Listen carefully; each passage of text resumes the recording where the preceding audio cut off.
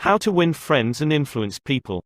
By Dale Carnegie. Preface to Revised Edition. How to Win Friends and Influence People was first published in 1937 in an edition of only 5,000 copies. Neither Dale Carnegie nor the publishers, Simon & Schuster, anticipated more than this modest sale.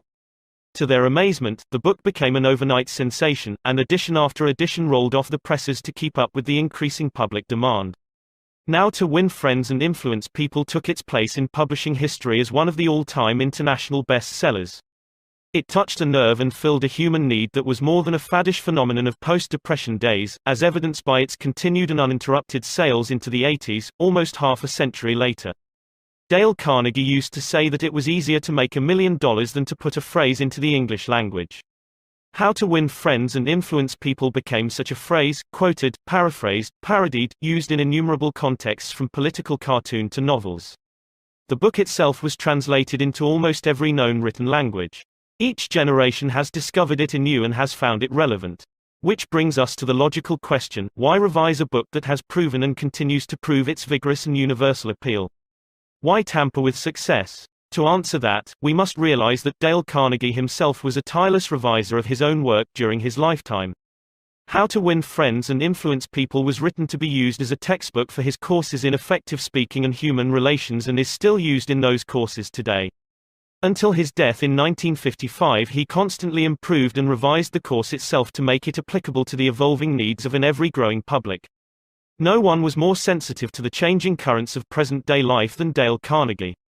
He constantly improved and refined his methods of teaching. He updated his book on effective speaking several times.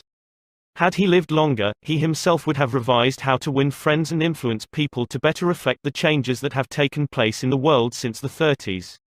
Many of the names of prominent people in the book, well known at the time of first publication, are no longer recognized by many of today's readers. Certain examples and phrases seem as quaint and dated in our social climate as those in a Victorian novel. The important message and overall impact of the book is weakened to that extent.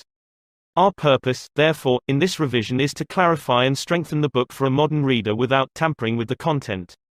We have not changed How to Win Friends and Influence People except to make a few excisions and add a few more contemporary examples. The brash, breezy Carnegie style is intact, even the 30s slang is still there. Dale Carnegie wrote as he spoke, in an intensively exuberant, colloquial, conversational manner. So his voice still speaks as forcefully as ever, in the book and in his work. Thousands of people all over the world are being trained in Carnegie courses in increasing numbers each year.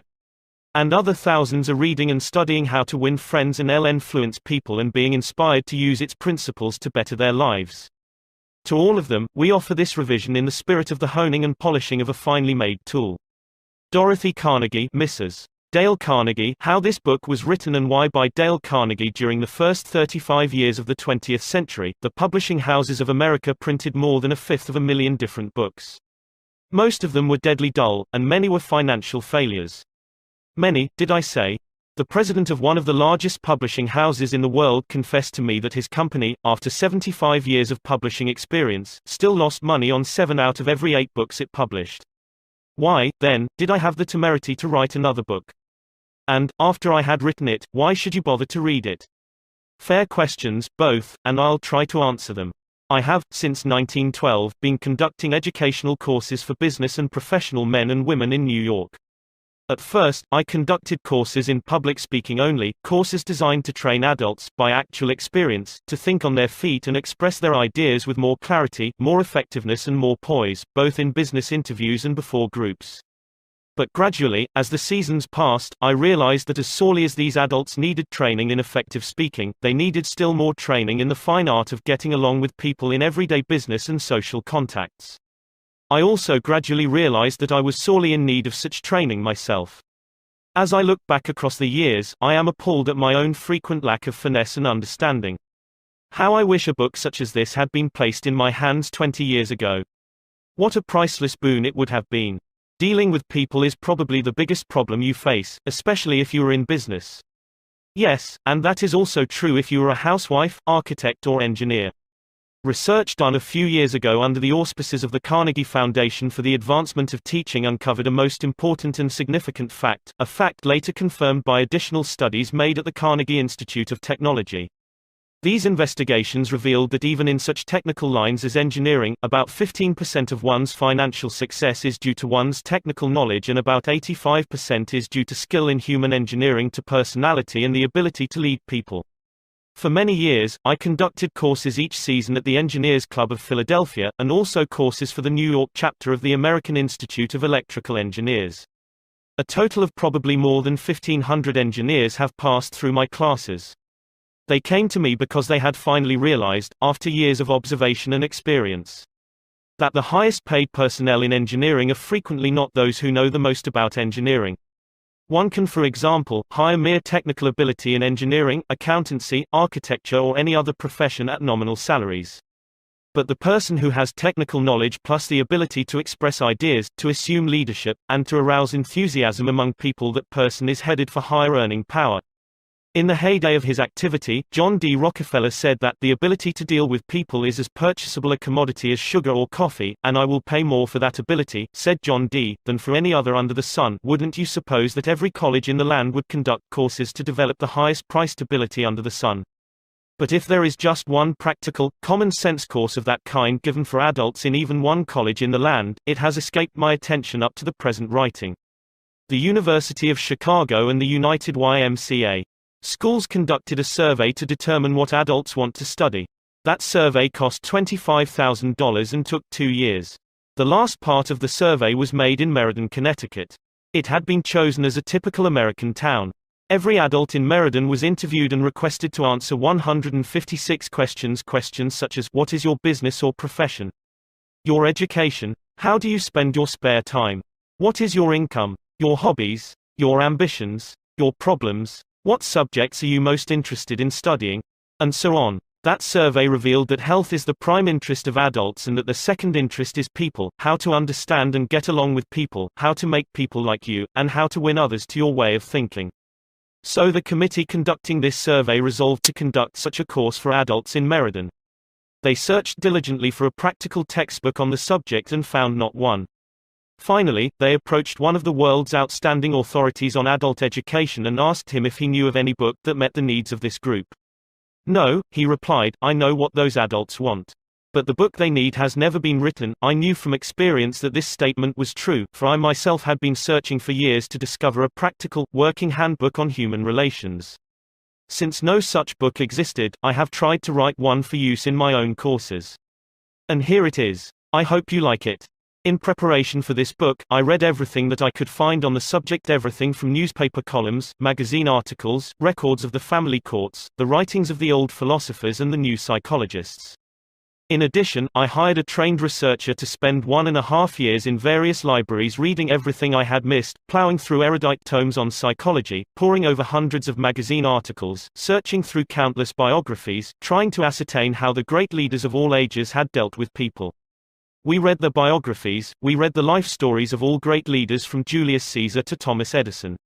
I recall that we read over 100 biographies of Theodore Roosevelt alone. We were determined to spare no time, no expense, to discover every practical idea that anyone had ever used throughout the ages for winning friends and influencing people. I personally interviewed scores of successful people, some of them world-famous inventors like Marconi and Edison, political leaders like Franklin D. Roosevelt and James Farley, business leaders like Owen D. Young, movie stars like Clark Gable and Mary Pickford, and explorers like Martin Johnson, and tried to discover the techniques they used in human relations. From all this material, I prepared a short talk. I called it, How to Win Friends and Influence People. I say, short. It was short in the beginning, but it soon expanded to a lecture that consumed 1 hour and 30 minutes. For years, I gave this talk each season to the adults in the Carnegie Institute courses in New York. I gave the talk and urged the listeners to go out and test it in the business and social contacts, and then come back to class and speak about their experiences and the results they had achieved. What an interesting assignment. These men and women, hungry for self-improvement, were fascinated by the idea of working in a new kind of laboratory, the first and only laboratory of human relationships for adults that had ever existed. This book wasn't written in the usual sense of the word. It grew as a child grows. It grew and developed out of that laboratory, out of the experiences of thousands of adults. Years ago, we started with a set of rules printed on a card no larger than a postcard. The next season we printed a larger card, then a leaflet, then a series of booklets, each one expanding in size and scope. After 15 years of experiment and research came this book. The rules we have set down here are not mere theories or guesswork.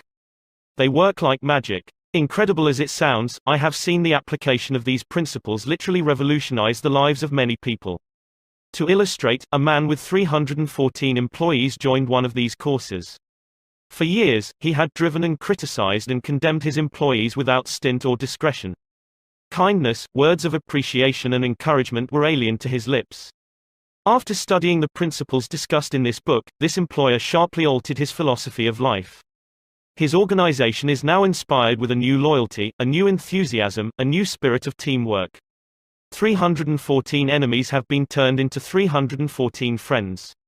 As he proudly said in a speech before the class, "When I used to walk through my establishment, no one greeted me. My employees actually looked the other way when they saw me approaching. But now they're all my friends and even the janitor calls me by my first name." This employer gained more profit, more leisure, and what is infinitely more important, he found far more happiness in his business and in his home. Countless numbers of salespeople have sharply increased their sales by the use of these principles. Many have opened up new accounts that they had formerly solicited in vain. Executives have been given increased authority, increased pay. One executive reported a large increase in salary because he applied these truths. Another, an executive in the Philadelphia Gas Works Company, was slated for demotion when he was 65 because of his belligerence, because of his inability to lead people skillfully. This training not only saved him from the demotion but brought him a promotion with increased pay. On innumerable occasions, spouses attending the banquet given at the end of the course have told me that their homes have been much happier since their husbands or wives started this training.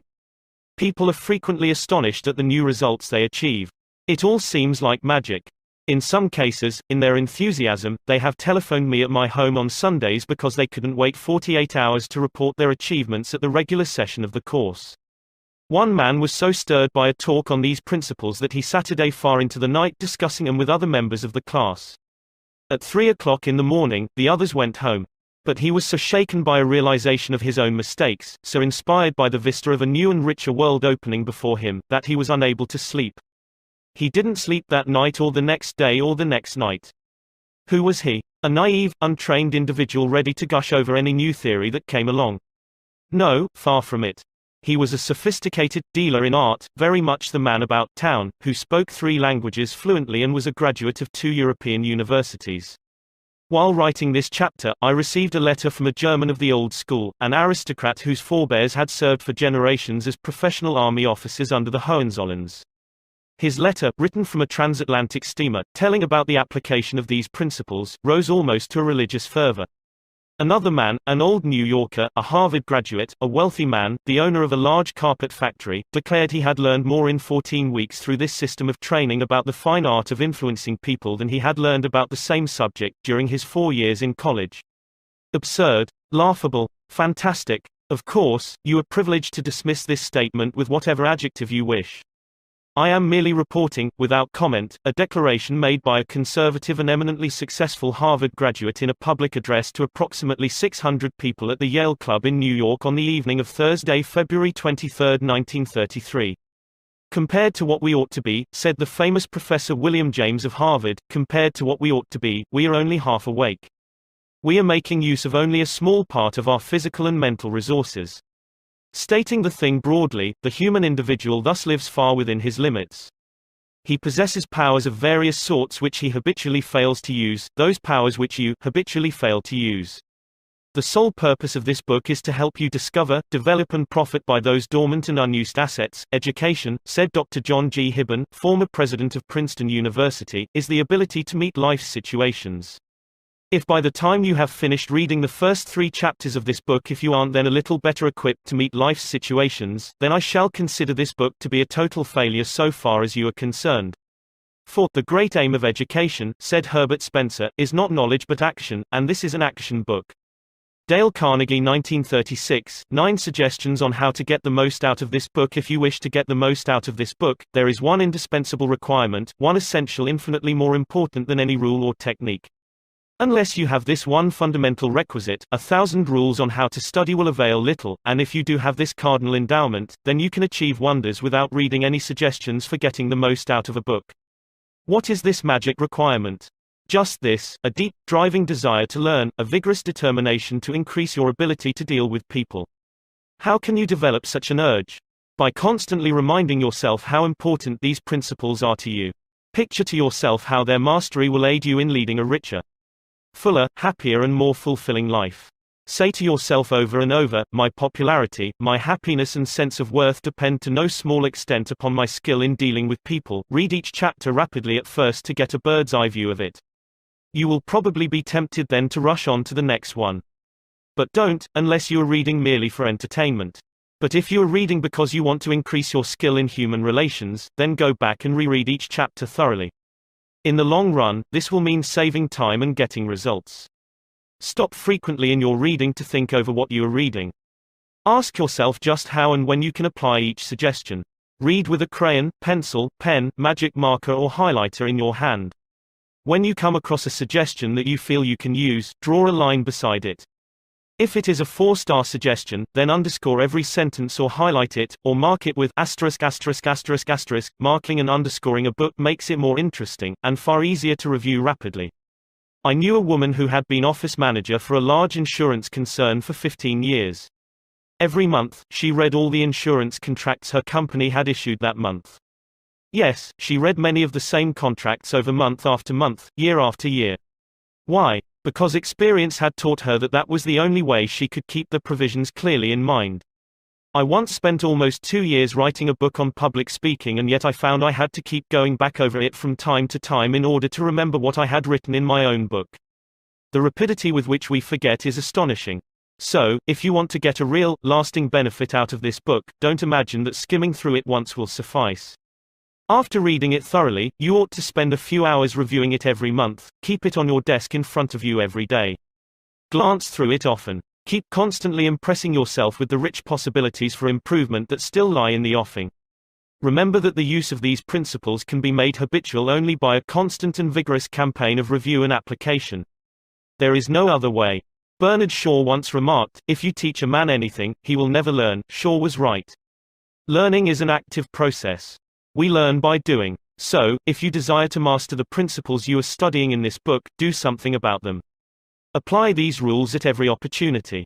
If you don't, you will forget them quickly. Only knowledge that is used sticks in your mind. You will probably find it difficult to apply these suggestions all the time.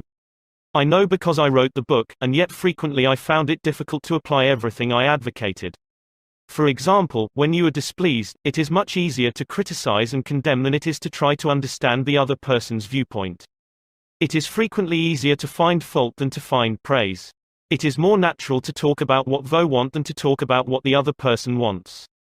And so on. So, as you read this book, remember that you are not merely trying to acquire information. You are attempting to form new habits. Ah yes, you are attempting a new way of life.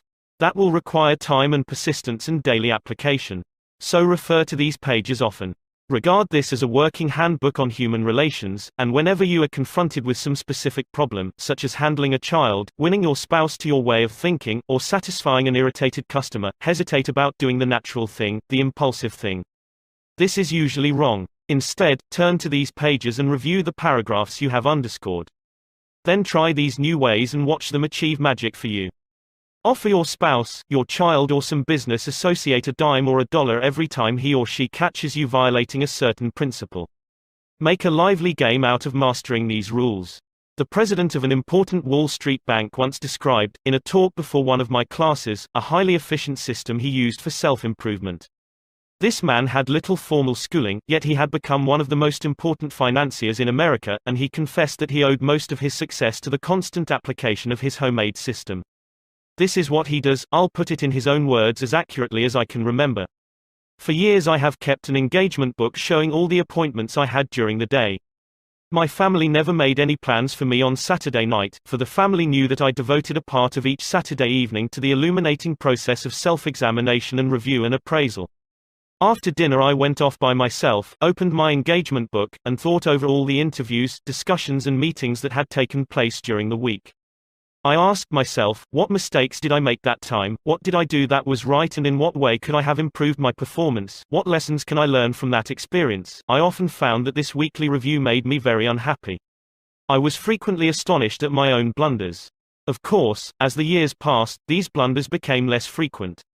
Sometimes I was inclined to pat myself on the back a little after one of these sessions. This system of self-analysis, self-education, continued year after year, did more for me than any other one thing I have ever attempted.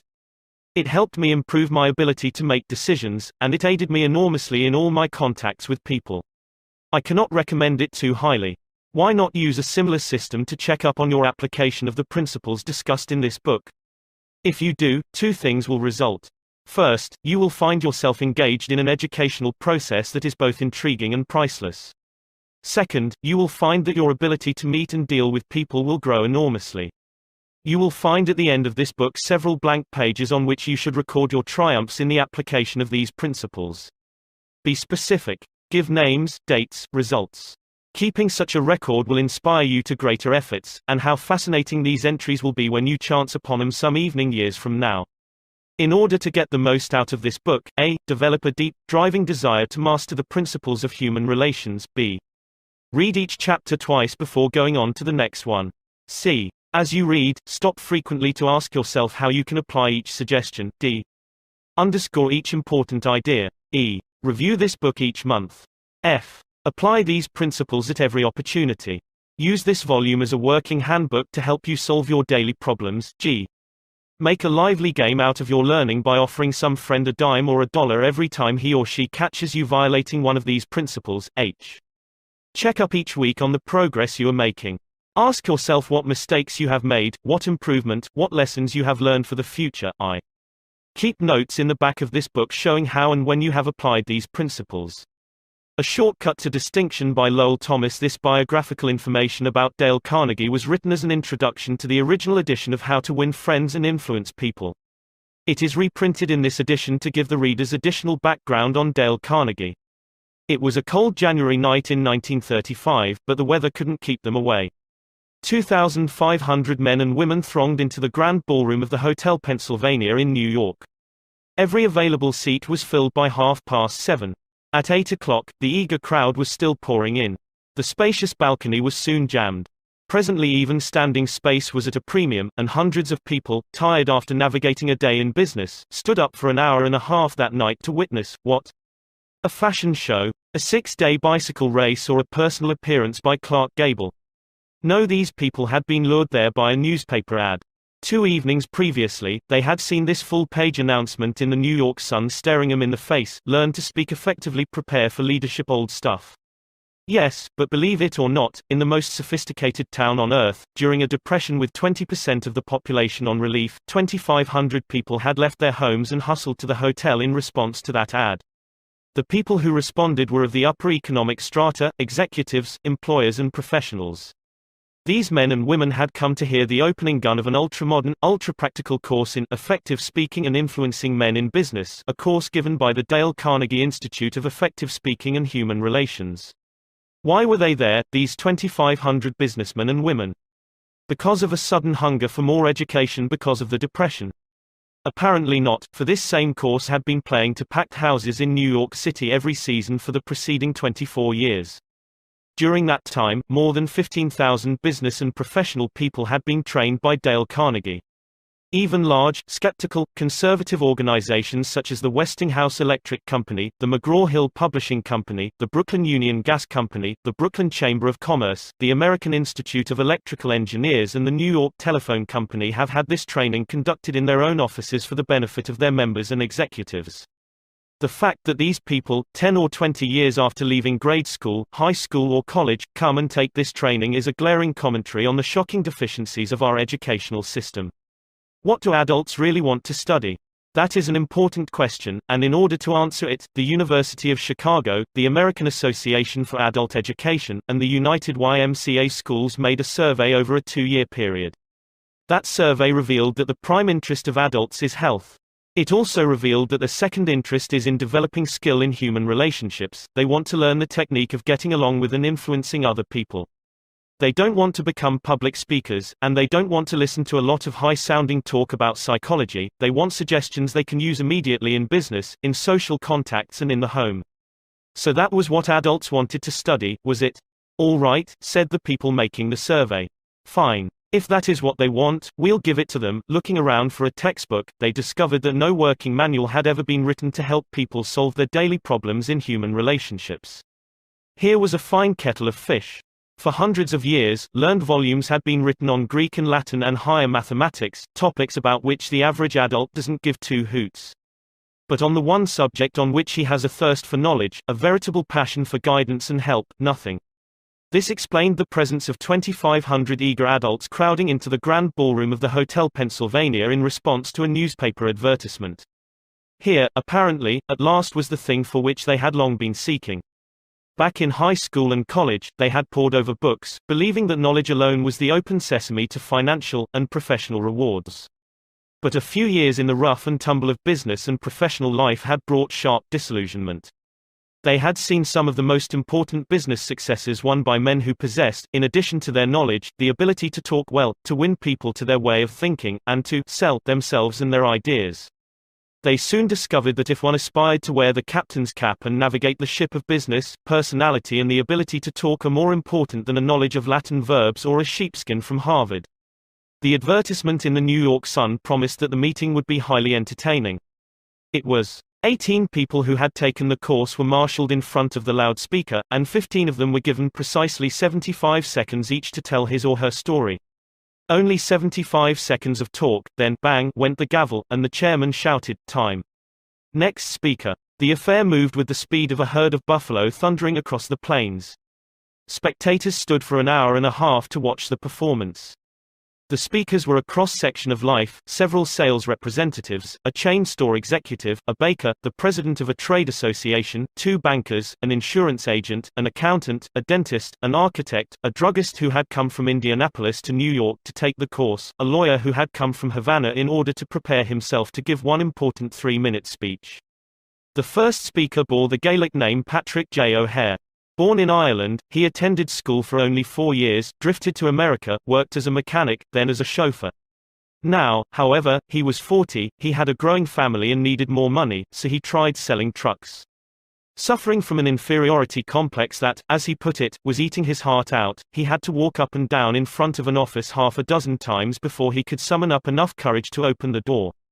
He was so discouraged as a salesman that he was thinking of going back to working with his hands in a machine shop, when one day he received a letter inviting him to an organization meeting of the Dale Carnegie course in effective speaking.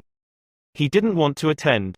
He feared he would have to associate with a lot of college graduates, that he would be out of place. His despairing wife insisted that he go, saying, "It may do you some good, Pat. God knows you need it." He went down to the place where the meeting was to be held and stood on the sidewalk for 5 minutes before he could generate enough self-confidence to enter the room. The first few times he tried to speak in front of the others, he was dizzy with fear. But as the weeks drifted by, he lost all fear of audiences and soon found that he loved to talk. The bigger the crowd, the better. And he also lost his fear of individuals and of his superiors. He presented his ideas to them, and soon he had been advanced into the sales department. He had become a valued and much-liked member of his company. This night, in the Hotel Pennsylvania, Patrick O'Hare stood in front of 2,500 people and told a gay, rollicking story of his achievements. Wave after wave of laughter swept over the audience. Few professional speakers could have equaled his performance. The next speaker, Godfrey Mayer, was a gray-headed banker, the father of 11 children. The first time he had attempted to speak in class, he was literally struck dumb. His mind refused to function. His story is a vivid illustration of how leadership gravitates to the person who can talk. He worked on Wall Street, and for 25 years he had been living in Clifton, New Jersey. During that time, he had taken no active part in community affairs and knew perhaps 500 people. Shortly after he had enrolled in the Carnegie course, he received his tax bill and was infuriated by what he considered unjust charges. Ordinarily, he would have sat a day at home and fumed, or he would have taken it out in grousing to his neighbors. But instead, he put on his hat that night, walked into the town meeting, and blew off steam in public. As a result of that talk of indignation, the citizens of Clifton, New Jersey, urged him to run for the town council. So for weeks he went from one meeting to another, denouncing waste and municipal extravagance. There were 96 candidates in the field. When the ballots were counted, lo, Godfrey Mayer's name led all the rest. Almost overnight, he had become a public figure among the 40,000 people in his community. As a result of his talks, he made 80 times more friends in 6 weeks than he had been able to previously in 25 years. And his salary as councilman meant that he got a return of 1,000% a year on his investment in the Carnegie course. The third speaker, the head of a large national association of food manufacturers, told how he had been unable to stand up and express his ideas at meetings of a board of directors. As a result of learning to think on his feet, 2 astonishing things happened. He was soon made president of his association, and in that capacity, he was obliged to address meetings all over the United States. Excerpts from his talks were put on the Associated Press wires and printed in newspapers and trade magazines throughout the country. In 2 years, after learning to speak more effectively, he received more free publicity for his company and its products than he had been able to get previously with $250,000 spent in direct advertising.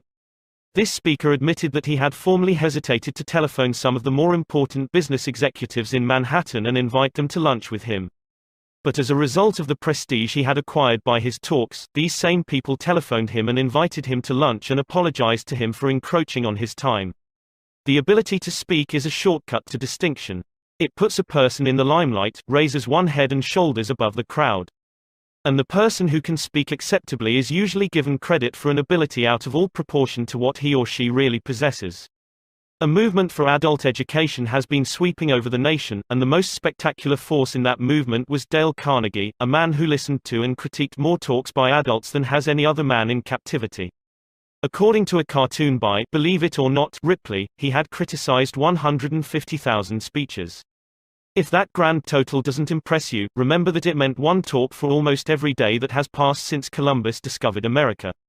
Or, to put it in other words, if all the people who had spoken before him had used only 3 minutes and had appeared before him in succession, it would have taken 10 months, listening day and night, to hear them all. Dale Carnegie's own career, filled with sharp contrasts, was a striking example of what a person can accomplish when obsessed with an original idea and afire with enthusiasm. Born on a Missouri farm 10 miles from a railway, he never saw a streetcar until he was 12 years old, yet by the time he was 46, he was familiar with the far-flung corners of the earth, everywhere from Hong Kong to Hammerfest, and, at one time, he approached closer to the North Pole than Admiral Byrd's headquarters at Little America was to the South Pole. This Missouri lad who had once picked strawberries and cut cockleburs for 5 cents an hour became the highly paid trainer of the executives of large corporations in the art of self-expression. This erstwhile cowboy who had once punched cattle and branded calves and ridden fences out in western South Dakota later went to London to put on shows under the patronage of the royal family. This chap who was a total failure the first half dozen times he tried to speak in public later became my personal manager. Much of my success has been due to training under Dale Carnegie. Young Carnegie had to struggle for an education, for hard luck was always battering away at the old farm in northwest Missouri with a flying tackle and a body slam. Year after year, the 102 river rose and drowned the corn and swept away the hay. Season after season, the fat hogs sickened and died from cholera, the bottom fell out of the market for cattle and mules, and the bank threatened to foreclose the mortgage. Sick with discouragement, the family sold out and bought another farm near the State Teachers College at Warrensburg, Missouri. Board and room could be had in town for $1 a day, but young Carnegie couldn't afford it. So he stayed on the farm and commuted on horseback 3 miles to college each day. At home, he milked the cows, cut the wood, fed the hogs, and studied his Latin verbs by the light of a coal oil lamp until his eyes blurred and he began to nod. Even when he got to bed at midnight, he set the alarm for 3 o'clock. His father bred pedigreed Durrick Jersey hogs, and there was danger, during the bitter cold nights, that the young pigs would freeze to death, so they were put in a basket, covered with a gunny sack, and set behind the kitchen stove. True to their nature, the pigs demanded a hot meal at 3 a.m. So when the alarm went off, Dale Carnegie crawled out of the blankets, took the basket of pigs out to their mother, waited for them to nurse, and then brought them back to the warmth of the kitchen stove. There were 600 students in State Teachers College, and Dale Carnegie was one of the isolated half-dozen who couldn't afford to board in town. He was ashamed of the poverty that made it necessary for him to ride back to the farm and milk the cows every night. He was ashamed of his coat, which was too tight, and his trousers, which were too short. Rapidly developing an inferiority complex, he looked about for some shortcut to distinction. He soon saw that there were certain groups in college that enjoyed influence and prestige, the football and baseball players and the chaps who won the debating and public speaking contests. Realizing that he had no flair for athletics, he decided to win one of the speaking contests. He spent months preparing his talks. He practiced as he sat in the saddle galloping to college and back, he practiced his speeches as he milked the cows, and then he mounted a bale of hay in the barn and with great gusto and gestures harangued the frightened pigeons about the issues of the day. But in spite of all his earnestness and preparation, he met with defeat after defeat. He was 18 at the time, sensitive and proud. He became so discouraged, so depressed, that he even thought of suicide. And then suddenly he began to win, not one contest, but every speaking contest in college. Other students pleaded with him to train them, and they won also. After graduating from college, he started selling correspondence courses to the ranchers among the sandhills of western Nebraska and eastern Wyoming. In spite of all his boundless energy and enthusiasm, he couldn't make the grade. He became so discouraged that he went to his hotel room in Alliance, Nebraska, in the middle of the day, threw himself across the bed, and wept in despair. He longed to go back to college, he longed to retreat from the harsh battle of life, but he couldn't. So he resolved to go to Omaha and get another job. He didn't have the money for a railroad ticket, so he traveled on a freight train, feeding and watering 2 carloads of wild horses in return for his passage. After landing in South Omaha, he got a job selling bacon and soap and lard for Armour and Company. His territory was up among the Badlands and the cow and Indian country of western South Dakota. He covered his territory by freight train and stage coach and horseback and slept in pioneer hotels where the only partition between the rooms was a sheet of muslin. He studied books on salesmanship, rode bucking broncos, played poker with the Indians, and learned how to collect money. And when, for example, an inland storekeeper couldn't pay cash for the bacon and hams he had ordered, Dale Carnegie would take a dozen pairs of shoes off his shelf, sell the shoes to the railroad men, and forward the receipts to Armour and Company. He would often ride a freight train 100 miles a day. When the train stopped to unload freight, he would dash uptown, see 3 or 4 merchants, get his orders, and when the whistle blew, he would dash down the street again lickety-split and swing onto the train while it was moving. Within 2 years, he had taken an unproductive territory that had stood in the 25th place and had boosted it to first place among all the 29 car routes leading out of South Omaha. Armour and Company offered to promote him, saying, "You have achieved what seemed impossible." But he refused the promotion and resigned, went to New York, studied at the American Academy of Dramatic Arts, and toured the country, playing the role of Dr. Hartley in Polly of the Circus. He would never be a Booth or a Barrymore. He had the good sense to recognize that, so back he went to sales work, selling automobiles and trucks for the Packard Motor Car Company. He knew nothing about machinery and cared nothing about it. Dreadfully unhappy, he had to scourge himself to his task each day. He longed to have time to study, to write the books he had dreamed about writing back in college. So he resigned. He was going to spend his days writing stories and novels and support himself by teaching in a night school. Teaching what? As he looked back and evaluated his college work, he saw that his training in public speaking had done more to give him confidence, courage, poise and the ability to meet and deal with people in business than had all the rest of his college courses put together, so he urged the YMCA schools in New York to give him a chance to conduct courses in public speaking for people in business.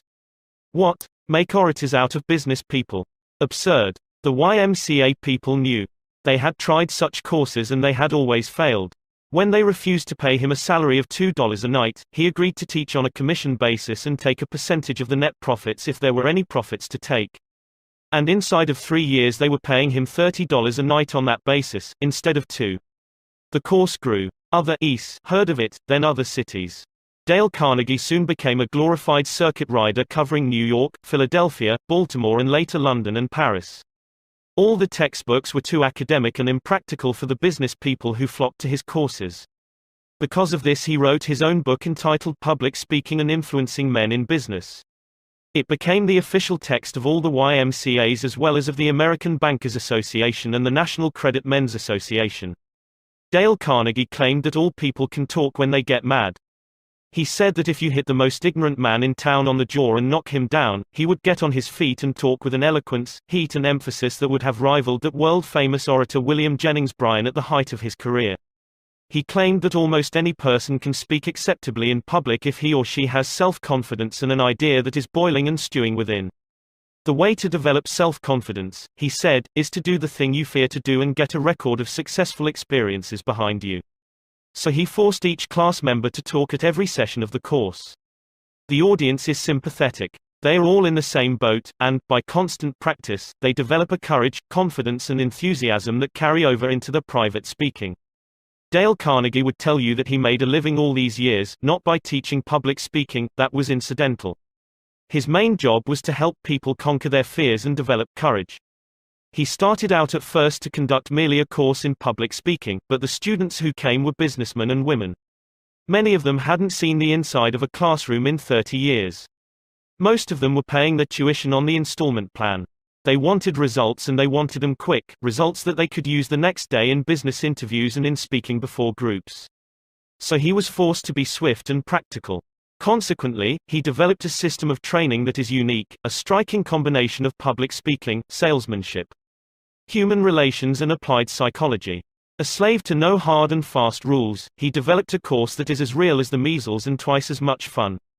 When the class is terminated, the graduates formed clubs of their own and continued to meet fortnightly for years afterward. One group of 19 in Philadelphia met twice a month during the winter season for 17 years. Class members frequently travel 50 or 100 miles to attend classes. One student used to commute each week from Chicago to New York. Professor William James of Harvard used to say that the average person develops only 10% of his latent mental ability. Dale Carnegie, by helping businessmen and women to develop their latent possibilities, created one of the most significant movements in adult education. Lowell Thomas, 1936. Part 1, Fundamental Techniques in Handling People. If you want to gather honey, don't kick over the beehive. On May 7, 1931, the most sensational manhunt New York City had ever known had come to its climax. After weeks of search, two-gun Crowley, the killer, the gunman who didn't smoke or drink, was at bay, trapped in his sweetheart's apartment on West End Avenue. 150 policemen and detectives laid siege to his top-floor hideaway. They chopped holes in the roof. They tried to smoke out Crowley, the cop killer, with tear gas. Then they mounted their machine guns on surrounding buildings, and for more than an hour one of New York's fine residential areas reverberated with the crack of pistol fire and the rut-tat-tat of machine guns. Crowley, crouching behind an overstuffed chair, fired incessantly at the police. 10,000 excited people watched the battle. Nothing like it ever been seen before on the sidewalks of New York. When Crowley was captured, Police Commissioner E.P. Mulrooney declared that the two-gun desperado was one of the most dangerous criminals ever encountered in the history of New York. He will kill, said the commissioner, at the drop of a feather. But how did two-gun Crowley regard himself? We know, because while the police were firing into his apartment, he wrote a letter addressed to whom it may concern, and, as he wrote, the blood flowing from his wounds left a crimson trail on the paper. In this letter Crowley said, "Under my coat is a weary heart, but a kind one, one that would do nobody any harm." A short time before this, Crowley had been having a necking party with his girlfriend on a country road out on Long Island. Suddenly a policeman walked up to the car and said, "Let me see your license." Without saying a word, Crowley drew his gun and cut the policeman down with a shower of lead. As the dying officer fell, Crowley leaped out of the car, grabbed the officer's revolver, and fired another bullet into the prostrate body. And that was the killer who said, "Under my coat is a weary heart, but a kind one, one that would do nobody any harm." Crowley was sentenced to the electric chair. When he arrived at the death house in Sing Sing, did he say, "This is what I get for killing people"? No, he said, "This is what I get for defending myself." The point of the story is this: two-gun Crowley didn't blame himself for anything. Is that an unusual attitude among criminals? If you think so, listen to this. I have spent the best years of my life giving people the lighter pleasures, helping them have a good time, and all I get is abuse, the existence of a hunted man. That's Al Capone speaking. Yes, America's most notorious public enemy, the most sinister gang leader who ever shot up Chicago. Capone didn't condemn himself. He actually regarded himself as a public benefactor, an unappreciated and misunderstood public benefactor. And so did Dutch Schultz before he crumpled up under gangster bullets in Newark. Dutch Schultz, one of New York's most notorious rats, said in a newspaper interview that he was a public benefactor. And he believed it. I have had some interesting correspondence with Lewis Laws, who was warden of New York's infamous Sing Sing prison for many years, on this subject, and he declared that few of the criminals in Sing Sing regard themselves as bad men. They are just as human as you and I, so they rationalize, they explain. They can tell you why they had to crack a safe or be quick on the trigger finger. Most of them attempt by a form of reasoning, fallacious or logical, to justify their antisocial acts even to themselves, consequently stoutly maintaining that they should never have been imprisoned at all. If Al Capone, Two Gun, Crowley, Dutch Schultz, and the desperate men and women behind prison walls don't blame themselves for anything, what about the people with whom you and I come in contact? John Wanamaker, founder of the stores that bear his name, once confessed, "I learned 30 years ago that it is foolish to scold. I have enough trouble overcoming my own limitations without fretting over the fact that God has not seen fit to distribute evenly the gift of intelligence." Wanamaker learned this lesson early, but I personally had to blunder through this old world for a third of a century before it even began to dawn upon me that 99 times out of 100, people don't criticize themselves for anything, no matter how wrong it may be. Criticism is futile because it puts a person on the defensive and usually makes him strive to justify himself. Criticism is dangerous, because it wounds a person's precious pride, hurts his sense of importance, and arouses resentment. B. F. Skinner, the world-famous psychologist, proved through his experiments that an animal rewarded for good behavior will learn much more rapidly and retain what it learns far more effectively than an animal punished for bad behavior. Later studies have shown that the same applies to humans. By criticizing, we do not make lasting changes and often incur resentment. Hans Selye, another great psychologist, said, "As much as we thirst for approval, we dread condemnation." The resentment that criticism engenders can demoralize employees, family members and friends, and still not correct the situation that has been condemned. George B. Johnston of Enid, Oklahoma, is the safety coordinator for an engineering company. One of his responsibilities is to see that employees wear their hard hats whenever they are on the job in the field. He reported that whenever he came across workers who were not wearing hard hats, he would tell them with a lot of authority of the regulation and that they must comply.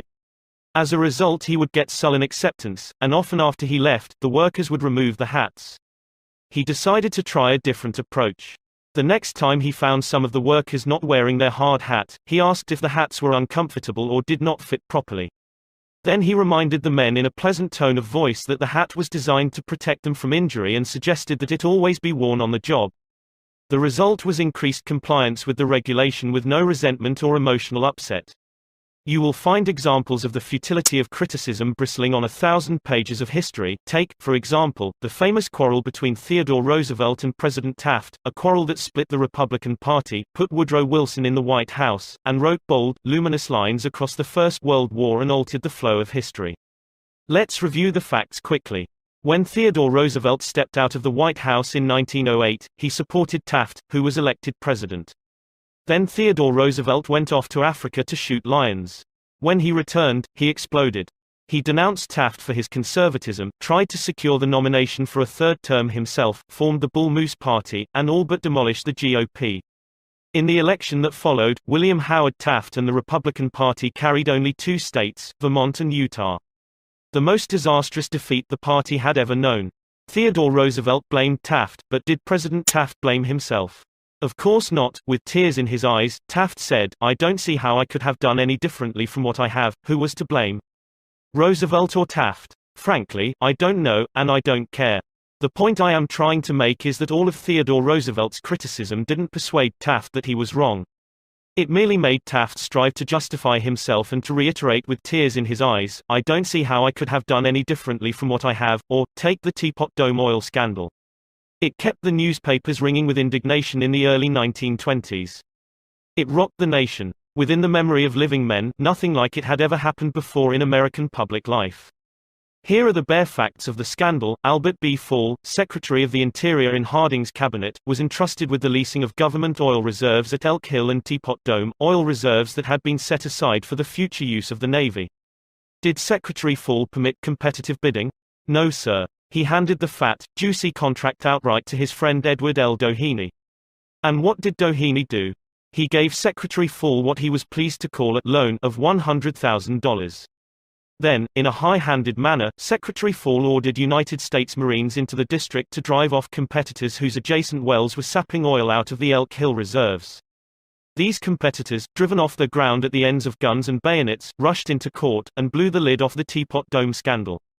A stench arose so vile that it ruined the Harding administration, nauseated an entire nation, threatened to wreck the Republican Party, and put Albert B. Fall behind prison bars. Fall was condemned viciously, condemned as few men in public life have ever been. Did he repent? Never. Years later, Herbert Hoover intimated in a public speech that President Harding's death had been due to mental anxiety and worry because a friend had betrayed him. When Mrs. Fall heard that, she sprang from her chair, she wept, she shook her fists at fate and screamed, "What? Harding betrayed by Fall? No. My husband never betrayed anyone. This whole house full of gold would not tempt my husband to do wrong. He is the one who has been betrayed and led to the slaughter and crucified." There you are, human nature in action, wrongdoers, blaming everybody but themselves. We are all like that.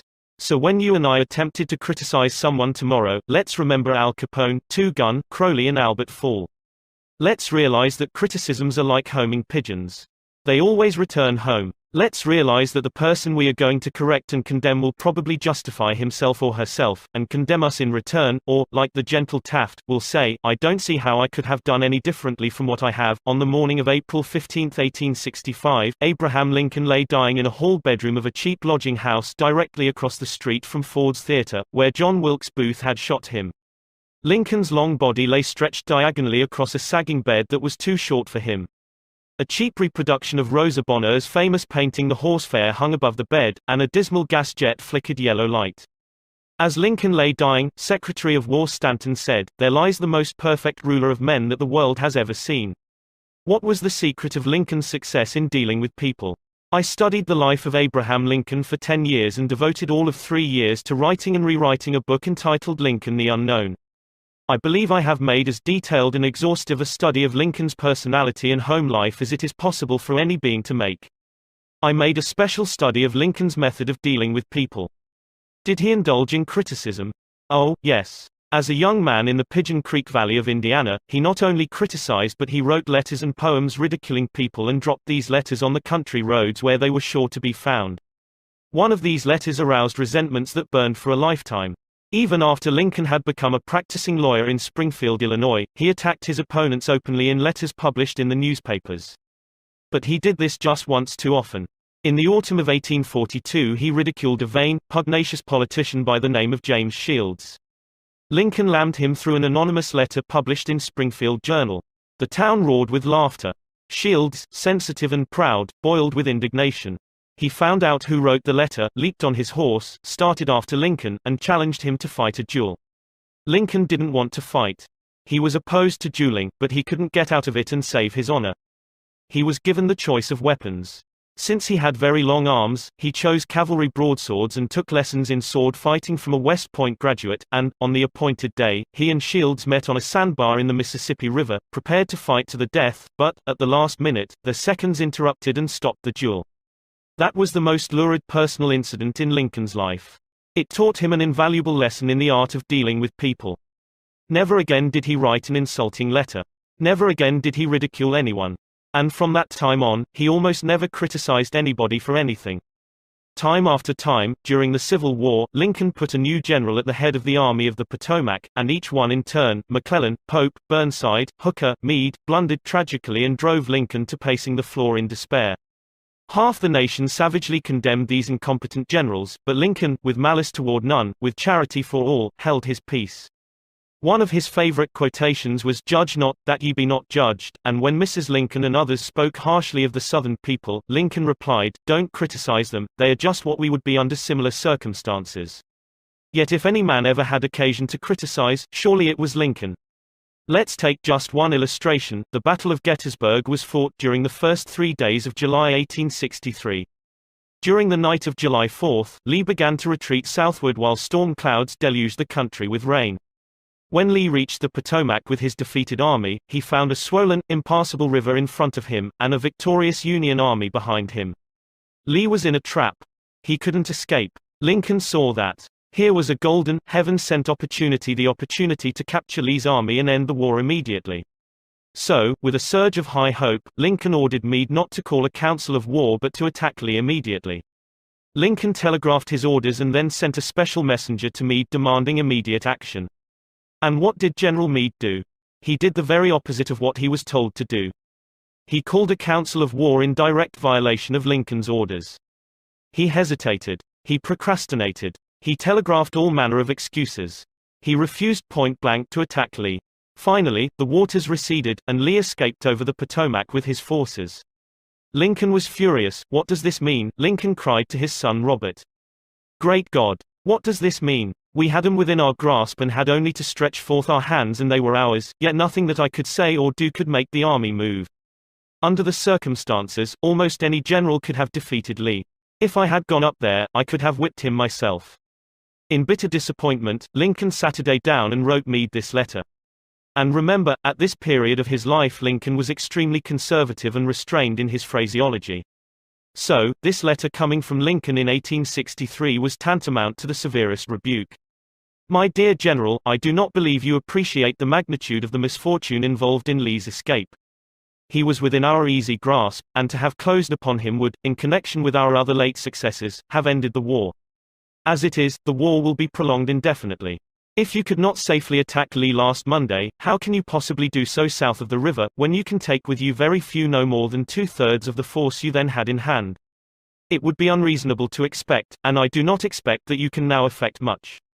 Your golden opportunity is gone, and I am distressed immeasurably because of it." What do you suppose Meade did when he read the letter? Meade never saw that letter. Lincoln never mailed it. It was found among his papers after his death. My guess is, and this is only a guess, that after writing that letter, Lincoln looked out of the window and said to himself, "Just a minute. Maybe I ought not to be so hasty. It is easy enough for me to sit here in the quiet of the White House and order Meade to attack, but if I had been up at Gettysburg, and if I had seen as much blood as Meade has seen during the last week, and if my ears had been pierced with the screams and shrieks of the wounded and dying, maybe I wouldn't be so anxious to attack either. If I had Meade's timid temperament, perhaps I would have done just what he had done. Anyhow, it is water under the bridge now. If I send this letter, it will relieve my feelings, but it will make Meade try to justify himself. It will make him condemn me. It will arouse hard feelings, impair all his further usefulness as a commander, and perhaps force him to resign from the army." So, as I have already said, Lincoln put the letter aside, for he had learned by bitter experience that sharp criticisms and rebukes almost invariably end in futility.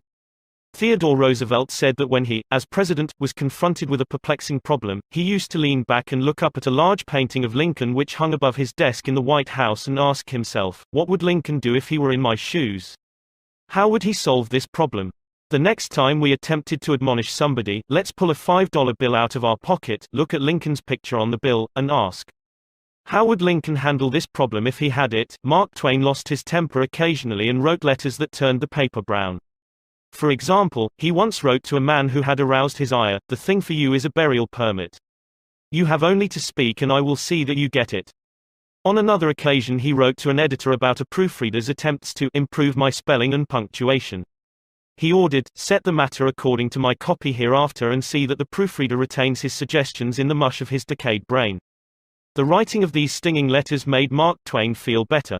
They allowed him to blow off steam, and the letters didn't do any real harm, because Mark's wife secretly lifted them out of the mail. They were never sent. Do you know someone you would like to change and regulate and improve?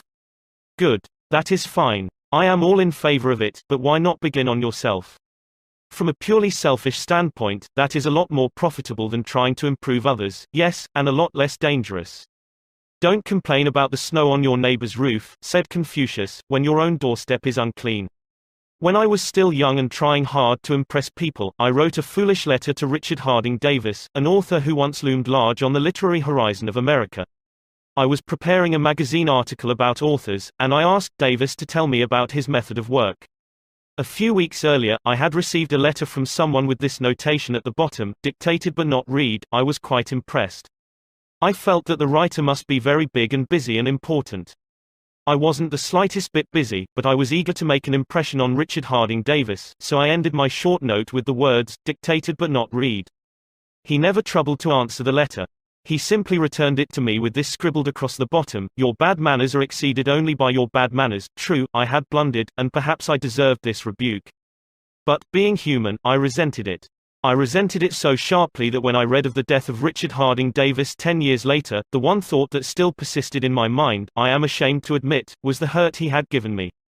If you and I want to stir up a resentment tomorrow that may rankle across the decades and endure until death, just let us indulge in a little stinging criticism, no matter how certain we are that it is justified. When dealing with people, let us remember we are not dealing with creatures of logic. We are dealing with creatures of emotion, creatures bristling with prejudices and motivated by pride and vanity. Bitter criticism caused the sensitive Thomas Hardy, one of the finest novelists ever to enrich English literature, to give up forever the writing of fiction.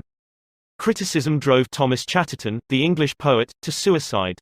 Benjamin Franklin, tactless in his youth, became so diplomatic, so adroit at handling people, that he was made American ambassador to France. The secret of his success? I will speak ill of no man, he said, and speak all the good I know of everybody. Any fool can criticize, condemn and complain, and most fools do. But it takes character and self-control to be understanding and forgiving. A great man shows his greatness, said Carlyle, by the way he treats little men. Bob Hoover, a famous test pilot and frequent performer at air shows, was returning to his home in Los Angeles from an air show in San Diego. As described in the magazine Flight Operations, at 300 feet in the air, both engines suddenly stopped. By deft maneuvering he managed to land the plane, but it was badly damaged although nobody was hurt. Hoover's first act after the emergency landing was to inspect the airplane's fuel.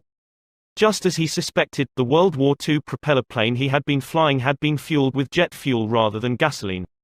Upon returning to the airport, he asked to see the mechanic who had serviced his airplane. The young man was sick with the agony of his mistake. Tears streamed down his face as Hoover approached. He had just caused the loss of a very expensive plane and could have caused the loss of 3 lives as well. You can imagine Hoover's anger.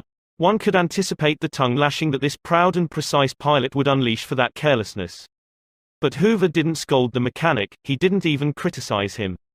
Instead, he put his big arm around the man's shoulder and said, "To show you I'm sure that you'll never do this again, I want you to service my F-51 tomorrow." Often parents attempted to criticize their children. You would expect me to say, "Don't." But I will not. I am merely going to say, before you criticize them, read one of the classics of American journalism, Father Forgets. It originally appeared as an editorial in the People's Home Journal. We are reprinting it here with the author's permission, as condensed in the Reader's Digest. Father Forgets is one of those little pieces which, dashed off in a moment of sincere feeling, strikes an echoing chord in so many readers as to become a perennial reprint favorite. Since its first appearance, Father Forgets has been reproduced, writes the author, W. Livingston Land, in hundreds of magazines and house organs, and in newspapers the country over. It has been reprinted almost as extensively in many foreign languages. I have given personal permission to thousands who wish to read it from school, church, and lecture platforms. It has been on the air on countless occasions and programs. Oddly enough, college periodicals have used it, and high school magazines. Sometimes a little piece seems mysteriously to click. This one certainly did. Father Forgets. W. Livingston Land. Listen, son, I am saying this as you lie asleep, one little paw crumpled under your cheek and the blonde curls stickily wet on your damp forehead. I have stolen into your room alone.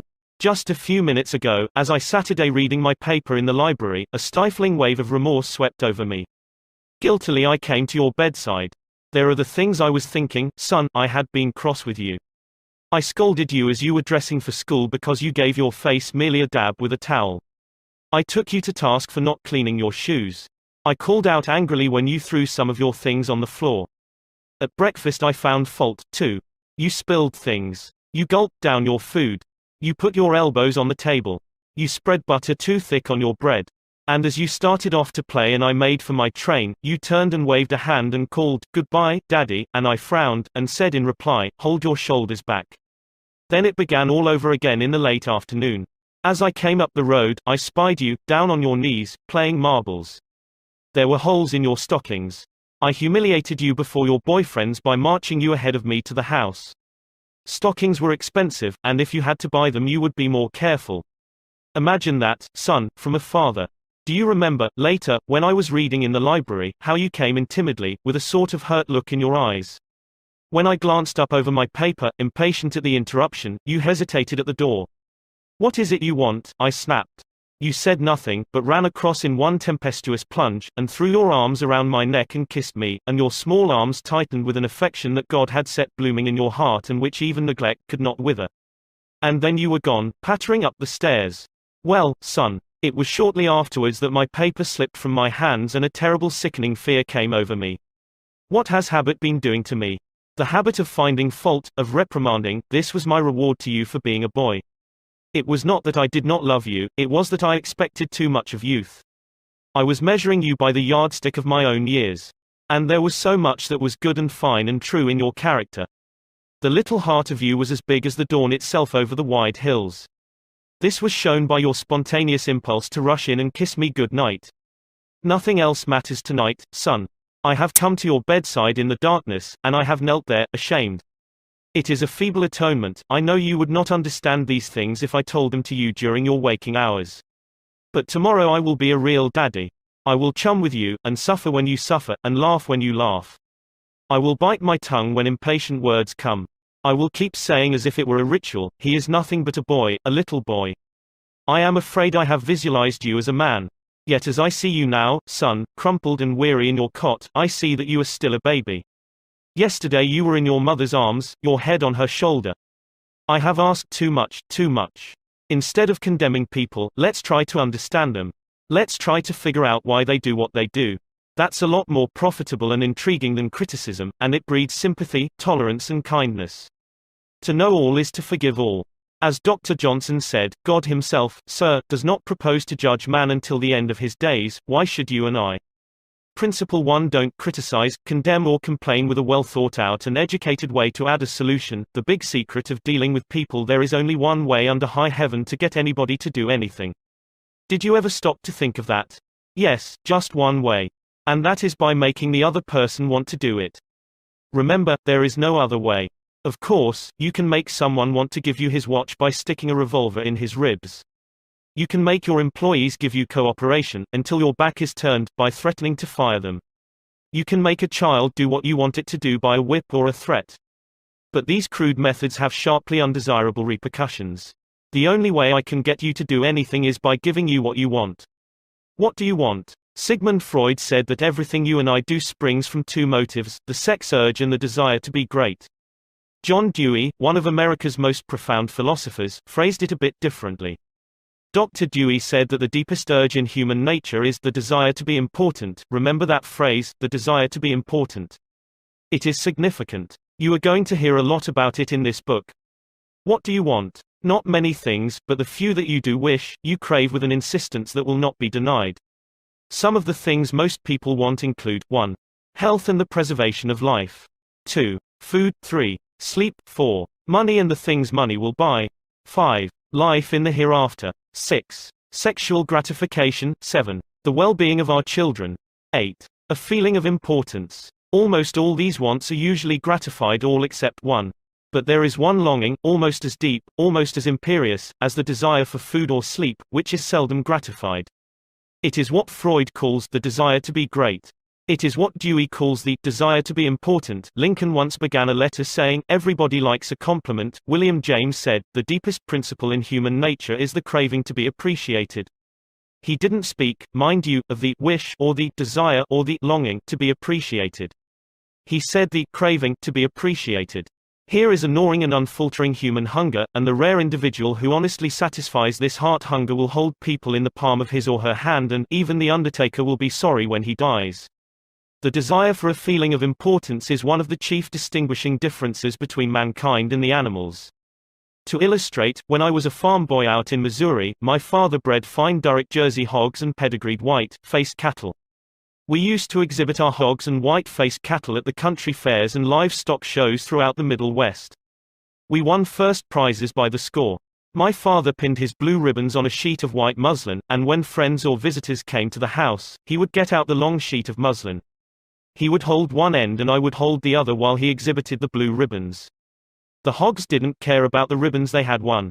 But father did. These prizes gave him a feeling of importance. If our ancestors hadn't had this flaming urge for a feeling of importance, civilization would have been impossible.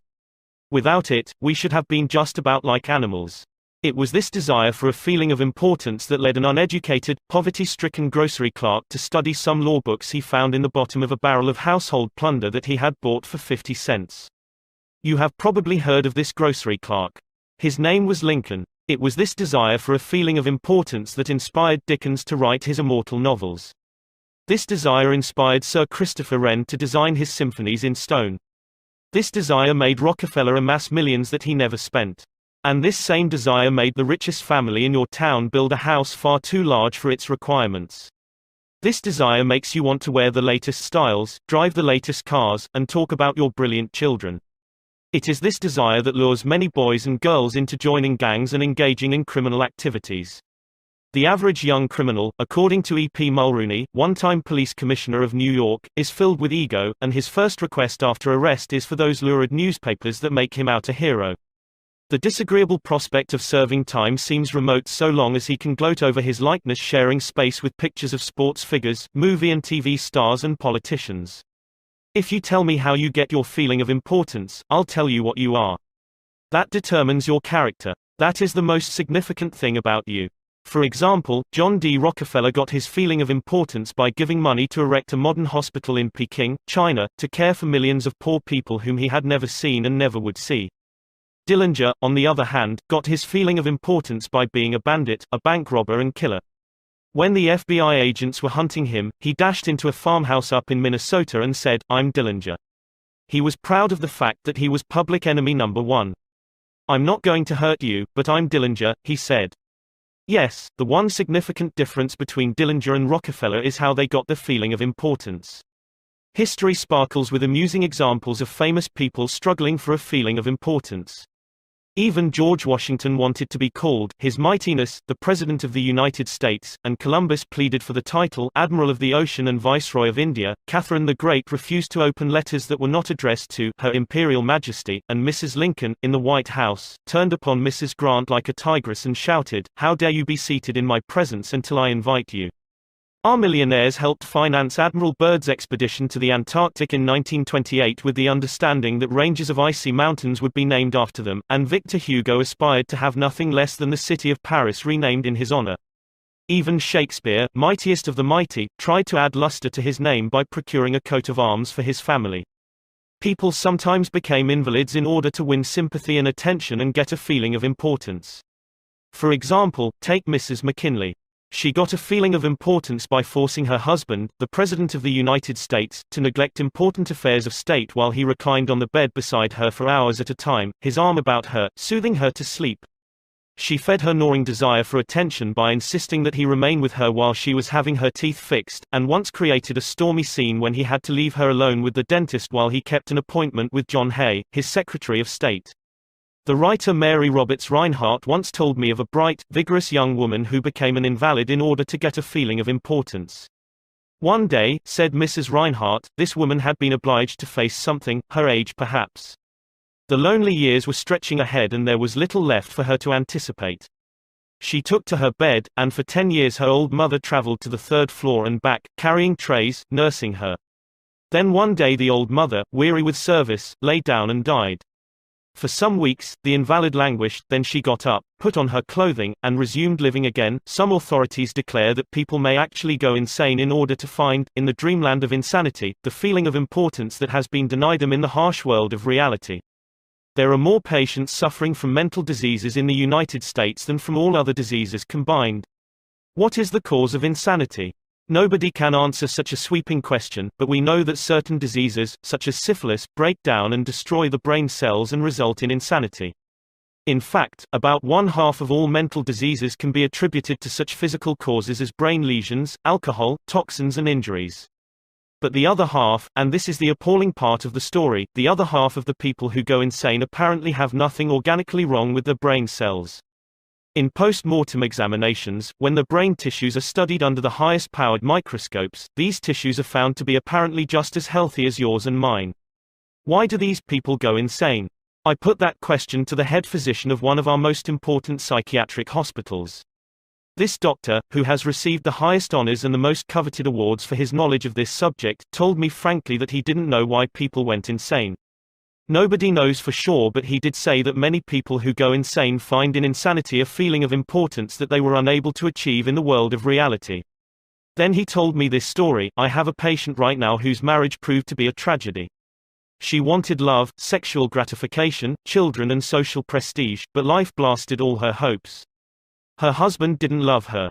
He refused even to eat with her and forced her to serve his meals in his room upstairs. She had no children, no social standing. She went insane, and, in her imagination, she divorced her husband and resumed her maiden name. She now believes she has married into English aristocracy, and she insists on being called Lady Smith. And as for children, she imagines now that she has had a new child every night. Each time I call on her she says, "Doctor, I had a baby last night." Life once wrecked all her dream ships on the sharp rocks of reality, but in the sunny, fantasy isles of insanity, all her barkentines race into port with canvas billowing and wind singing through the masts. Tragic. Oh, I don't know. Her physician said to me, if I could stretch out my hand and restore her sanity, I wouldn't do it. She's much happier as she is. If some people are so hungry for a feeling of importance that they actually go insane to get it, imagine what miracle you and I can achieve by giving people honest appreciation this side of insanity. One of the first people in American business to be paid a salary of over $1 million a year when there was no income tax and a person earning $50 a week was considered well off was Charles Schwab. He had been picked by Andrew Carnegie to become the first president of the newly formed United States Steel Company in 1921, when Schwab was only 38 years old. Schwab later left U.S. Steel to take over the then troubled Bethlehem Steel Company, and he rebuilt it into one of the most profitable companies in America. Why did Andrew Carnegie pay $1 million a year, or more than $3,000 a day, to Charles Schwab? Why? Because Schwab was a genius? No. Because he knew more about the manufacture of steel than other people. Nonsense. Charles Schwab told me himself that he had many men working for him who knew more about the manufacture of steel than he did. Schwab says that he was paid this salary largely because of his ability to deal with people. I asked him how he did it. Here is his secret set down in his own words, words that ought to be cast in eternal bronze and hung in every home and school, every shop and office in the land, words that children ought to memorize instead of wasting their time memorizing the conjugation of Latin verbs or the amount of the annual rainfall in Brazil, words that will all but transform your life and mine if we will only live them. I consider my ability to arouse enthusiasm among my people, said Schwab, the greatest asset I possess, and the way to develop the best that is in a person is by appreciation and encouragement. There is nothing else that so kills the ambitions of a person as criticisms from superiors. I never criticize anyone. I believe in giving a person incentive to work. So, I am anxious to praise but loath to find fault. If I like anything, I am hearty in my approbation and lavish in my praise. That is what Schwab did. But what do average people do? The exact opposite. If they don't like a thing, they bawl out their subordinates. If they do like it, they say nothing. As the old couplet says, once I did bad and that I heard ever, twice I did good, but that I heard never. In my wide association in life, meeting with many and great people in various parts of the world, Schwab declared, I have yet to find the person, however great or exalted his station, who did not do better work and put forth greater effort under a spirit of approval than he would ever do under a spirit of criticism. That, he said, frankly, was one of the outstanding reasons for the phenomenal success of Andrew Carnegie. Carnegie praised his associates publicly as well as privately.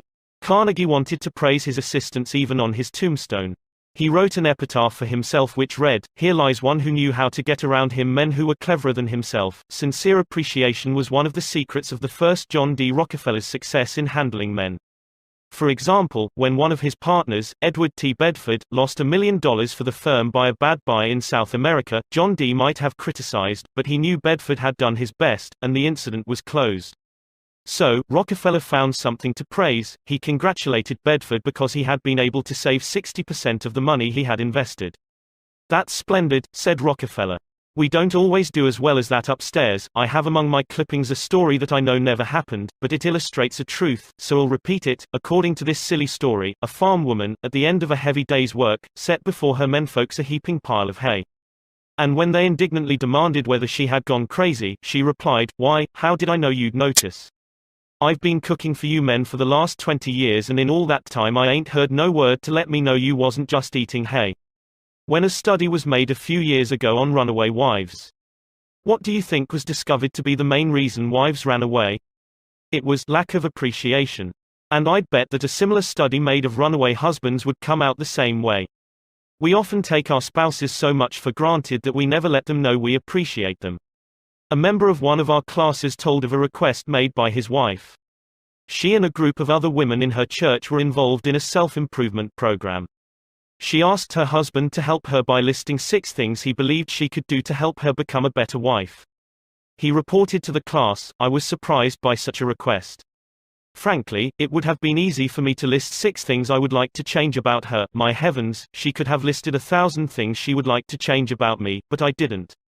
I said to her, let me think about it and give you an answer in the morning. The next morning I got up very early and called the florist and had him send 6 red roses to my wife with a note saying, I can't think of 6 things I would like to change about you. I love you the way you are. When I arrived at home that evening, who do you think greeted me at the door? That's right. My wife. She was almost in tears. Needless to say, I was extremely glad I had not criticized her as she had requested. The following Sunday at church, after she had reported the results of her assignment, several women with whom she had been studying came up to me and said, that was the most considerate thing I have ever heard. It was then I realized the power of appreciation. Florenz Ziegfeld, the most spectacular producer who ever dazzled Broadway, gained his reputation by his subtle ability to glorify the American girl. Time after time, he took drab little creatures that no one ever looked at twice and transformed them on the stage into glamorous visions of mystery and seduction. Knowing the value of appreciation and confidence, he made women feel beautiful by the sheer power of his gallantry and consideration. He was practical. He raised the salary of chorus girls from $30 a week to as high as $175. And he was also chivalrous. On opening night at the Follies, he sent telegrams to the stars in the cast, and he deluged every chorus girl in the show with American Beauty roses. I once succumbed to the fad of fasting and went for 6 days and nights without eating. It wasn't difficult. I was less hungry at the end of the 6th day than I was at the end of the 2nd. Yet I know, as you know, people who would think they had committed a crime if they let their families or employees go for 6 days without food, but they will let them go for 6 days, and 6 weeks, and sometimes 60 years without giving them the hearty appreciation that they crave almost as much as they crave food. When Alfred Lunt, one of the great actors of his time, played the leading role in Reunion in Vienna, he said, there is nothing I need so much as nourishment for my self-esteem. We nourish the bodies of our children and friends and employees, but how seldom do we nourish their self-esteem? We provide them with roast beef and potatoes to build energy, but we neglect to give them kind words of appreciation that would sing in their memories for years like the music of the morning stars. Paul Harvey, in one of his radio broadcasts, The Rest of the Story, told how showing sincere appreciation can change a person's life. He reported that years ago a teacher in Detroit asked Stevie Morris to help her find a mouse that was lost in the classroom. You see, she appreciated the fact that nature had given Stevie something no one else in the room had. Nature had given Stevie a remarkable pair of ears to compensate for his blind eyes. But this was really the first time Stevie had been shown appreciation for those talented ears. Now, years later, he says that this act of appreciation was the beginning of a new life. You see, from that time on he developed his gift of hearing and went on to become, under the stage name of Stevie Wonder, one of the great pop singers and songwriters of the 70s. Paul Laurent, Paul Harvey's The Rest of the Story, New York, Doubleday, 1977. Edited and compiled by Lynn Harvey. Copyright C by Paulin, Inc. Some readers are saying right now as they read these lines, oh, phooey. Flattery. Bear oil. I've tried that stuff. It doesn't work, not with intelligent people, of course. Flattery seldom works with discerning people. It is shallow, selfish and insincere. It ought to fail and it usually does. True, some people are so hungry, so thirsty, for appreciation that they will swallow anything, just as a starving man will eat grass and fishworms. Even Queen Victoria was susceptible to flattery. Prime Minister Benjamin Disraeli confessed that he put it on thick in dealing with the Queen. To use his exact words, he said he spread it on with a trowel. But Disraeli was one of the most polished, deft and adroit men who ever ruled the far-flung British Empire. He was a genius in his line. What would work for him wouldn't necessarily work for you and me. In the long run, flattery will do you more harm than good. Flattery is counterfeit, and like counterfeit money. It will eventually get you into trouble if you pass it to someone else. The difference between appreciation and flattery. That is simple. One is sincere and the other insincere. One comes from the heart out, the other from the teeth out. One is unselfish, the other selfish. One is universally admired, the other universally condemned. I recently saw a bust of Mexican hero General Alvaro Obregón in the Chapultepec Palace in Mexico City. Below the bust are carved these wise words from General Obregón's philosophy: don't be afraid of enemies who attack you. Be afraid of the friends who flatter you. No, no, no, I am not suggesting flattery. Far from it. I'm talking about a new way of life. Let me repeat. I am talking about a new way of life. King George V had a set of 6 maxims displayed on the walls of his study at Buckingham Palace. One of these maxims said, "Teach me neither to proffer nor receive cheap praise, that's all flattery is, cheap praise." I once read a definition of flattery that may be worth repeating. Flattery is telling the other person precisely what he thinks about himself. Use what language you will, said Ralph Waldo Emerson, you can never say anything but what you are. If all we had to do was flatter, everybody would catch on and we should all be experts in human relations. When we are not engaged in thinking about some definite problem, we usually spend about 95% of our time thinking about ourselves. Now, if we stop thinking about ourselves for a while and begin to think of the other person's good points, we won't have to resort to flattery so cheap and false that it can be spotted almost before it is out of the mouth. One of the most neglected virtues of our daily existence is appreciation. Somehow, we neglect to praise our son or daughter when he or she brings home a good report card, and we fail to encourage our children when they first succeed in baking a cake or building a birdhouse. Nothing pleases children more than this kind of parental interest and approval. The next time you enjoy filet mignon at the club, send word to the chef that it was excellently prepared, and when a tired salesperson shows you unusual courtesy, please mention it. Every minister, lecturer and public speaker knows the discouragement of pouring himself or herself out to an audience and not receiving a single ripple of appreciative comment. What applies to professionals applies doubly to workers in offices, shops and factories and our families and friends. In our interpersonal relations we should never forget that all our associates are human beings and hunger for appreciation.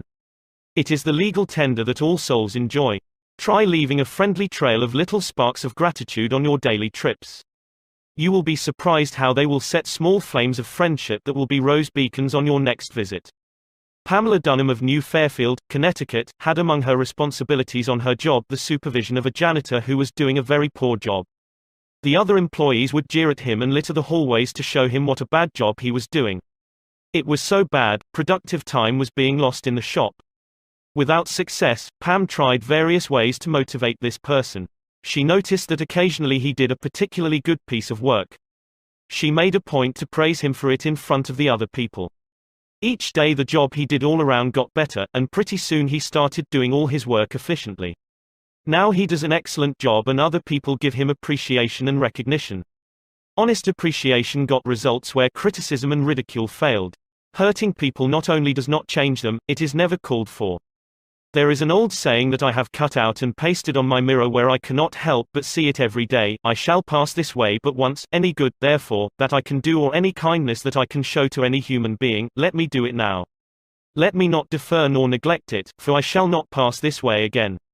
Emerson said, every man I meet is my superior in some way, in that, I learn of him. If that was true of Emerson, isn't it likely to be 1,000 times more true of you and me? Let's cease thinking of our accomplishments, our wants. Let's try to figure out the other person's good points. Then forget flattery. Give honest, sincere appreciation. Be hearty in your approbation and lavish in your praise, and people will cherish your words and treasure them and repeat them over a lifetime, repeat them years after you have forgotten them. Principle 2. Give honest and sincere appreciation. He who can do this has the whole world with him. He who cannot walks a lonely way. I often went fishing up in Maine during the summer. Personally, I am very fond of strawberries and cream, but I have found that for some strange reason, fish prefer worms. So, when I went fishing, I didn't think about what I wanted. I thought about what they wanted. I didn't bait the hook with strawberries and cream. Rather, I dangled a worm or a grasshopper in front of the fish and said, wouldn't you like to have that? Why not use the same common sense when fishing for people? That is what Lloyd George, Great Britain's Prime Minister during World War I, did. When someone asked him how he managed to stay in power after the other wartime leaders, Wilson, Orlando and Clemenceau, had been forgotten, he replied that if his staying on top might be attributed to any one thing, it would be to his having learned that it was necessary to bait the hook to suit the fish. Why talk about what we want?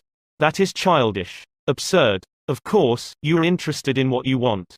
You are eternally interested in it. But no one else is. The rest of us are just like you, we are interested in what we want.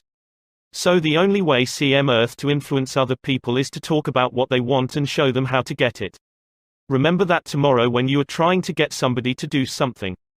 If, for example, you don't want your children to smoke, don't preach at them, and don't talk about what you want, but show them that cigarettes may keep them from making the basketball team or winning the 100-yard dash. This is a good thing to remember regardless of whether you are dealing with children or calves or chimpanzees. For example, one day Ralph Waldo Emerson and his son tried to get a calf into the barn. But they made the common mistake of thinking only of what they wanted. Emerson pushed, and his son pulled. But the calf was doing just what they were doing, he was thinking only of what he wanted, so, he stiffened his legs and stubbornly refused to leave the pasture. The Irish housemaid saw their predicament. She couldn't write essays and books, but, on this occasion at least, she had more horse sense, or calf sense, than Emerson had. She thought of what the calf wanted, so she put her maternal finger in the calf's mouth and let the calf suck her finger as she gently led him into the barn. Every act you have ever performed since the day you were born was performed because you wanted something. How about the time you gave a large contribution to the Red Cross? Yes, that is no exception to the rule. You gave the Red Cross the donation because you wanted to lend a helping hand, you wanted to do a beautiful, unselfish, divine act, inasmuch as ye have done it unto one of the least of these my brethren, ye have done it unto me. If you hadn't wanted that feeling more than you wanted your money, you would not have made the contribution. Of course, you might have made the contribution because you were ashamed to refuse or because a customer asked you to do it. But one thing is certain. You made the contribution because you wanted something. Harry A. Overstreet in his illuminating book Influencing Human Behavior said, "Action springs out of what we fundamentally desire, and the best piece of advice which can be given to would-be persuaders, whether in business, in the home, in the school, in politics, is, first, arouse in the other person an eager want. He who can do this has the whole world with him. He who cannot walks a lonely way." Andrew Carnegie, the poverty-stricken Scotch lad who started to work at 2 cents an hour and finally gave away $365 million, learned early in life that the only way to influence people is to talk in terms of what the other person wants. He attended school only 4 years, yet he learned how to handle people. To illustrate, his sister-in-law was worried sick over her 2 boys. They were at Yale, and they were so busy with their own affairs that they neglected to write home and paid no attention whatever to their mother's frantic letters. Then Carnegie offered to wager $100 that he could get an answer by return mail, without even asking for it. Someone called his bet, so he wrote his nephews a chatty letter, mentioning casually in a postscript that he was sending each one a $5 bill. He neglected, however, to enclose the money. Back came replies by return mail thanking "Dear Uncle Andrew" for his kind note, and you can finish the sentence yourself. Another example of persuading comes from Stan Novak of Cleveland, Ohio, a participant in our course. Stan came home from work one evening to find his youngest son, Tim, kicking and screaming on the living room floor. He was to start kindergarten the next day and was protesting that he would not go. Stan's normal reaction would have been to banish the child to his room and tell him he'd just better make up his mind to go. He had no choice. But tonight, recognizing that this would not really help Tim start kindergarten in the best frame of mind, Stan Saturday down and thought, if I were Tim, why would I be excited about going to kindergarten? He and his wife made a list of all the fun things Tim would do, such as finger painting, singing songs, making new friends. Then they put them into action. We all started finger painting on the kitchen table, my wife, Lil, my other son Bob, and myself, all having fun. Soon Tim was peeping around the corner. Next he was begging to participate. "Oh, no. You have to go to kindergarten first to learn how to finger paint." With all the enthusiasm I could muster, I went through the list, talking in terms he could understand, telling him all the fun he would have in kindergarten. The next morning, I thought I was the first one up. I went downstairs and found Tim sitting sound asleep in the living room chair. "What are you doing here?" I asked. "I'm waiting to go to kindergarten. I don't want to be late." The enthusiasm of our entire family had aroused in Tim an eager want that no amount of discussion or threat could have possibly accomplished. Tomorrow you may want to persuade somebody to do something. Before you speak, pause and ask yourself, how can I make this person want to do it? That question will stop us from rushing into a situation heedlessly, with futile chatter about our desires. At one time I rented the grand ballroom of a certain New York hotel for 20 nights in each season in order to hold a series of lectures. At the beginning of one season, I was suddenly informed that I should have to pay almost 3 times as much rent as formerly. This news reached me after the tickets had been printed and distributed and all announcements had been made. Naturally, I didn't want to pay the increase, but what was the use of talking to the hotel about what I wanted? They were interested only in what they wanted. So, a couple of days later I went to see the manager. "I was a bit shocked when I got your letter," I said, "but I don't blame you at all. If I had been in your position, I should probably have written a similar letter myself. Your duty as the manager of the hotel is to make all the profit possible. If you don't do that, you will be fired, and you ought to be fired. Now, let's take a piece of paper and write down the advantages and the disadvantages that will accrue to you if you insist on this increase in rent. Then I took a letterhead and ran a line through the center and headed one column advantages and the other column disadvantages. I wrote down under the head advantages these words, ballroom free. Then I went on to say, you will have the advantage of having the ballroom free to rent for dances and conventions. That is a big advantage, for affairs like that will pay you much more than you can get for a series of lectures.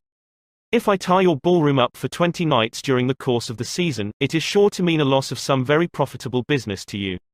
Now, let's consider the disadvantages. First, instead of increasing your income from me, you are going to decrease it. In fact, you are going to wipe it out because I cannot pay the rent you are asking. I shall be forced to hold these lectures at some other place. There's another disadvantage to you also. These lectures attract crowds of educated and cultured people to your hotel.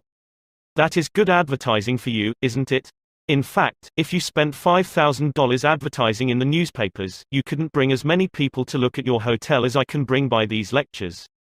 That is worth a lot to a hotel, isn't it? As I talked, I wrote these two disadvantages under the proper heading, and handed the sheet of paper to the manager, saying, I wish you would carefully consider both the advantages and disadvantages that are going to accrue to you and then give me your final decision. I received a letter the next day, informing me that my rent would be increased only 50% instead of 300%. Mind you, I got this reduction without saying a word about what I wanted. I talked all the time about what the other person wanted and how he could get it. Suppose I had done the human, natural thing, suppose I had stormed into his office and said, what do you mean by raising my rent 300% when you know the tickets have been printed and the announcements made? 300%. Ridiculous. Absurd. I won't pay it. What would have happened then?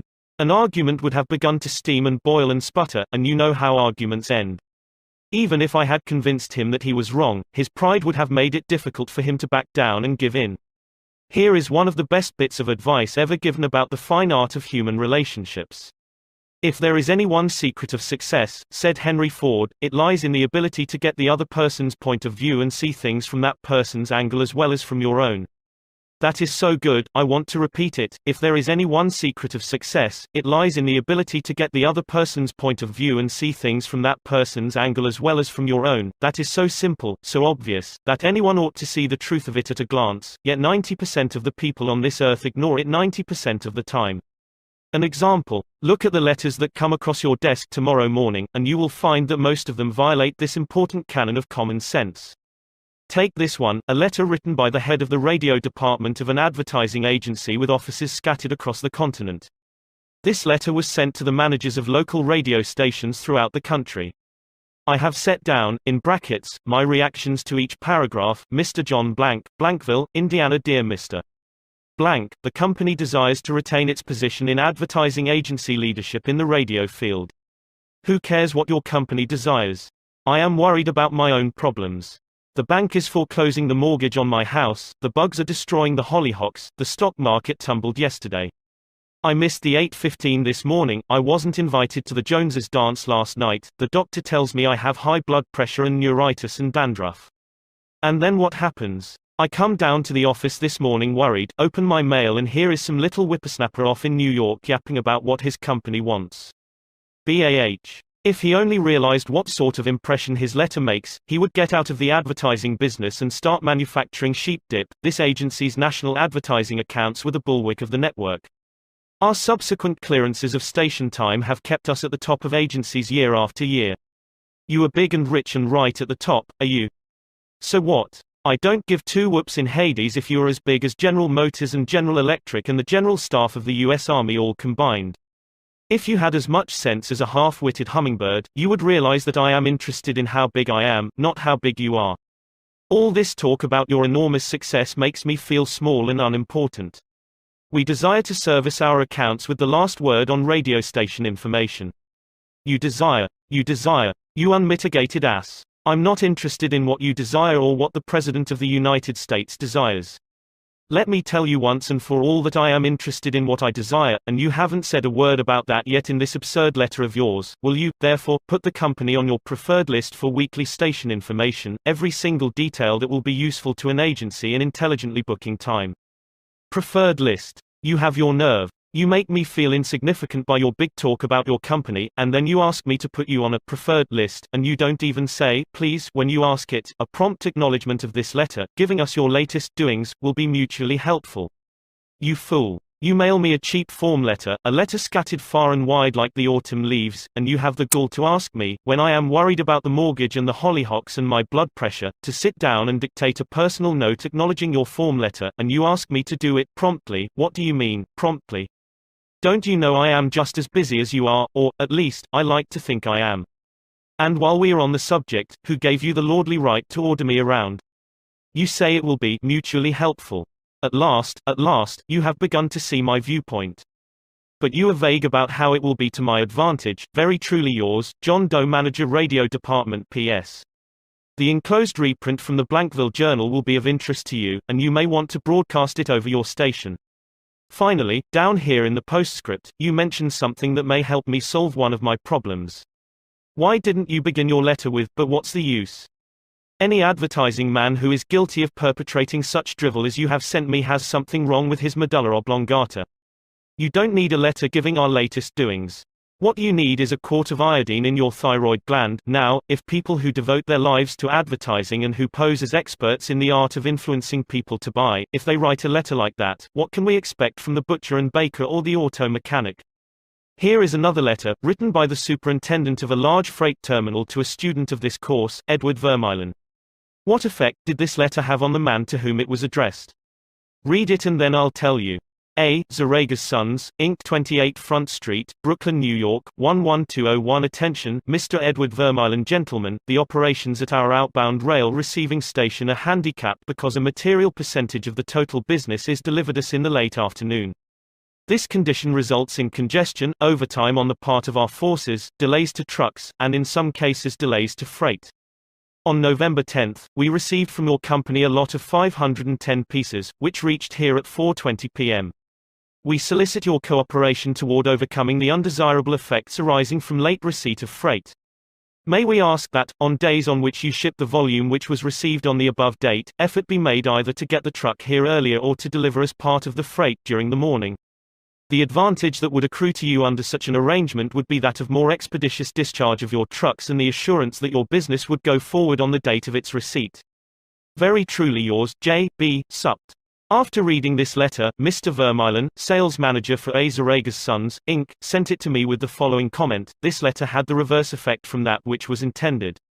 The letter begins by describing the terminal's difficulties, in which we are not interested, generally speaking. Our cooperation is then requested without any thought as to whether it would inconvenience us, and then, finally, in the last paragraph, the fact is mentioned that if we do cooperate it will mean more expeditious discharge of our trucks with the assurance that our freight will go forward on the date of its receipt. In other words, that in which we are most interested is mentioned last, and the whole effect is one of raising a spirit of antagonism rather than of cooperation. Let's see if we can't rewrite and improve this letter. Let's not waste any time talking about our problems. As Henry Ford admonishes, let's get the other person's point of view and see things from his or her angle, as well as from our own. Here is one way of revising the letter. It may not be the best way, but isn't it an improvement? Mr. Edward Vermeulen, A. Zarago's Sons, Inc., 28 Front Street, Brooklyn, New York, 11201. Dear Mr. Vermeulen, your company has been one of our good customers for 14 years. Naturally, we are very grateful for your patronage and are eager to give you the speedy, efficient service you deserve. However, we regret to say that it isn't possible for us to do that when your trucks bring us a large shipment late in the afternoon, as they did on November 10. Why? Because many other customers make late afternoon deliveries also. Naturally, that causes congestion. That means your trucks are held up unavoidably at the pier and sometimes even your freight is delayed. That's bad, but it can be avoided. If you make your deliveries at the pier in the morning when possible, your trucks will be able to keep moving, your freight will get immediate attention, and our workers will get home early at night to enjoy a dinner of the delicious macaroni and noodles that you manufacture. Regardless of when your shipments arrive, we shall always cheerfully do all in our power to serve you promptly. You are busy. Please don't trouble to answer this note. Yours truly, J. B. Supt. Barbara Anderson, who worked in a bank in New York, desired to move to Phoenix, Arizona, because of the health of her son. Using the principles she had learned in our course, she wrote the following letter to 12 banks in Phoenix: Dear Sir, my 10 years of bank experience should be of interest to a rapidly growing bank like yours. In various capacities in bank operations with the Bankers Trust Company in New York, leading to my present assignment as branch manager, I have acquired skills in all phases of banking including depositor relations, credits, loans and administration. I will be relocating to Phoenix in May and I am sure I can contribute to your growth and profit. I will be in Phoenix the week of April 3rd and would appreciate the opportunity to show you how I can help your bank meet its goals. Sincerely, Barbara L. Anderson. Do you think Mrs. Anderson received any response from that letter?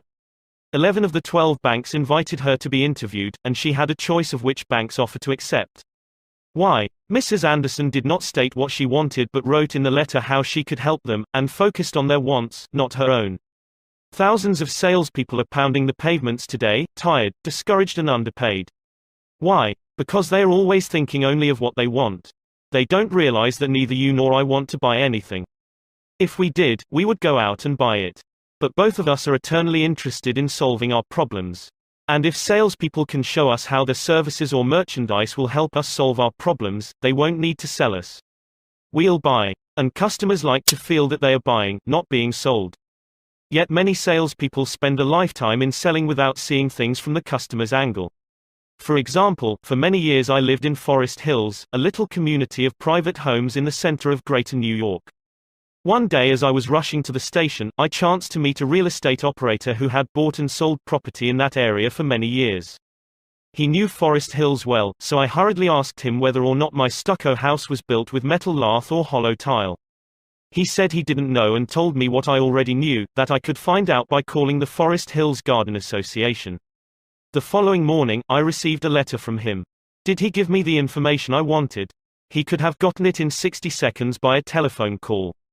But he didn't. He told me again that I could get it by telephoning, and then asked me to let him handle my insurance. He was not interested in helping me. He was interested only in helping himself. J. Howard Lucas of Birmingham, Alabama, tells how two salespeople from the same company handled the same type of situation. He reported, several years ago, I was on the management team of a small company. Headquartered near us was the district office of a large insurance company. Their agents were assigned territories, and our company was assigned to two agents, whom I shall refer to as Carl and John. One morning, Carl dropped by our office and casually mentioned that his company had just introduced a new life insurance policy for executives and thought we might be interested later on, and he would get back to us when he had more information on it. The same day, John saw us on the sidewalk while returning from a coffee break, and he shouted, "Hey Luke, hold up, I have some great news for you fellows." He hurried over and very excitedly told us about an executive life insurance policy his company had introduced that very day. It was the same policy that Carl had casually mentioned. He wanted us to have one of the first issued. He gave us a few important facts about the coverage and ended saying, "The policy is so new, I'm going to have someone from the home office come out tomorrow and explain it. Now, in the meantime, let's get the applications signed and on the way, so he can have more information to work with." His enthusiasm aroused in us an eager want for this policy even though we still did not have details. When they were made available to us, they confirmed John's initial understanding of the policy, and he not only sold each of us a policy, but later doubled our coverage. Carl could have had those sales, but he made no effort to arouse in us any desire for the policies. The world is full of people who are grabbing and self-seeking. So, the rare individual who unselfishly tries to serve others has an enormous advantage. He has little competition. Owen D. Young, a noted lawyer and one of America's great business leaders, once said, "People who can put themselves in the place of other people who can understand the workings of their minds, need never worry about what the future has in store for them." If out of reading this book you get just one thing, an increased tendency to think always in terms of other people's point of view, and see things from their angle, if you get that one thing out of this book, it may easily prove to be one of the building blocks of your career. Looking at the other person's point of view and arousing in him an eager want for something is not to be construed as manipulating that person so that he will do something that is only for your benefit and his detriment. Each party should gain from the negotiation. In the letters to Mr. Vermeulen, both the sender and the receiver of the correspondence gained by implementing what was suggested. Both the bank and Mrs. Anderson won by her letter in that the bank obtained a valuable employee and Mrs. Anderson a suitable job. And in the example of John's sale of insurance to Mr. Lucas, both gained through this transaction. Another example in which everybody gains through this principle of arousing an eager want comes from Michael E. Whidden of Warwick, Rhode Island, who is a territory salesman for the Shell Oil Company. Mike wanted to become the #1 salesperson in his district, but one service station was holding him back. It was run by an older man who could not be motivated to clean up his station. It was in such poor shape that sales were declining significantly. This manager would not listen to any of Mike's pleas to upgrade the station. After many exhortations and heart-to-heart talks, all of which had no impact, Mike decided to invite the manager to visit the newest Shell station in his territory. The manager was so impressed by the facilities at the new station that when Mike visited him the next time, his station was cleaned up and had recorded a sales increase. This enabled Mike to reach the #1 spot in his district. All his talking and discussion hadn't helped, but by arousing an eager want in the manager, by showing him the modern station, he had accomplished his goal, and both the manager and Mike benefited. Most people go through college and learn to read Virgil and master the mysteries of calculus without ever discovering how their own minds function. For instance, I once gave a course in effective speaking for the young college graduates who were entering the employ of the Carrier Corporation, the large air conditioner manufacturer. One of the participants wanted to persuade the others to play basketball in their free time, and this is about what he said: "I want you to come out and play basketball. I like to play basketball, but the last few times I've been to the gymnasium there haven't been enough people to get up a game. 2 or 3 of us got to throwing the ball around the other night, and I got a black eye. I wish all of you would come down tomorrow night. I want to play basketball." Did he talk about anything you want? You don't want to go to a gymnasium that no one else goes to, do you? You don't care about what he wants. You don't want to get a black eye. Could he have shown you how to get the things you want by using the gymnasium?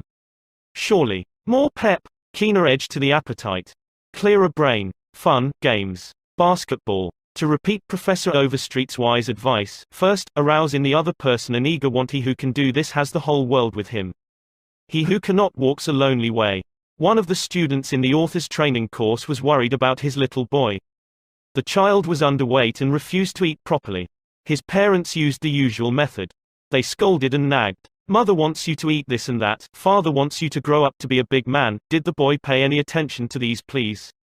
Just about as much as you pay to one fleck of sand on a sandy beach. No one with a trace of horse sense would expect a child 3 years old to react to the viewpoint of a father 30 years old. Yet that was precisely what that father had expected. It was absurd. He finally saw that. So he said to himself, "What does that boy want? How can I tie up what I want to what he wants?" It was easy for the father when he started thinking about it. His boy had a tricycle that he loved to ride up and down the sidewalk in front of the house in Brooklyn. A few doors down the street lived a bully, a bigger boy who would pull the little boy off his tricycle and ride it himself. Naturally, the little boy would run screaming to his mother, and she would have to come out and take the bully off the tricycle and put her little boy on again. This happened almost every day. What did the little boy want? It didn't take a Sherlock Holmes to answer that one. His pride, his anger, his desire for a feeling of importance, all the strongest emotions in his makeup, goaded him to get revenge, to smash the bully in the nose. And when his father explained that the boy would be able to wallop the daylights out of the bigger kid someday if he would only eat the things his mother wanted him to eat, when his father promised him that there was no longer any problem of dietetics, that boy would have eaten spinach, sauerkraut, salt mackerel, anything in order to be big enough to whip the bully who had humiliated him so often. After solving that problem, the parents tackled another. The little boy had the unholy habit of wetting his bed. He slept with his grandmother. In the morning, his grandmother would wake up and feel the sheet and say, "Look, Johnny, what you did again last night." He would say, "No, I didn't do it." "You did it," scolding, spanking, shaming him, reiterating that the parents didn't want him to do it. None of these things kept the bed dry. So, the parents asked, "How can we make this boy want to stop wetting his bed?" What were his wants? First, he wanted to wear pajamas like Daddy instead of wearing a nightgown like Grandmother. Grandmother was getting fed up with his nocturnal iniquities, so she gladly offered to buy him a pair of pajamas if he would reform. Second, he wanted a bed of his own. Grandma didn't object. His mother took him to a department store in Brooklyn, winked at the salesgirl, and said, "Here is a little gentleman who would like to do some shopping." The salesgirl made him feel important by saying, "Young man, what can I show you?" He stood a couple of inches taller and said, "I want to buy a bed for myself." When he was shown the one his mother wanted him to buy, she winked at the salesgirl and the boy was persuaded to buy it. The bed was delivered the next day, and that night, when father came home, the little boy ran to the door shouting, "Daddy! Daddy! Come upstairs and see my bed that I bought." The father, looking at the bed, obeyed Charles Schwab's injunction. He was hearty in his approbation and lavish in his praise. "You are not going to wet this bed, are you?" The father said. "Oh, no, no. I am not going to wet this bed." The boy kept his promise, for his pride was involved. That was his bed. He and he alone had bought it. And he was wearing pajamas now like a little man. He wanted to act like a man. And he did. Another father, K.T. Dutchman, a telephone engineer, a student of this course, couldn't get his 3-year-old daughter to eat breakfast food. The usual scolding, pleading, coaxing methods had all ended in futility. So the parents asked themselves, how can we make her want to do it? The little girl loved to imitate her mother, to feel big and grown up, so one morning they put her on a chair and let her make the breakfast food. At just the psychological moment, father drifted into the kitchen while she was stirring the cereal and she said, "Oh, look, Daddy, I am making the cereal this morning." She ate 2 helpings of the cereal without any coaxing, because she was interested in it. She had achieved a feeling of importance. She had found in making the cereal an avenue of self-expression. William Winter once remarked that, "Self-expression is the dominant necessity of human nature. Why can't we adapt this same psychology to business dealings? When we have a brilliant idea, instead of making others think it is ours, why not let them cook and stir the idea themselves? They will then regard it as their own, they will like it and maybe eat a couple of helpings of it." Remember, first, arouse in the other person an eager want. He who can do this has the whole world with him. He who cannot walks a lonely way. Principle 3. Arouse in the other person an eager want. In a nutshell, fundamental techniques in handling people. Principle 1. Don't criticize, condemn or complain. Principle 2. Give honest and sincere appreciation. Principle 3. Arouse in the other person an eager want. Part 2. Ways to make people like you. 1. Do this and you'll be welcome anywhere. Why read this book to find out how to win friends? Why not study the technique of the greatest winner of friends the world has ever known? Who is he? You may meet him tomorrow coming down the street. When you get within 10 feet of him, he will begin to wag his tail. If you stop and pat him, he will almost jump out of his skin to show you how much he likes you. And you know that behind this show of affection on his part, there are no ulterior motives. He doesn't want to sell you any real estate, and he doesn't want to marry you. Did you ever stop to think that a dog is the only animal that doesn't have to work for a living? A hen has to lay eggs, a cow has to give milk, and a canary has to sing. But a dog makes his living by giving you nothing but love. When I was 5 years old, my father bought a little yellow-haired pup for 50 cents. He was the light and joy of my childhood. Every afternoon about 4:30, he would sit in the front yard with his beautiful eyes staring steadfastly at the path, and as soon as he heard my voice or saw me swinging my dinner pail through the buckbrush, he was off like a shot, racing breathlessly up the hill to greet me with leaps of joy and barks of sheer ecstasy. Tippy was my constant companion for 5 years. Then one tragic night, I shall never forget it, he was killed within 10 feet of my head, killed by lightning. Tippy's death was the tragedy of my boyhood. You never read a book on psychology, Tippy.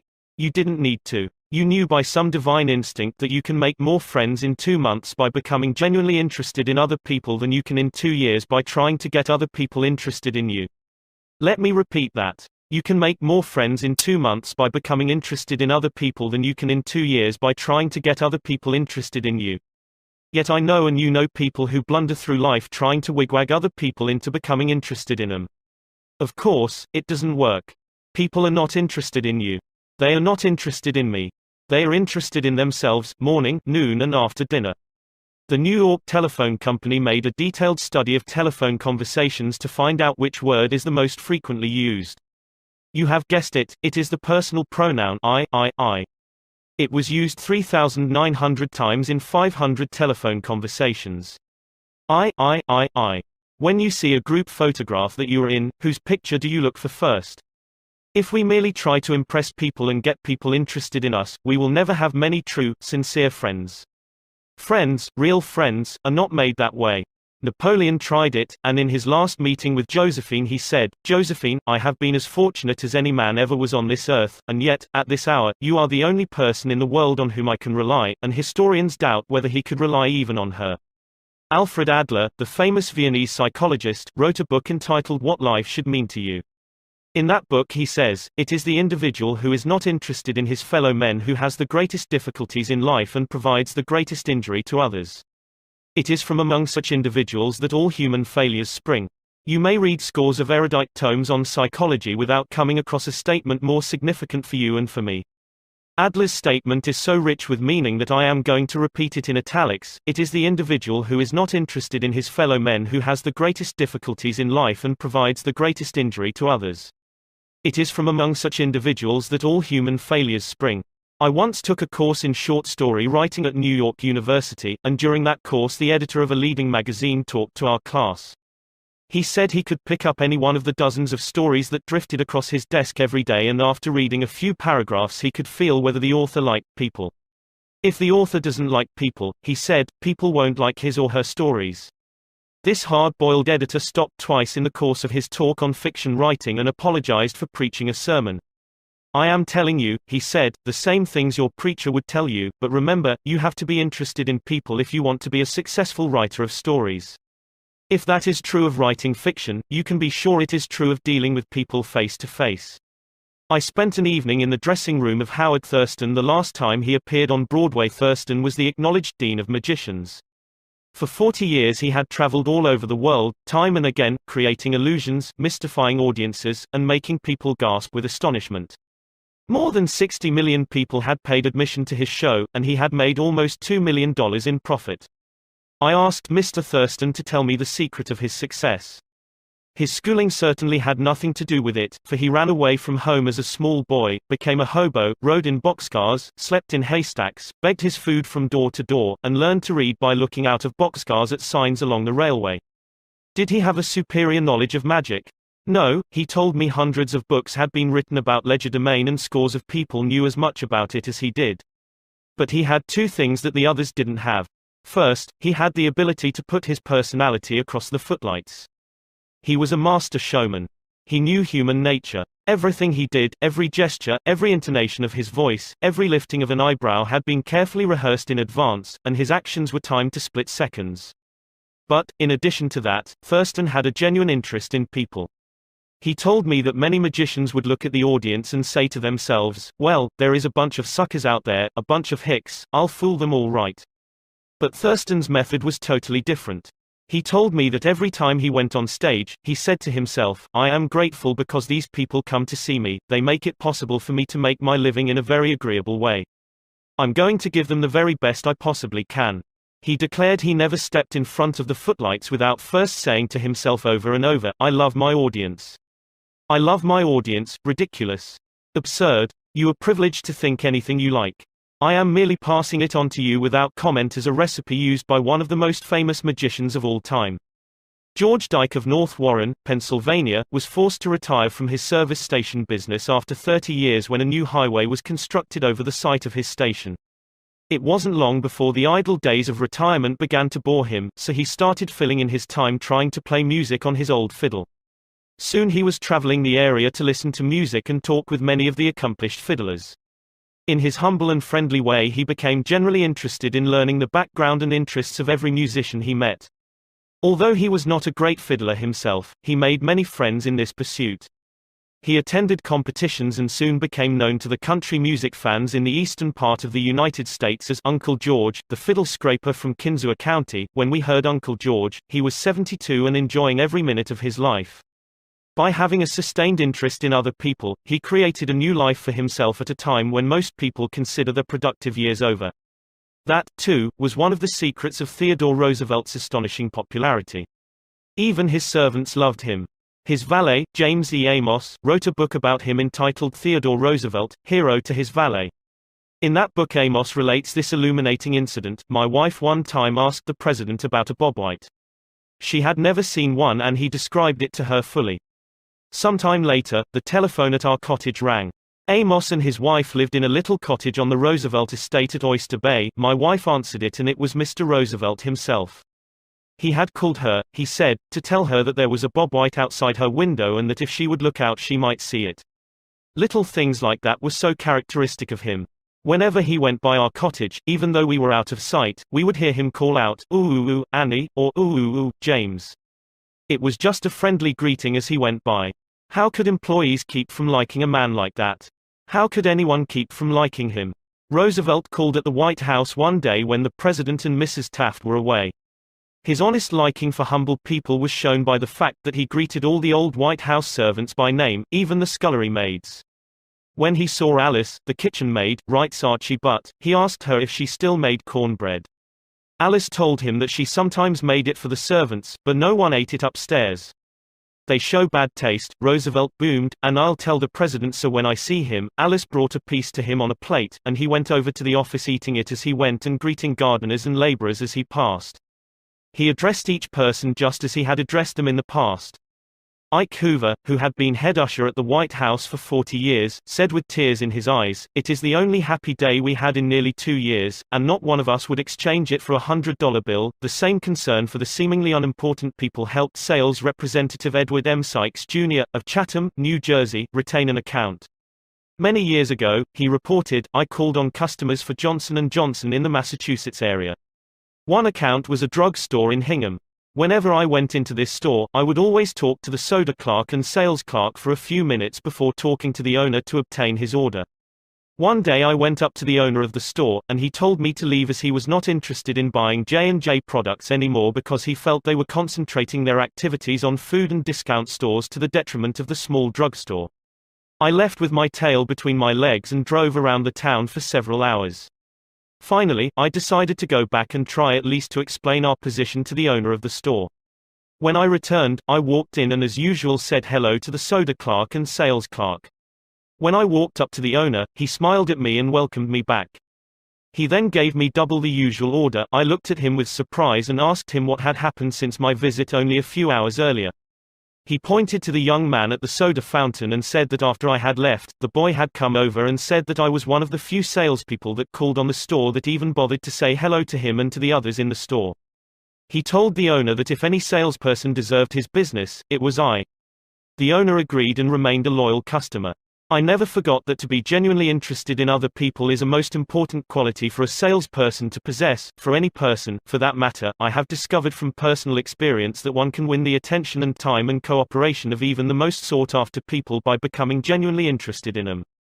Let me illustrate. Years ago I conducted a course in fiction writing at the Brooklyn Institute of Arts and Sciences, and we wanted such distinguished and busy authors as Kathleen Norris, Fannie Hurst, Ida Tarbell, Albert Payson Terhune and Rupert Hughes to come to Brooklyn and give us the benefit of their experiences.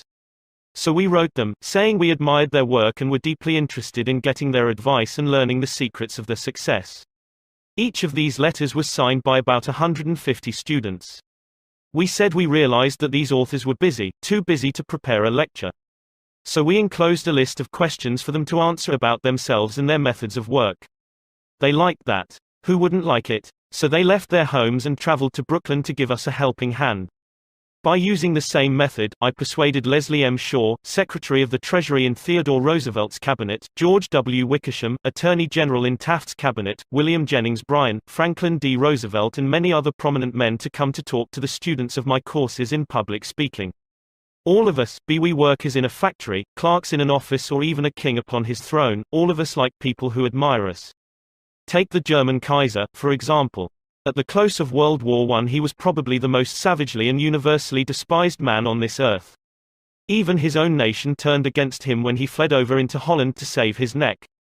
The hatred against him was so intense that millions of people would have loved to tear him limb from limb or burn him at the stake. In the midst of all this forest fire of fury, one little boy wrote the Kaiser a simple, sincere letter glowing with kindliness and admiration. This little boy said that no matter what the others thought, he would always love Wilhelm as his emperor. The Kaiser was deeply touched by his letter and invited the little boy to come to see him. The boy came, so did his mother, and the Kaiser married her. That little boy didn't need to read a book on how to win friends and influence people. He knew how instinctively. If we want to make friends, let's put ourselves out to do things for other people, things that require time, energy, unselfishness and thoughtfulness. When the Duke of Windsor was Prince of Wales, he was scheduled to tour South America, and before he started out on that tour he spent months studying Spanish so that he could make public talks in the language of the country, and the South Americans loved him for it. For years I made it a point to find out the birthdays of my friends. How? Although I haven't the foggiest bit of faith in astrology, I began by asking the other party whether he believed the date of one's birth has anything to do with character and disposition. I then asked him or her to tell me the month and day of birth. If he or she said November 24th, for example, I kept repeating to myself, November 24th, November 24th. The minute my friend's back was turned, I wrote down the name and birthday and later would transfer it to a birthday book. At the beginning of each year, I had these birthday dates scheduled in my calendar pad so that they came to my attention automatically. When the natal day arrived, there was my letter or telegram. What a hit it made. I was frequently the only person on earth who remembered. If we want to make friends, let's greet people with animation and enthusiasm. When somebody calls you on the telephone, use the same psychology. Say, hello, in tones that bespeak how pleased you are to have the person call. Many companies train their telephone operators to greet all callers in a tone of voice that radiates interest and enthusiasm. The caller feels the company is concerned about them. Let's remember that when we answer the telephone tomorrow. Showing a genuine interest in others not only wins friends for you but may develop in its customers a loyalty to your company. In an issue of the publication of the National Bank of North America of New York, the following letter from Madeline Rosedale, a depositor, was published, *** Eagle, publication of the National Bank of North America, NEW York, March 31, 1978. I would like you to know how much I appreciate your staff. Everyone is so courteous, polite and helpful. What a pleasure it is, after waiting on a long line, to have the teller greet you pleasantly. Last year my mother was hospitalized for 5 months. Frequently I went to Marie Petricello, a teller. She was concerned about my mother and inquired about her progress. Is there any doubt that Mrs. Rosedale will continue to use this bank? Charles R. Walters, of one of the large banks in New York City, was assigned to prepare a confidential report on a certain corporation. He knew of only one person who possessed the facts he needed so urgently. As Mr. Walters was ushered into the president's office, a young woman stuck her head through a door and told the president that she didn't have any stamps for him that day. I am collecting stamps for my 12-year-old son, the president explained to Mr. Walters. Mr. Walters stated his mission and began asking questions. The president was vague, general, nebulous. He didn't want to talk, and apparently nothing could persuade him to talk. The interview was brief and barren. Frankly, I didn't know what to do, Mr. Walters said as he related the story to the class. Then I remembered what his secretary had said to him, stamps, 12-year-old son. And I also recalled that the foreign department of our bank collected stamps taken from letters pouring in from every continent washed by the 7 seas. The next afternoon I called on this man and sent in word that I had some stamps for his boy. Was I ushered in with enthusiasm? Yes sir, he couldn't have shaken my hand with more enthusiasm if he had been running for Congress. He radiated smiles and goodwill. My George will love this one, he kept saying as he fondled the stamps. And look at this. This is a treasure. We spent half an hour talking stamps and looking at a picture of his boy, and he then devoted more than an hour of his time to giving me every bit of information I wanted, without my even suggesting that he do it. He told me all he knew, and then called in his subordinates and questioned them. He telephoned some of his associates. He loaded me down with facts, figures, reports and correspondence. In the parlance of newspaper reporters, I had a scoop. Here is another illustration. M. Nafley Jr. of Philadelphia had tried for years to sell fuel to a large chain store organization. But the chain store company continued to purchase its fuel from an out-of-town dealer and haul it right past the door of Nal's office.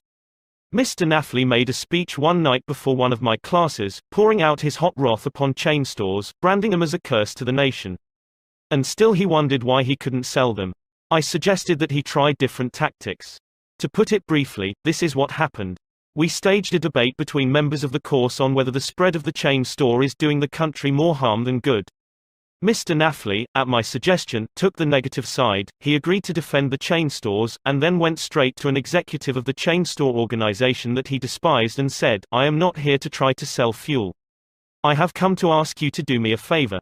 He then told about his debate and said, I have come to you for help because I can't think of anyone else who would be more capable of giving me the facts I want. I'm anxious to win this debate, and I'll deeply appreciate whatever help you can give me. Here is the rest of the story in Mr. Nall's own words. I had asked this man for precisely 1 minute of his time. It was with that understanding that he consented to see me. After I had stated my case, he motioned me to a chair and talked to me for exactly 1 hour and 47 minutes. He called in another executive who had written a book on chain stores. He wrote to the National Chain Store Association and secured for me a copy of a debate on the subject. He feels that the chain store is rendering a real service to humanity. He is proud of what he is doing for hundreds of communities. His eyes fairly glowed as he talked, and I must confess that he opened my eyes to things I had never even dreamed of. He changed my whole mental attitude. As I was leaving, he walked with me to the door, put his arm around my shoulder, wished me well in my debate, and asked me to stop in and see him again and let him know how I made out. The last words he said to me were, "Please see me again later in the spring. I should like to place an order with you for fuel." To me that was almost a miracle. Here he was offering to buy fuel without my even suggesting it. I had made more headway in 2 hours by becoming genuinely interested in him and his problems than I could have made in 10 years trying to get him interested in me and my product. You didn't discover a new truth, Mr. Nafli. For a long time ago, 100 years before Christ was born, a famous old Roman poet, Publius Syrus, remarked, "We are interested in others when they are interested in us." A show of interest, as with every other principle of human relations, must be sincere. It must pay off not only for the person showing the interest, but for the person receiving the attention. It is a two-way street, both parties benefit. Martin Ginsberg, who took our course in Long Island, New York, reported how the special interest a nurse took in him profoundly affected his life. It was Thanksgiving Day and I was 10 years old. I was in a welfare ward of a city hospital and was scheduled to undergo major orthopedic surgery the next day. I knew that I could only look forward to months of confinement, convalescence and pain. My father was dead, my mother and I lived alone in a small apartment and we were on welfare. My mother was unable to visit me that day. As the day went on, I became overwhelmed with the feeling of loneliness, despair and fear. I knew my mother was home alone worrying about me, not having anyone to be with, not having anyone to eat with and not even having enough money to afford a Thanksgiving Day dinner. The tears welled up in my eyes, and I stuck my head under the pillow and pulled the covers over it. I cried silently, but oh so bitterly, so much that my body racked with pain. A young student nurse heard my sobbing and came over to me. She took the covers off my face and started wiping my tears. She told me how lonely she was, having to work that day and not being able to be with her family. She asked me whether I would have dinner with her. She brought 2 trays of food, sliced turkey, mashed potatoes, cranberry sauce and ice cream for dessert. She talked to me and tried to calm my fears. Even though she was scheduled to go off duty at 4 p.m., she stayed on her own time until almost 11 p.m. She played games with me, talked to me and stayed with me until I finally fell asleep. Many Thanksgivings have come and gone since I was 10, but one never passes without me remembering that particular one and my feelings of frustration, fear, loneliness and the warmth and tenderness of the stranger that somehow made it all bearable. If you want others to like you, if you want to develop real friendships, if you want to help others at the same time as you help yourself, keep this principle in mind. Principle 1: Become genuinely interested in other people. A simple way to make a good first impression. At a dinner party in New York, one of the guests, a woman who had inherited money, was eager to make a pleasing impression on everyone. She had squandered a modest fortune on sables, diamonds and pearls.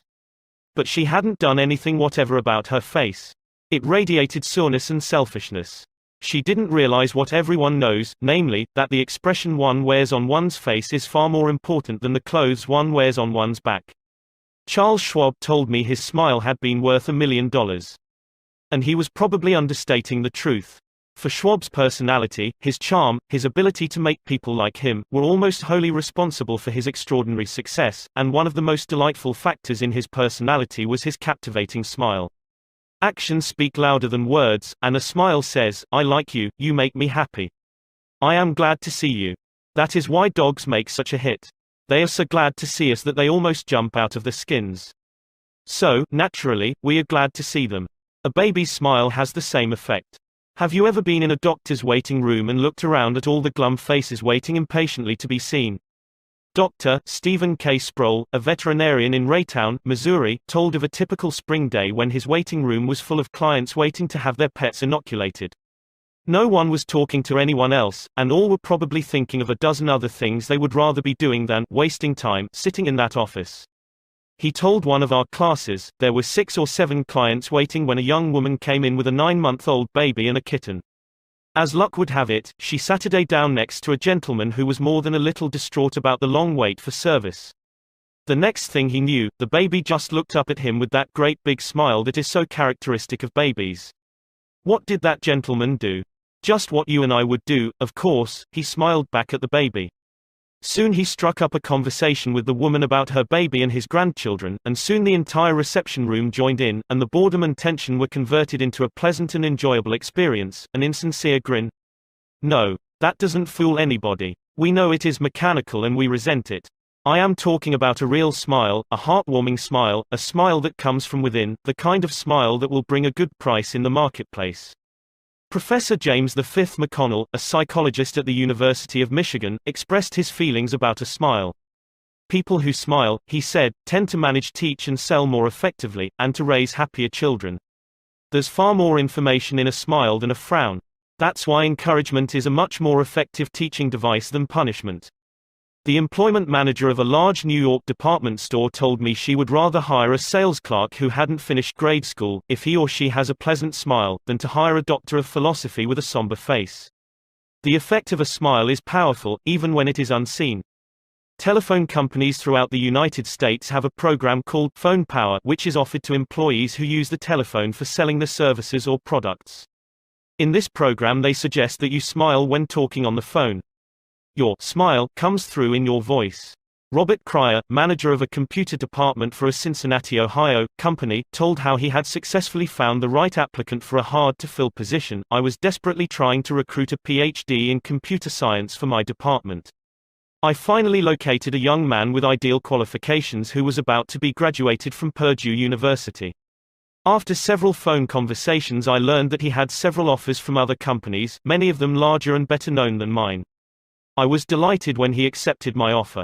After he started on the job, I asked him why he had chosen us over the others. He paused for a moment and then he said, I think it was because managers in the other companies spoke on the phone in a cold, business-like manner, which made me feel like just another business transaction. Your voice sounded as if you were glad to hear from me, that you really wanted me to be part of your organization. You can be assured, I am still answering my phone with a smile. The chairman of the board of directors of one of the largest rubber companies in the United States told me that, according to his observations, people rarely succeed at anything unless they have fun doing it. This industrial leader doesn't put much faith in the old adage that hard work alone is the magic key that will unlock the door to our desires. I have known people, he said, who succeeded because they had a rip-roaring good time conducting their business. Later, I saw those people change as the fun became work. The business had grown dull, they lost all joy in it, and they failed. You must have a good time meeting people if you expect them to have a good time meeting you. I have asked thousands of business people to smile at someone every hour of the day for a week and then come to class and talk about the results. How did it work? Let's see. Here is a letter from William B. Steinhardt, a New York stockbroker. His case isn't isolated. In fact, it is typical of hundreds of cases. One have been married for over 18 years, wrote Mr. Steinhardt, and in all that time I seldom smiled at my wife or spoke 24 words to her from the time I got up until I was ready to leave for business. I was one of the worst grouches who ever walked down Broadway. When you asked me to make a talk about my experience with smiles, I thought I would try it for a week. So the next morning, while combing my hair, I looked at my glum mug in the mirror and said to myself, Bill, you are going to wipe the scowl off that sourpuss of yours today. You are going to smile. And you are going to begin right now. As I sat down to breakfast, I greeted my wife with a good morning, my dear, and smiled as I said it. You warned me that she might be surprised. Well, you underestimated her reaction. She was bewildered. She was shocked. I told her that in the future she could expect this as a regular occurrence, and I kept it up every morning. This changed attitude of mine brought more happiness into our home in the 2 months since I started than there was during the last year. As I leave for my office, I greet the elevator operator in the apartment house with a good morning and a smile. I greet the doorman with a smile. I smile at the cashier in the subway booth when I ask for change. As I stand on the floor of the stock exchange, I smile at people who until recently never saw me smile. I soon found that everybody was smiling back at me. I treat those who come to me with complaints or grievances in a cheerful manner. I smile as I listen to them and I find that adjustments are accomplished much easier. I find that smiles are bringing me dollars, many dollars every day. I share my office with another broker. One of his clerks is a likable young chap, and I was so elated about the results I was getting that I told him recently about my new philosophy of human relations. He then confessed that when I first came to share my office with his firm he thought me a terrible grouch, and only recently changed his mind. He said I was really human when I smiled. I have also eliminated criticism from my system. I give appreciation and praise now instead of condemnation. I have stopped talking about what I want. I am now trying to see the other person's viewpoint.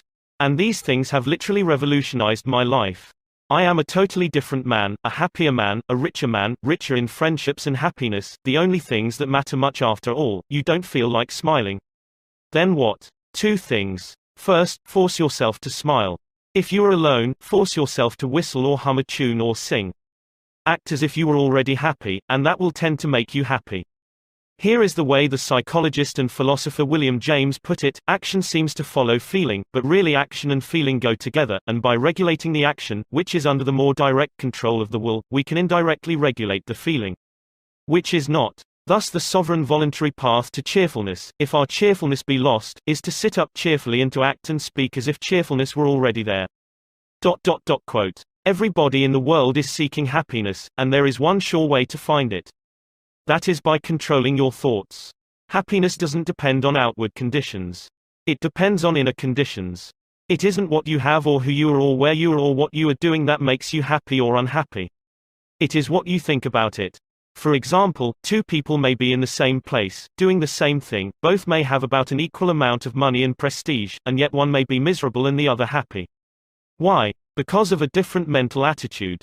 I have seen just as many happy faces among the poor peasants toiling with their primitive tools in the devastating heat of the tropics as I have seen in air-conditioned offices in New York, Chicago or Los Angeles.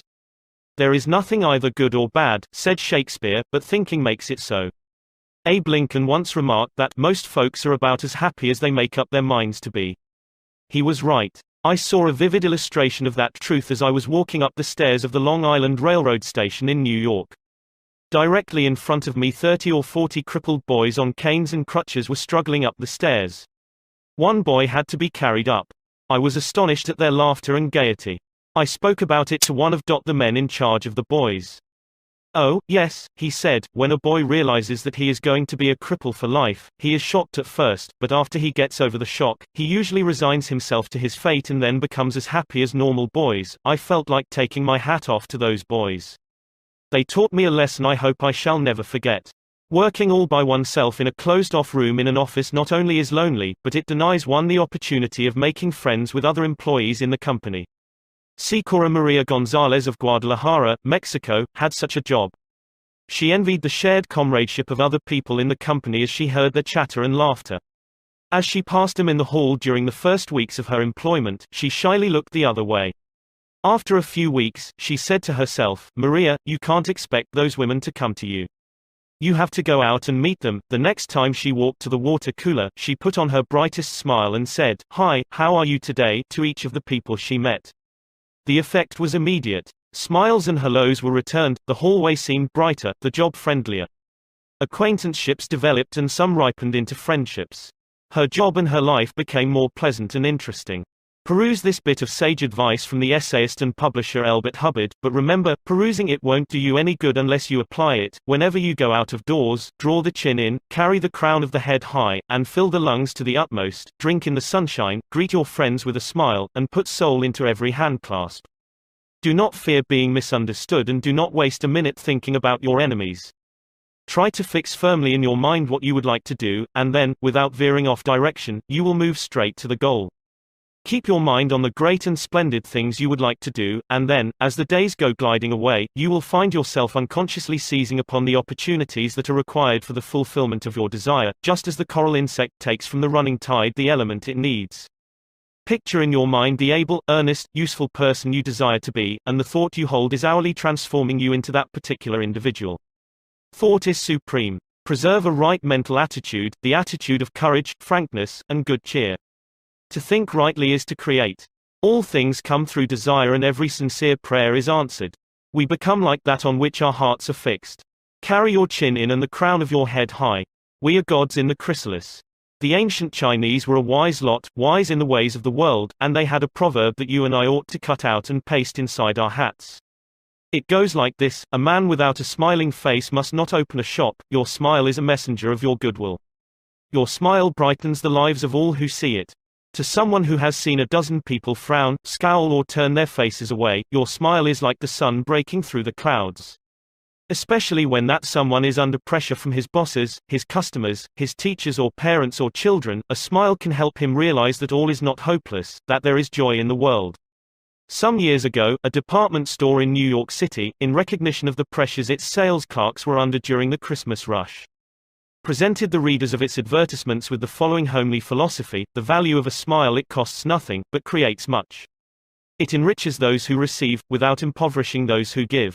It happens in a flash and the memory of it sometimes lasts forever. None are so rich they can get along without it, and none so poor but are richer for its benefits.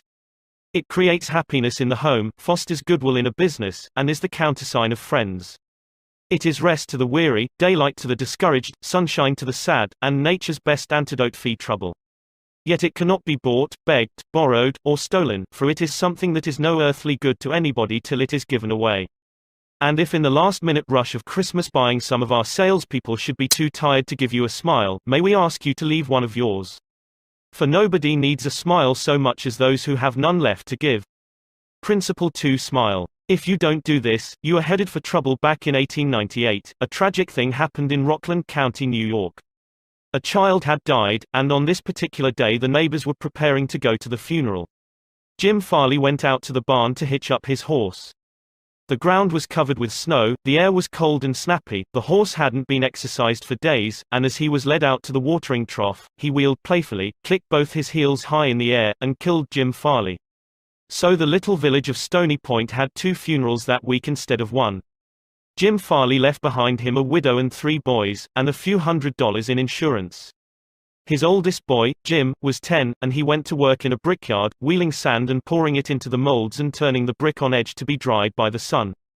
This boy Jim never had a chance to get much education. But with his natural geniality, he had a flair for making people like him, so he went into politics, and as the years went by, he developed an uncanny ability for remembering people's names. He never saw the inside of a high school, but before he was 46 years of age, 4 colleges had honored him with degrees and he had become chairman of the Democratic National Committee and Postmaster General of the United States. I once interviewed Jim Farley and asked him the secret of his success. He said, "Hard work," and I said, "Don't be funny." He then asked me what I thought was the reason for his success. I replied, "I understand you can call 10,000 people by their first names." "No. You are wrong," he said. "I can call 50,000 people by their first names, make no mistake about it." That ability helped Mr. Farley put Franklin Roosevelt in the White House when he managed Roosevelt's campaign in 1932. During the years that Jim Farley traveled as a salesman for a gypsum concern, and during the years that he held office as town clerk in Stony Point, he built up a system for remembering names. In the beginning, it was a very simple one. Whenever he met a new acquaintance, he found out his or her complete name and some facts about his or her family, business and political opinions. He fixed all these facts well in mind as part of the picture, and the next time he met that person, even if it was a year later, he was able to shake hands, inquire after the family, and ask about the hollyhocks in the backyard. No wonder he developed a following. For months before Roosevelt's campaign for president began, Jim Farley wrote hundreds of letters a day to people all over the western and northwestern states. Then he hopped onto a train and in 19 days covered 20 states and 12,000 miles, traveling by buggy, train, automobile and boat. He would drop into town, meet his people at lunch or breakfast, tea or dinner, and give them a heart-to-heart talk, then he'd dash off again on another leg of his journey. As soon as he arrived back east, he wrote to one person in each town he had visited, asking for a list of all the guests to whom he had talked. The final list contained thousands and thousands of names, yet each person on that list was paid the subtle flattery of getting a personal letter from James Farley. These letters began, "Dear Bill" or "Dear Jane," and they were always signed, Jim. Jim Farley discovered early in life that the average person is more interested in his or her own name than in all the other names on earth put together. Remember that name and call it easily, and you have paid a subtle and very effective compliment. But forget it or misspell it, and you have placed yourself at a sharp disadvantage. For example, I once organized a public speaking course in Paris and sent form letters to all the American residents in the city. French typists with apparently little knowledge of English filled in the names and naturally they made blunders. One man, the manager of a large American bank in Paris, wrote me a scathing rebuke because his name had been misspelled. Sometimes it is difficult to remember a name, particularly if it is hard to pronounce. Rather than even try to learn it, many people ignore it or call the person by an easy nickname. Sid Levy called on a customer for some time whose name was Nicodemus Papadoulos. Most people just called him Nick. Levy told us, I made a special effort to say his name over several times to myself before I made my call. When I greeted him by his full name, "Good afternoon, Mr. Nicodemus Papadoulos," he was shocked. For what seemed like several minutes there was no reply from him at all. Finally, he said with tears rolling down his cheeks, "Mr. Levy, in all the 15 years I have been in this country, nobody has ever made the effort to call me by my right name." What was the reason for Andrew Carnegie's success? He was called the Steel King, yet he himself knew little about the manufacture of steel. He had hundreds of people working for him who knew far more about steel than he did. But he knew how to handle people, and that is what made him rich. Early in life, he showed a flair for organization, a genius for leadership. By the time he was 10, he too had discovered the astounding importance people place on their own name. And he used that discovery to win cooperation. To illustrate, when he was a boy back in Scotland, he got hold of a rabbit, a mother rabbit. Presto! He soon had a whole nest of little rabbits, and nothing to feed them. But he had a brilliant idea. He told the boys and girls in the neighborhood that if they would go out and pull enough clover and dandelions to feed the rabbits, he would name the bunnies in their honor. The plan worked like magic, and Carnegie never forgot it. Years later, he made millions by using the same psychology in business. For example, he wanted to sell steel rails to the Pennsylvania Railroad. J. Edgar Thomson was the president of the Pennsylvania Railroad then. So Andrew Carnegie built a huge steel mill in Pittsburgh and called it the Edgar Thomson Steel Works. Here is a riddle. See if you can guess it. When the Pennsylvania Railroad needed steel rails, where do you suppose J. Edgar Thomson bought them? From Sears, Roebuck? No, you're wrong. Guess again. When Carnegie and George Pullman were battling each other for supremacy in the railroad sleeping car business, the Steel King again remembered the lesson of the rabbits. The Central Transportation Company, which Andrew Carnegie controlled, was fighting with the company that Pullman owned. Both were struggling to get the sleeping car business of the Union Pacific Railroad, bucking each other, slashing prices, and destroying all chance of profit. Both Carnegie and Pullman had gone to New York to see the board of directors of the Union Pacific. Meeting one evening in the St. Nicholas Hotel, Carnegie said, "Good evening, Mr. Pullman, aren't we making a couple of fools of ourselves?" "What do you mean?" Pullman demanded. Then Carnegie expressed what he had on his mind, a merger of their two interests. He pictured in glowing terms the mutual advantages of working with, instead of against, each other. Pullman listened attentively, but he was not wholly convinced. Finally he asked, "What would you call the new company?" And Carnegie replied promptly, "Why, the Pullman Palace Car Company, of course." Pullman's face brightened. "Come into my room," he said. "Let's talk it over." That talk made industrial history. This policy of remembering and honoring the names of his friends and business associates was one of the secrets of Andrew Carnegie's leadership. He was proud of the fact that he could call many of his factory workers by their first names, and he boasted that while he was personally in charge, no strike ever disturbed his flaming steel mills.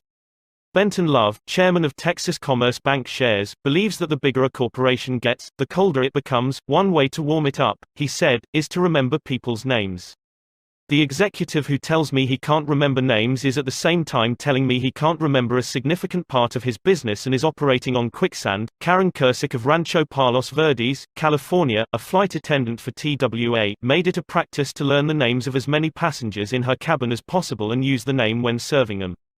This resulted in many compliments on her service expressed both to her directly and to the airline. One passenger wrote, "I haven't flown TWA for some time, but I'm going to start flying nothing but TWA from now on. You make me feel that your airline has become a very personalized airline, and that is important to me. People are so proud of their names that they strive to perpetuate them at any cost." Even blustering, hard-boiled old P.T. Barnum, the greatest showman of his time, disappointed because he had no sons to carry on his name, offered his grandson, C.H. Seeley, $25,000 if he would call himself Barnum Seeley. For many centuries, nobles and magnates supported artists, musicians and authors so that their creative works would be dedicated to them. Libraries and museums owe their richest collections to people who cannot bear to think that their names might perish from the memory of the race. The New York Public Library has its Astor and Lenox collections. The Metropolitan Museum perpetuates the names of Benjamin Altman and J.P. Morgan. And nearly every church is beautified by stained glass windows commemorating the names of their donors. Many of the buildings on the campus of most universities bear the names of donors who contributed large sums of money for this honor. Most people don't remember names, for the simple reason that they don't take the time and energy necessary to concentrate and repeat and fix names indelibly in their minds. They make excuses for themselves, they are too busy. But they were probably no busier than Franklin D. Roosevelt, and he took time to remember and recall even the names of mechanics with whom he came into contact. To illustrate, the Chrysler organization built a special car for Mr. Roosevelt, who could not use a standard car because his legs were paralyzed. W. F. Chamberlain and a mechanic delivered it to the White House. I have in front of me a letter from Mr. Chamberlain relating his experiences. I taught President Roosevelt how to handle a car with a lot of unusual gadgets, but he taught me a lot about the fine art of handling people. When I called at the White House, Mr. Chamberlain writes, the president was extremely pleasant and cheerful.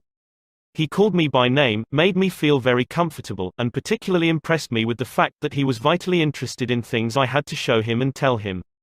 The car was so designed that it could be operated entirely by hand. A crowd gathered around to look at the car, and he remarked, I think it is marvelous. All you have to do is to touch a button and it moves away and you can drive it without effort. I think it is grand, I don't know what makes it go. I'd love to have the time to tear it down and see how it works. When Roosevelt's friends and associates admired the machine, he said in their presence, Mr. Chamberlain, I certainly appreciate all the time and effort you have spent in developing this car. It is a mighty fine job. He admired the radiator, the special rear vision mirror and clock, the special spotlight, the kind of upholstery, the sitting position of the driver's seat, the special suitcases in the trunk with his monogram on each suitcase. In other words, he took notice of every detail to which he knew I had given considerable thought. He made a point of bringing these various pieces of equipment to the attention of Mrs. Roosevelt, Miss Perkins, the Secretary of Labor, and his secretary. He even brought the old White House porter into the picture by saying, George, you want to take particularly good care of the suitcases. When the driving lesson was finished, the president turned to me and said, well, Mr. Chamberlain, I have been keeping the Federal Reserve Board waiting 30 minutes. I guess I had better get back to work. I took a mechanic with me to the White House. He was introduced to Roosevelt when he arrived. He didn't talk to the president, and Roosevelt heard his name only once. He was a shy chap, and he kept in the background. But before leaving us, the president looked for the mechanic, shook his hand, called him by name, and thanked him for coming to Washington. And there was nothing perfunctory about his thanks. He meant what he said. I could feel that. A few days after returning to New York, I got an autographed photograph of President Roosevelt and a little note of thanks again expressing his appreciation for my assistance. How he found time to do it is a mystery to me. Franklin D. Roosevelt knew that one of the simplest, most obvious and most important ways of gaining goodwill was by remembering names and making people feel important, yet how many of us do it? Half the time we are introduced to a stranger, we chat a few minutes and can't even remember his or her name by the time we say goodbye. One of the first lessons a politician learns is this: to recall a voter's name is statesmanship. To forget it is oblivion, and the ability to remember names is almost as important in business and social contacts as it is in politics. Napoleon III, Emperor of France and nephew of the great Napoleon, boasted that in spite of all his royal duties he could remember the name of every person he met. His technique? Simple. If he didn't hear the name distinctly, he said, "So sorry. I didn't get the name clearly." Then, if it was an unusual name, he would say, "How is it spelled?" During the conversation, he took the trouble to repeat the name several times and tried to associate it in his mind with the person's features, expression and general appearance. If the person was someone of importance, Napoleon went to even further pains. As soon as His Royal Highness was alone, he wrote the name down on a piece of paper, looked at it, concentrated on it, fixed it securely in his mind, and then tore up the paper. In this way, he gained an eye impression of the name as well as an ear impression. All this takes time, but good manners, said Emerson, are made up of petty sacrifices. The importance of remembering and using names is not just the prerogative of kings and corporate executives. It works for all of us. Ken Nottingham, an employee of General Motors in Indiana, usually had lunch at the company cafeteria. He noticed that the woman who worked behind the counter always had a scowl on her face. She had been making sandwiches for about 2 hours and I was just another sandwich to her. I told her what I wanted. She weighed out the ham on a little scale, then she gave me 1 leaf of lettuce, a few potato chips and handed them to me. The next day I went through the same line. Same woman, same scowl. The only difference was I noticed her name tag. I smiled and said, "Hello, Eunice," and then told her what I wanted. Well, she forgot the scale, piled on the ham, gave me 3 leaves of lettuce and heaped on the potato chips until they fell off the plate. We should be aware of the magic contained in a name and realize that this single item is wholly and completely owned by the person with whom we are dealing and nobody else. The name sets the individual apart, it makes him or her unique among all others. The information we are imparting or the request we are making takes on a special importance when we approach the situation with the name of the individual. From the waitress to the senior executive, the name will work magic as we deal with others. Principle 3. Remember that a person's name is to that person the sweetest and most important sound in any language, an easy way to become a good conversationalist. Some time ago, I attended a bridge party. I don't play bridge, and there was a woman there who didn't play bridge either. She had discovered that I had once been Lowell Thomas's manager before he went on the radio and that I had traveled in Europe a great deal while helping him prepare the illustrated travel talks he was then delivering. So she said, "Oh, Mr. Carnegie, I do want you to tell me about all the wonderful places you have visited and the sights you have seen." As we Saturday down on the sofa, she remarked that she and her husband had recently returned from a trip to Africa. "Africa," I exclaimed. "How interesting. I've always wanted to see Africa, but I never got there except for a 24-hour stay once in Algiers." "Tell me, did you visit the big game country?" "Yes. How fortunate. I envy you. Do tell me about Africa." That kept her talking for 45 minutes. She never again asked me where I had been or what I had seen. She didn't want to hear me talk about my travels. All she wanted was an interested listener, so she could expand her ego and tell about where she had been. Was she unusual? No. Many people are like that. For example, I met a distinguished botanist at a dinner party given by a New York book publisher. I had never talked with a botanist before, and I found him fascinating. I literally sat on the edge of my chair and listened while he spoke of exotic plants and experiments in developing new forms of plant life and indoor gardens, and even told me astonishing facts about the humble potato. I had a small indoor garden of my own, and he was good enough to tell me how to solve some of my problems.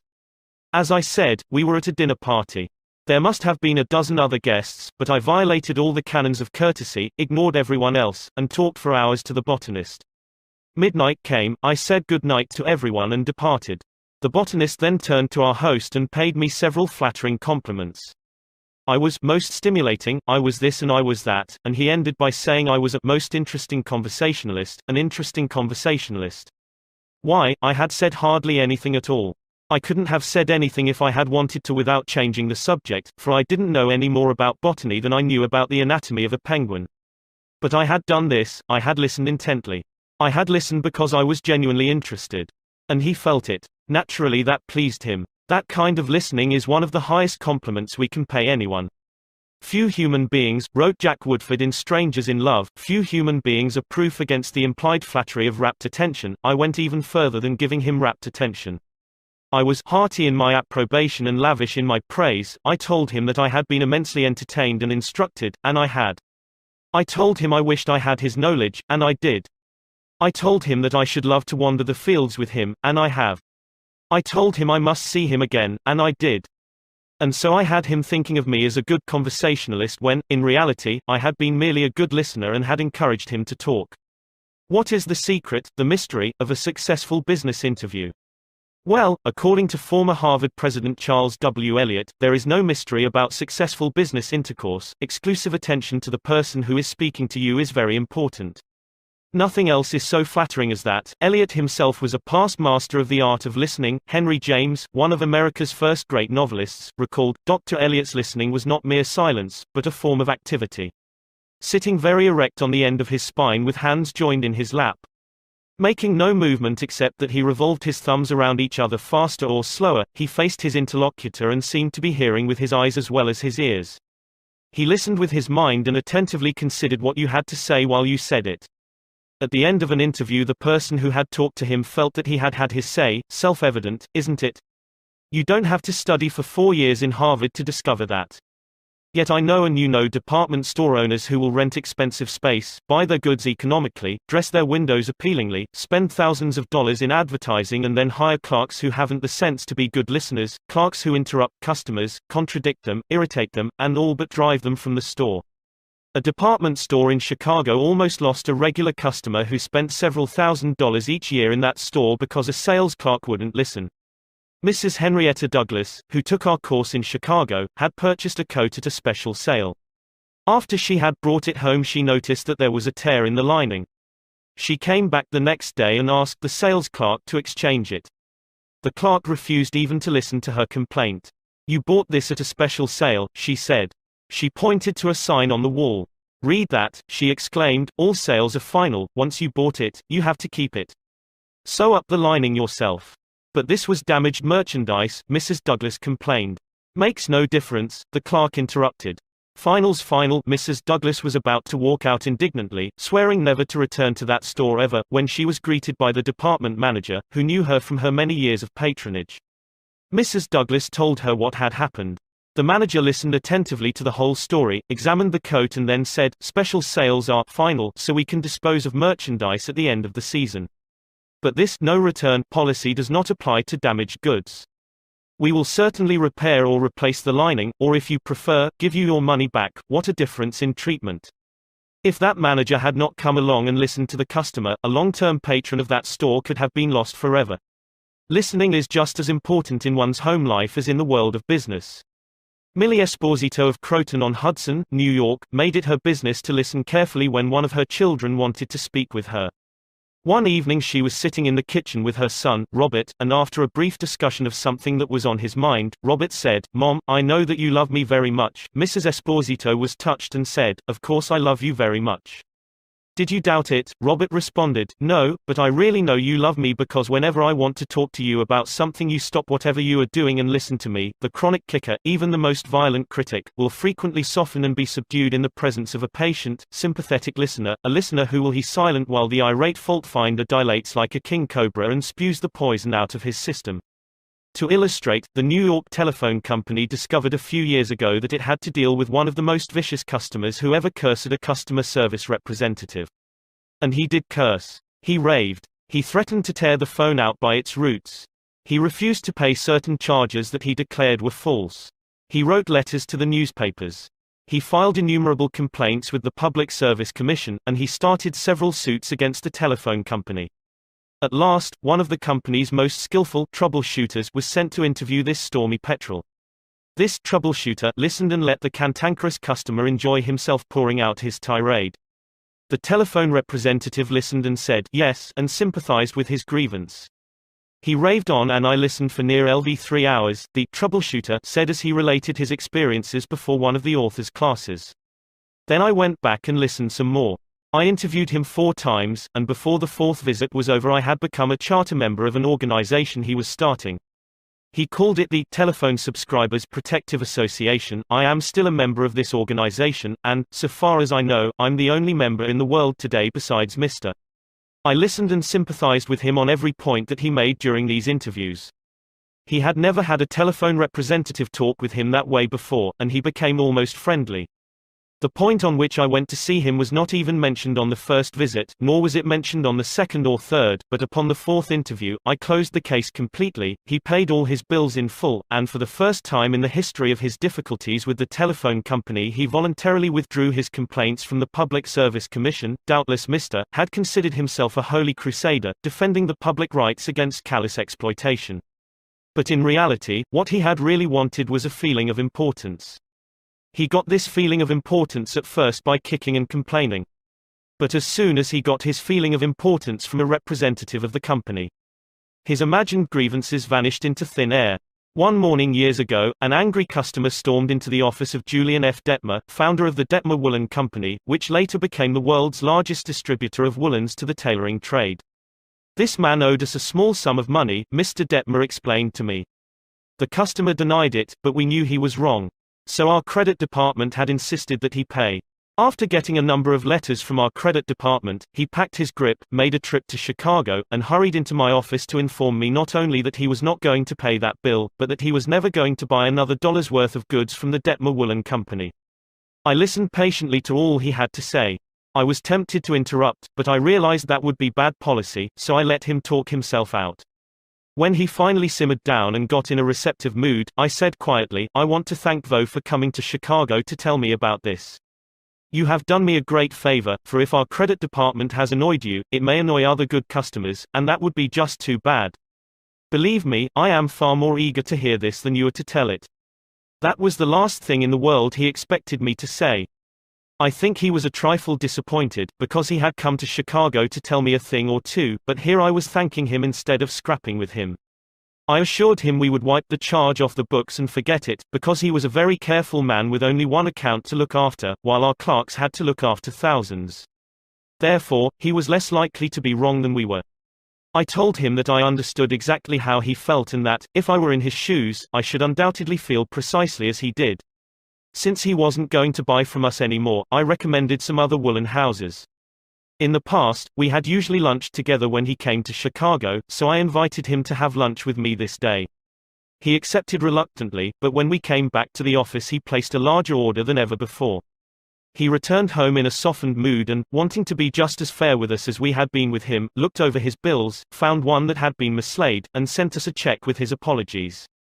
Later, when his wife presented him with a baby boy, he gave his son the middle name of Detmer, and he remained a friend and customer of the house until his death 22 years afterwards. Years ago, a poor Dutch immigrant boy washed the windows of a bakery shop after school to help support his family. His people were so poor that in addition he used to go out in the street with a basket every day and collect stray bits of coal that had fallen in the gutter where the coal wagons had delivered fuel. That boy, Edward Bock, never got more than 6 years of schooling in his life, yet eventually he made himself one of the most successful magazine editors in the history of American journalism. How did he do it? That is a long story, but how he got his start can be told briefly. He got his start by using the principles advocated in this chapter. He left school when he was 13 and became an office boy for Western Union, but he didn't for one moment give up the idea of an education. Instead, he started to educate himself. He saved his car fares and went without lunch until he had enough money to buy an encyclopedia of American biography, and then he did an unheard of thing. He read the lives of famous people and wrote them asking for additional information about their childhoods. He was a good listener. He asked famous people to tell him more about themselves. He wrote General James A. Garfield, who was then running for president, and asked if it was true that he was once a towboy on a canal, and Garfield replied. He wrote General Grant asking about a certain battle, and Grant drew a map for him and invited this 14-year-old boy to dinner and spent the evening talking to him. Soon our Western Union messenger boy was corresponding with many of the most famous people in the nation: Ralph Waldo Emerson, Oliver Wendell Holmes, Longfellow, Mrs. Abraham Lincoln, Louisa May Alcott, General Sherman and Jefferson Davis.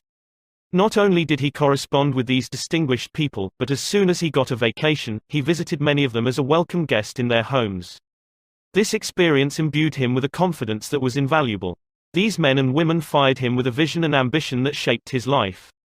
And all this, let me repeat, was made possible solely by the application of the principles we are discussing here.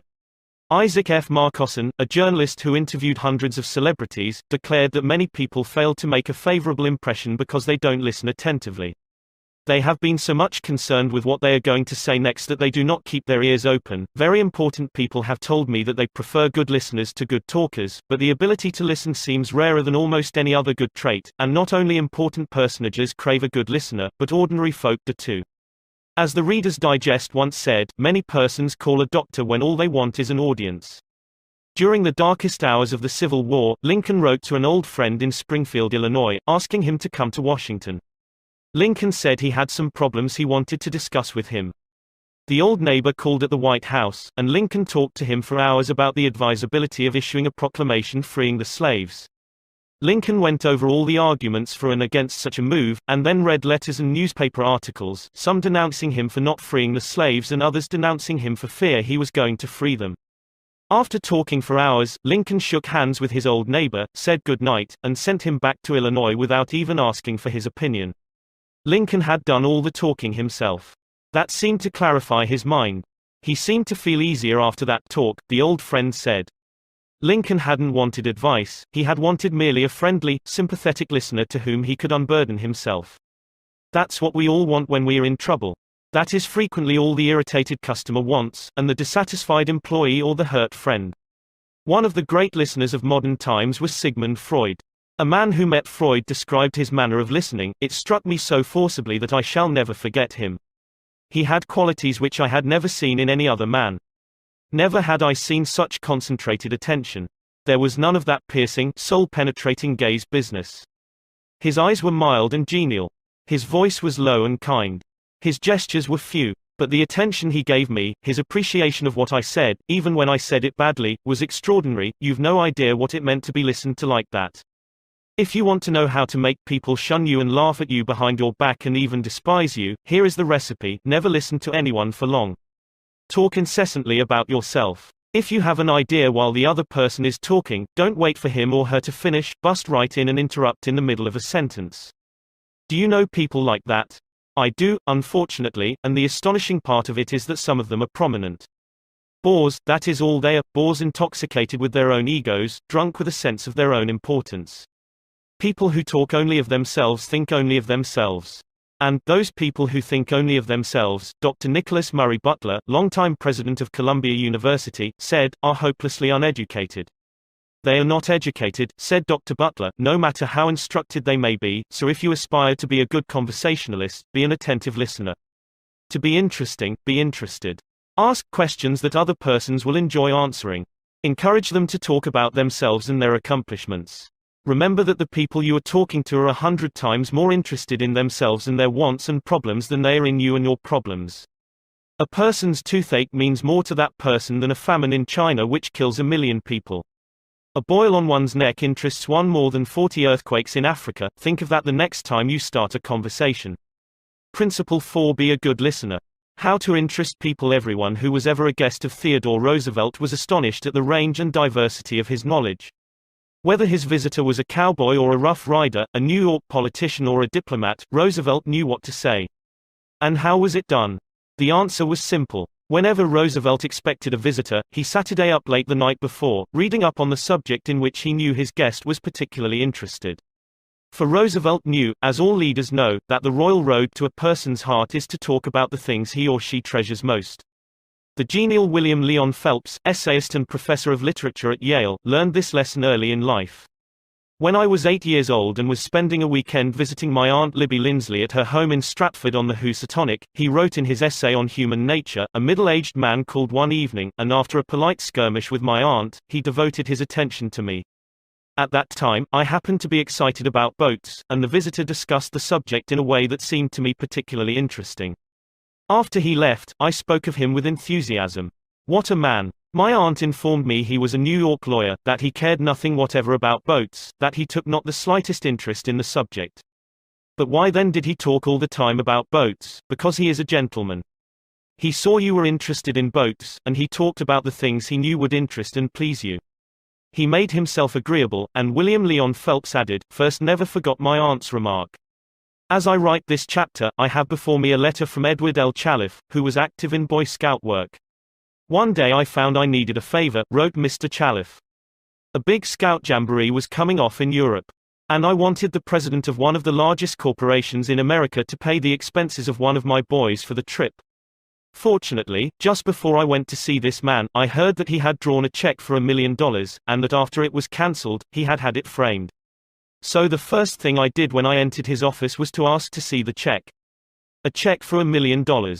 I told him I never knew that anybody had ever written such a check, and that I wanted to tell my boys that I had actually seen a check for $1 million. He gladly showed it to me, I admired it and asked him to tell me all about how it happened to be drawn. You notice, don't you, that Mr. Chalif didn't begin by talking about the Boy Scouts, or the Jamboree in Europe, or what it was he wanted. He talked in terms of what interested the other man. Here's the result. Presently, the man I was interviewing said, "Oh, by the way, what was it you wanted to see me about?" So I told him. To my vast surprise, Mr. Chalif continues, he not only granted immediately what I asked for, but much more. I had asked him to send only one boy to Europe, but he sent 5 boys and myself, gave me a letter of credit for $1,000 and told us to stay in Europe for 7 weeks. He also gave me letters of introduction to his branch presidents, putting them at our service, and he himself met us in Paris and showed us the town. Since then, he has given jobs to some of the boys whose parents were in want, and he is still active in our group. Yet I know if I hadn't found out what he was interested in, and got him warmed up first, I wouldn't have found him 1/10 as easy to approach. Is this a valuable technique to use in business? Is it? Let's see. Take Henry G. Duvernoy of Duvernoy & Sons, a wholesale baking firm in New York. Mr. Duvernoy had been trying to sell bread to a certain New York hotel. He had called on the manager every week for 4 years. He went to the same social affairs the manager attended. He even took rooms in the hotel and lived there in order to get the business. But he failed. Then, said Mr. Duvernoy, after studying human relations, I resolved to change my tactics. I decided to find out what interested this man, what caught his enthusiasm. I discovered he belonged to a society of hotel executives called the Hotel Greeters of America. He not only belonged, but his bubbling enthusiasm had made him president of the organization, and president of the International Greeters. No matter where its conventions were held, he would be there. So when I saw him the next day, I began talking about the greeters. What a response I got! What a response! He talked to me for half an hour about the greeters, his tones vibrant with enthusiasm. I could plainly see that this society was not only his hobby, it was the passion of his life. Before I left his office, he had sold me a membership in his organization. In the meantime, I had said nothing about bread. But a few days later, the steward of his hotel phoned me to come over with samples and prices. I don't know what you did to the old boy, the steward greeted me, but he sure is sold on you, think of it.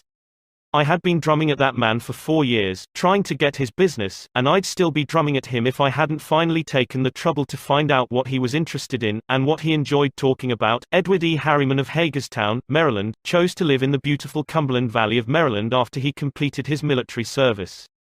Unfortunately, at that time there were few jobs available in the area.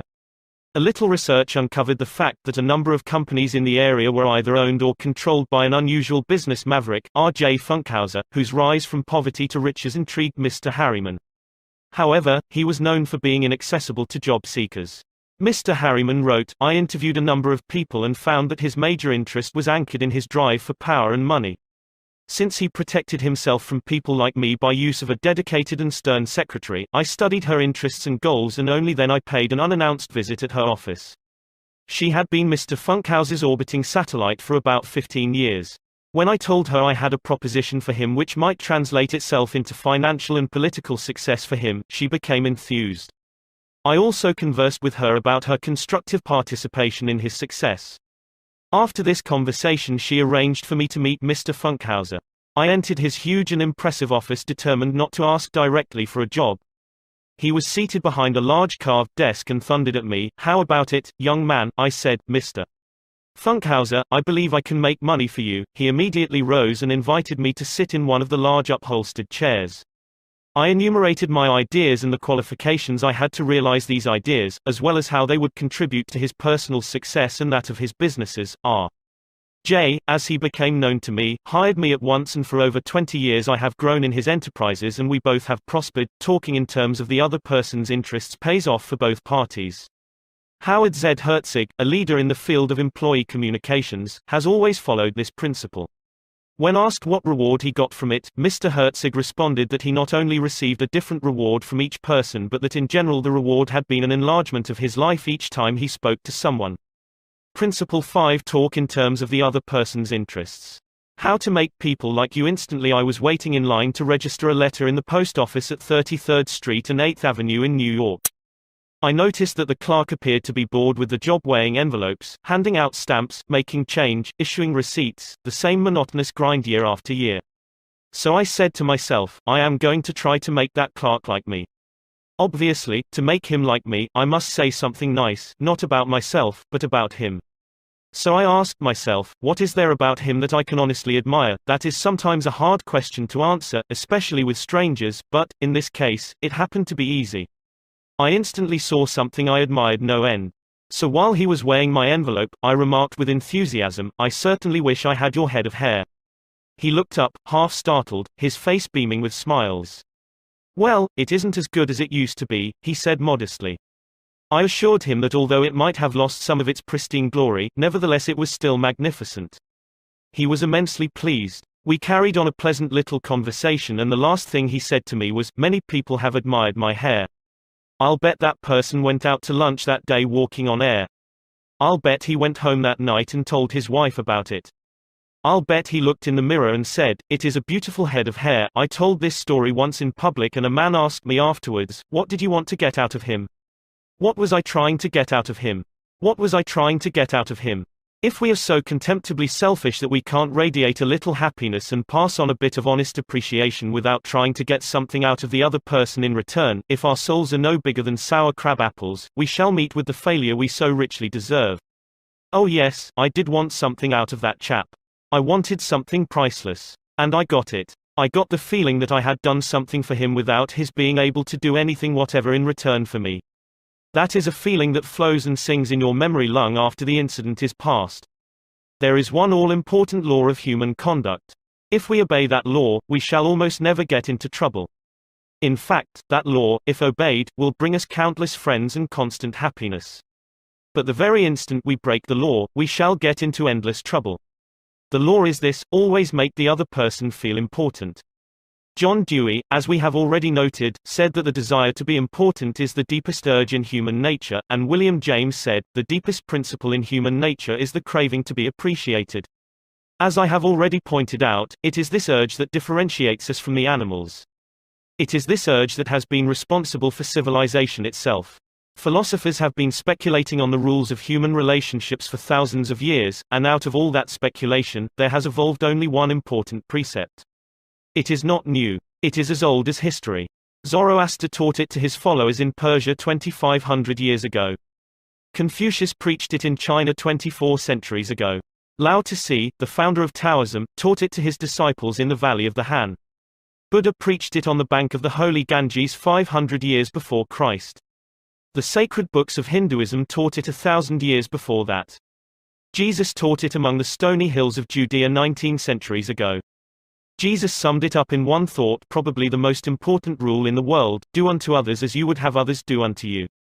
You want the approval of those with whom you come in contact. You want recognition of your true worth. You want a feeling that you are important in your little world. You don't want to listen to cheap, insincere flattery, but you do crave sincere appreciation. You want your friends and associates to be, as Charles Schwab put it, hearty in their approbation and lavish in their praise. All of us want that. So let's obey the golden rule, and give unto others what we would have others give unto us. How? When? Where? The answer is, all the time, everywhere. David G. Smith of Eau Claire, Wisconsin, told one of our classes how he handled a delicate situation when he was asked to take charge of the refreshment booth at a charity concert. The night of the concert, I arrived at the park and found two elderly ladies in a very bad humor standing next to the refreshment stand. Apparently, each thought that she was in charge of this project.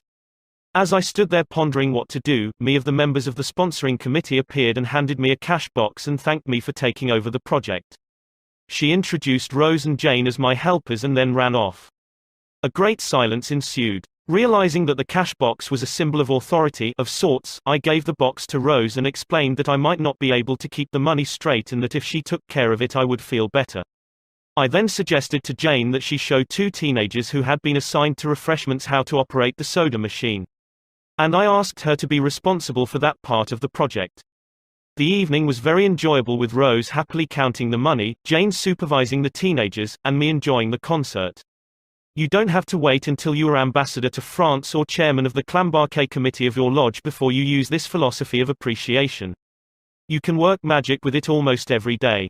If, for example, the waitress brings us mashed potatoes when we have ordered French fried, let's say, "I'm sorry to trouble you, but I prefer French fried," she'll probably reply, "No trouble at all," and will be glad to change the potatoes, because we have shown respect for her. Little phrases such as, "I'm sorry to trouble you, would you be so kind as to? Won't you please, would you mind? Thank you." Little courtesies like these oil the cogs of the monotonous grind of everyday life, and, incidentally, they are the hallmark of good breeding. Let's take another illustration. Paul Kane's novels The Christian, The Deemster, The Manxman, among them, were all bestsellers in the early part of this century. Millions of people read his novels, countless millions. He was the son of a blacksmith. He never had more than 8 years schooling in his life, yet when he died he was the richest literary man of his time. The story goes like this: Hall Caine loved sonnets and ballads, so he devoured all of Dante Gabriel Rossetti's poetry. He even wrote a lecture chanting the praises of Rossetti's artistic achievement and sent a copy to Rossetti himself. Rossetti was delighted. "Any young man who has such an exalted opinion of my ability," Rossetti probably said to himself, "must be brilliant." So Rossetti invited this blacksmith's son to come to London and act as his secretary. That was the turning point in Hall Caine's life, for, in his new position, he met the literary artists of the day. Profiting by their advice and inspired by their encouragement, he launched upon a career that emblazoned his name across the sky. His home, Greeba Castle, on the Isle of Man, became a mecca for tourists from the far corners of the world, and he left a multi-million-dollar estate. Yet, who knows, he might have died poor and unknown had he not written an essay expressing his admiration for a famous man. Such is the power, the stupendous power, of sincere, heartfelt appreciation. Rossetti considered himself important. That is not strange, almost everyone considers himself important, very important. The life of many a person could probably be changed if only someone would make him feel important. Ronald J. Rowland, who is one of the instructors of our course in California, is also a teacher of arts and crafts. He wrote to us about a student named Chris in his beginning crafts class. Chris was a very quiet, shy boy lacking in self-confidence, the kind of student that often does not receive the attention he deserves. I also teach an advanced class that had grown to be somewhat of a status symbol and a privilege for a student to have earned the right to be in it. On Wednesday, Chris was diligently working at his desk. I really felt there was a hidden fire deep inside him. I asked Chris if he would like to be in the advanced class. How I wish I could express the look in Chris's face, the emotions in that shy 14-year-old boy, trying to hold back his tears. "Who, me, Mr. Rowland? Am I good enough?" "Yes, Chris, you are good enough." I had to leave at that point because tears were coming to my eyes.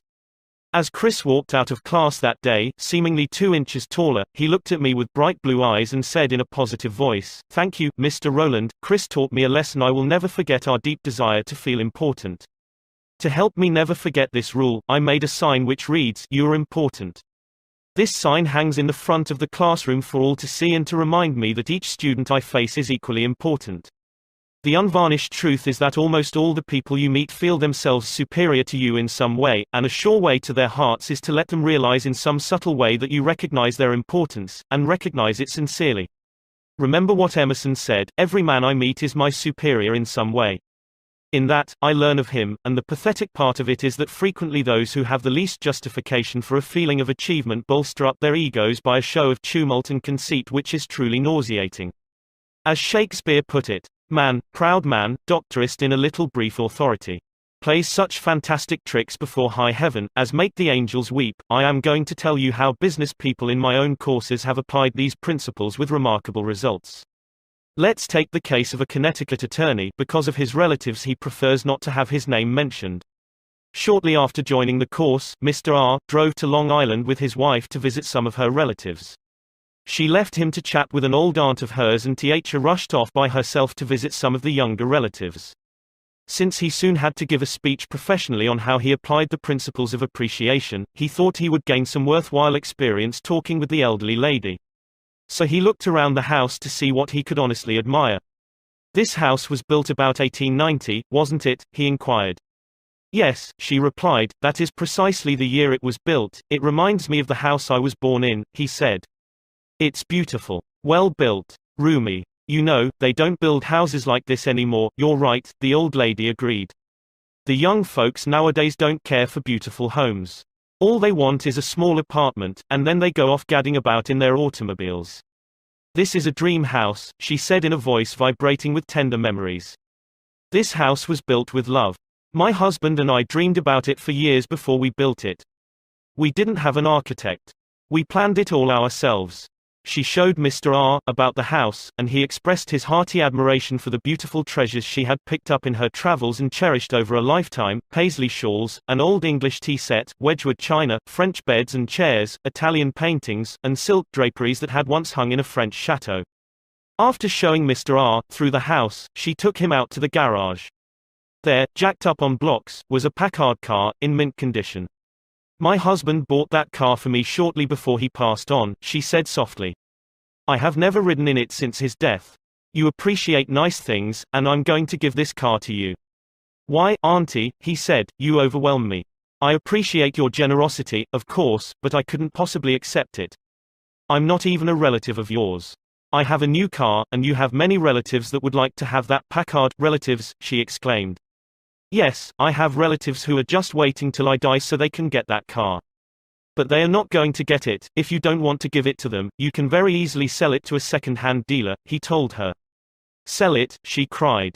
"Do you think I would sell this car? Do you think I could stand to see strangers riding up and down the street in that car that my husband bought for me? I wouldn't dream of selling it. I'm going to give it to you. You appreciate beautiful things." He tried to get out of accepting the car, but he couldn't without hurting her feelings. This lady, left all alone in a big house with her paisley shawls, her French antiques, and her memories, was starving for a little recognition. She had once been young and beautiful and sought after. She had once built a house warm with love and had collected things from all over Europe to make it beautiful. Now, in the isolated loneliness of old age, she craved a little human warmth, a little genuine appreciation, and no one gave it to her. And when she found it, like a spring in the desert, her gratitude couldn't adequately express itself with anything less than the gift of her cherished Packard. Let's take another case. Donald M. McMahon, who was superintendent of Lewis and Valentine, nurseryman and landscape architects in Rye, New York, related this incident. "Shortly after I attended the talk on How to Win Friends and Influence People, I was landscaping the estate of a famous attorney. The owner came out to give me a few instructions about where he wished to plant a mass of rhododendrons and azaleas. I said, 'Judge, you have a lovely hobby. I've been admiring your beautiful dogs. I understand you win a lot of blue ribbons every year at the show in Madison Square Garden.' The effect of this little expression of appreciation was striking. 'Yes,' the judge replied, 'I do have a lot of fun with my dogs. Would you like to see my kennel?' He spent almost an hour showing me his dogs and the prizes they had won. He even brought out their pedigrees and explained about the bloodlines responsible for such beauty and intelligence. Finally, turning to me, he asked, 'Do you have any small children?' 'Yes, I do,' I replied. 'I have a son.' 'Well, wouldn't he like a puppy?' the judge inquired. 'Oh, yes, he'd be tickled pink.' 'All right, I'm going to give him one,' the judge announced. He started to tell me how to feed the puppy. Then he paused. 'You'll forget it if I tell you. I'll write it out.' So the judge went in the house, typed out the pedigree and feeding instructions, and gave me a puppy worth several $100 and 1 hour and 15 minutes of his valuable time, largely because I had expressed my honest admiration for his hobby and achievements. George Eastman, of Kodak fame, invented the transparent film that made motion pictures possible, amassed a fortune of $100 million, and made himself one of the most famous businessmen on earth. Yet in spite of all these tremendous accomplishments, he craved little recognitions, even as you and I. To illustrate, when Eastman was building the Eastman School of Music and also Kilbourne Hall in Rochester, James Adamson, then president of the Superior Seating Company of New York, wanted to get the order to supply the theater chairs for these buildings. Phoning the architect, Mr. Adamson made an appointment to see Mr. Eastman in Rochester. When Adamson arrived, the architect said, "I know you want to get this order, but I can tell you right now that you won't stand a ghost of a show if you take more than 5 minutes of George Eastman's time. He is a strict disciplinarian. He is very busy. So tell your story quickly and get out." Adamson was prepared to do just that. When he was ushered into the room, he saw Mr. Eastman bending over a pile of papers at his desk. Presently, Mr. Eastman looked up, removed his glasses, and walked toward the architect and Mr. Adamson, saying, "Good morning, gentlemen, what can I do for you?" The architect introduced them, and then Mr. Adamson said, "While we've been waiting for you, Mr. Eastman, I've been admiring your office. I wouldn't mind working in a room like this myself. I'm in the interior woodworking business, and I never saw a more beautiful office in all my life." George Eastman replied, "You remind me of something I had almost forgotten. It is beautiful, isn't it? I enjoyed it a great deal when it was first built. But I come down here now with a lot of other things on my mind and sometimes don't even see the room for weeks at a time." Adamson walked over and rubbed his hand across a panel. "This is English oak, isn't it? A little different texture from Italian oak." "Yes," Eastman replied. "Imported English oak. It was selected for me by a friend who specializes in fine woods." Then Eastman showed him about the room, commenting on the proportions, the coloring, the hand carving and other effects he had helped to plan and execute. While drifting about the room, admiring the woodwork, they paused before a window, and George Eastman, in his modest, soft-spoken way, pointed out some of the institutions through which he was trying to help humanity: the University of Rochester, the General Hospital, the Homeopathic Hospital, the Friendly Home, the Children's Hospital. Mr. Adamson congratulated him warmly on the idealistic way he was using his wealth to alleviate the sufferings of humanity. Presently, George Eastman unlocked a glass case and pulled out the first camera he had ever owned, an invention he had bought from an Englishman. Adamson questioned him at length about his early struggles to get started in business, and Mr. Eastman spoke with real feeling about the poverty of his childhood, telling how his widowed mother had kept a boarding house while he clerked in an insurance office. The terror of poverty haunted him day and night, and he resolved to make enough money so that his mother wouldn't have to work. Mr. Adamson drew him out with further questions and listened, absorbed, while he related the story of his experiments with dry photographic plates. He told how he had worked in an office all day, and sometimes experimented all night, taking only brief naps while the chemicals were working, sometimes working and sleeping in his clothes for 72 hours at a stretch. James Adamson had been ushered into Eastman's office at 10:15 and had been warned that he must not take more than 5 minutes, but an hour had passed, then 2 hours passed. And they were still talking. Finally, George Eastman turned to Adamson and said, "The last time I was in Japan I bought some chairs, brought them home, and put them in my sun porch. But the sun peeled the paint, so I went downtown the other day and bought some paint and painted the chairs myself. Would you like to see what sort of a job I can do painting chairs? All right. Come up to my home and have lunch with me and I'll show you."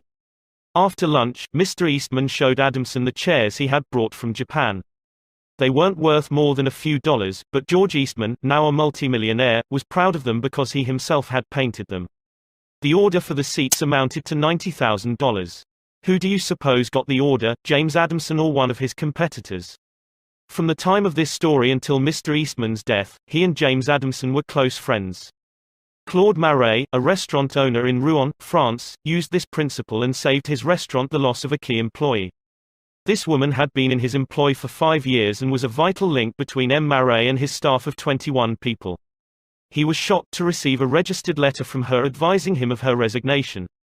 M. Marais reported, "I was very surprised and, even more, disappointed, because I was under the impression that I had been fair to her and receptive to her needs. Inasmuch as she was a friend as well as an employee, I probably had taken her too much for granted and maybe was even more demanding of her than of other employees. I could not, of course, accept this resignation without some explanation. I took her aside and said, 'Paulette, you must understand that I cannot accept your resignation. You mean a great deal to me and to this company, and you are as important to the success of this restaurant as I am.' I repeated this in front of the entire staff, and I invited her to my home and reiterated my confidence in her with my family present. Paulette withdrew her resignation, and today I can rely on her as never before. I frequently reinforce this by expressing my appreciation for what she does and showing her how important she is to me and to the restaurant." "Talk to people about themselves," said Disraeli, one of the shrewdest men who ever ruled the British Empire.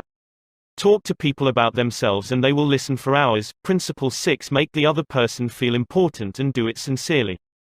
In a nutshell, 6 ways to make people like you. Principle 1: Become genuinely interested in other people. Principle 2: Smile. Principle 3: Remember that a person's name is to that person the sweetest and most important sound in any language. Principle 4: Be a good listener. Principle 5: Talk in terms of the other person's interests. Principle 6: Make the other person feel important and do it sincerely. Part 3: How to win people to your way of thinking. 1. You can't win an argument. Shortly after the close of World War I, I learned an invaluable lesson one night in London. I was manager at the time for Sir Ross Smith. During the war, Sir Ross had been the Australian ace out in Palestine, and shortly after peace was declared, he astonished the world by flying halfway around it in 30 days. No such feat had ever been attempted before. It created a tremendous sensation. The Australian government awarded him $50,000, the King of England knighted him, and, for a while, he was the most talked about man under the Union Jack. I was attending a banquet one night given in Sir Ross's honor, and during the dinner, the man sitting next to me told a humorous story which hinged on the quotation, "There's a divinity that shapes our ends, rough hew them how we will." The raconteur mentioned that the quotation was from the Bible. He was wrong. I knew it positively. There couldn't be the slightest doubt about it. And so, to get a feeling of importance and display my superiority, I appointed myself as an unsolicited and unwelcome committee of one to correct him. He stuck to his guns. "What? From Shakespeare? Impossible. Absurd. That quotation was from the Bible." And he knew it. The storyteller was sitting on my right, and Frank Gammond, an old friend of mine, was seated at my left. Mr. Gammond had devoted years to the study of Shakespeare, so the storyteller and I agreed to submit the question to Mr. Gammond. Mr. Gammond listened, kicked me under the table, and then said, "Dale, you are wrong. The gentleman is right. It is from the Bible." On our way home that night, I said to Mr. Gammond, "Frank, you knew that quotation was from Shakespeare?" "Yes, of course," he replied, "Hamlet, Act 5, Scene 2. But we were guests at a festive occasion, my dear Dale. Why prove to a man he is wrong? Is that going to make him like you? Why not let him save his face? He didn't ask for your opinion. He didn't want it. Why argue with him? Always avoid the acute angle." The man who said that taught me a lesson I'll never forget. I not only had made the storyteller uncomfortable but had put my friend in an embarrassing situation. How much better it would have been had I not become argumentative. It was a sorely needed lesson because I had been an inveterate arguer. During my youth, I had argued with my brother about everything under the Milky Way. When I went to college, I studied logic and argumentation and went in for debating contests. Talk about being from Missouri, I was born there. I had to be shown. Later, I taught debating and argumentation in New York, and once, I am ashamed to admit, I planned to write a book on the subject. Since then, I have listened to, engaged in, and watched the effect of thousands of arguments. As a result of all this, I have come to the conclusion that there is only one way under high heaven to get the best of an argument, and that is to avoid it. Avoid it as you would avoid rattlesnakes and earthquakes. 9 times out of 10, an argument ends with each of the contestants more firmly convinced than ever that he is absolutely right. You can't win an argument. You can't, because if you lose it, and if you win it, you lose it. Why? Well, suppose you triumph over the other man and shoot his argument full of holes and prove that he is non compos mentis. Then what? You will feel fine. But what about him? You have made him feel inferior. You have hurt his pride. He will resent your triumph. And, a man convinced against his will is of the same opinion still. Years ago, Patrick J. O'Hare joined one of my classes. He had had little education, and how he loved a scrap. He had once been a chauffeur, and he came to me because he had been trying, without much success, to sell trucks. A little questioning brought out the fact that he was continually scrapping with and antagonizing the very people he was trying to do business with. If a prospect said anything derogatory about the trucks he was selling, Pat saw red and was right at the customer's throat. Pat won a lot of arguments in those days. As he said to me afterward, I often walked out of an office saving, "I told that bird something." Sure, I had told him something, but I hadn't sold him anything. MV first problem was not to teach Patrick J. O'Hare to talk. My immediate task was to train him to refrain from talking and to avoid verbal fights. Mr. O'Hare became one of the star salesmen for the White Motor Company in New York.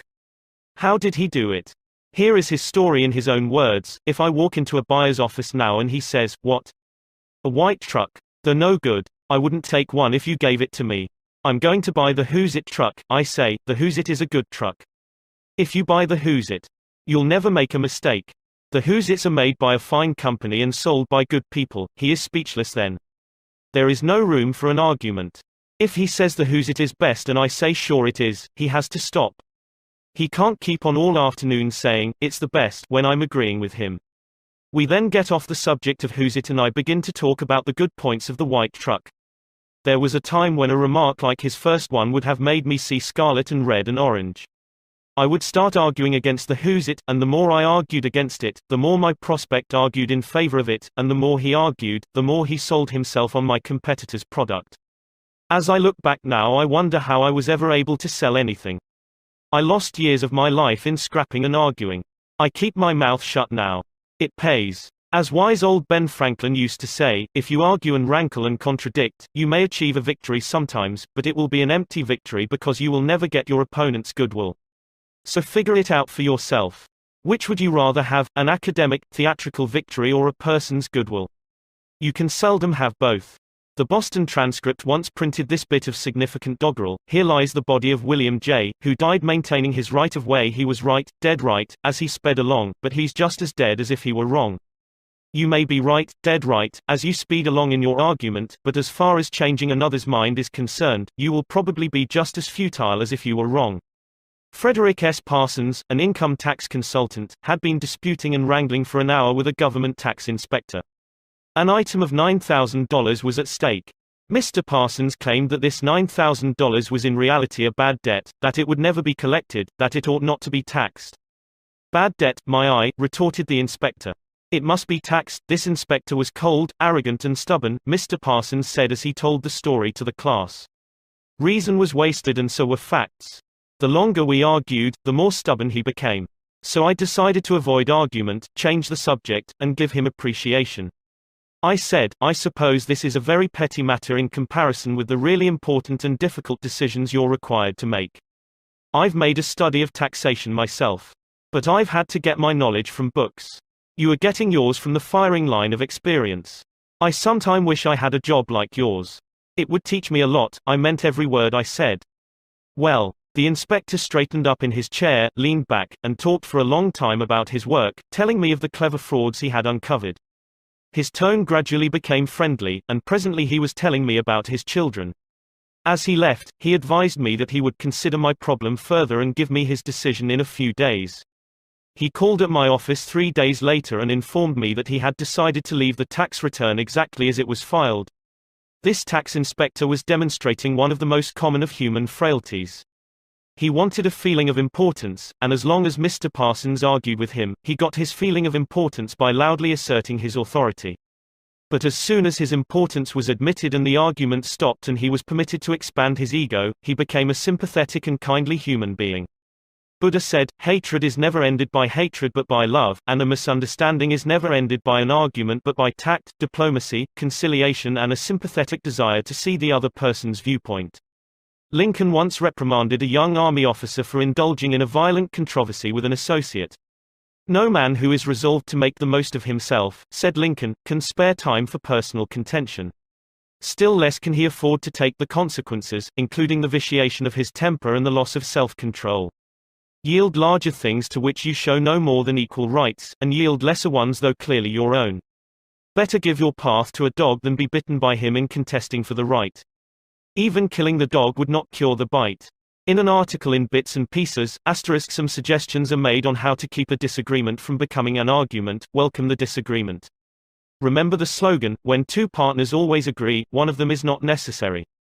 If there is some point you haven't thought about, be thankful if it is brought to your attention. Perhaps this disagreement is your opportunity to be corrected before you make a serious mistake. Distrust your first instinctive impression. Our first natural reaction in a disagreeable situation is to be defensive. Be careful. Keep calm and watch out for your first reaction. It may be you at your worst, not your best. Control your temper. Remember, you can measure the size of a person by what makes him or her angry. Listen first. Give your opponents a chance to talk. Let them finish. Do not resist, defend or debate. This only raises barriers. Try to build bridges of understanding. Don't build higher barriers of misunderstanding. Look for areas of agreement.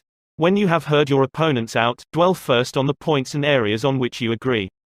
Be honest, look for areas where you can admit error and say so. Apologize for your mistakes. It will help disarm your opponents and reduce defensiveness.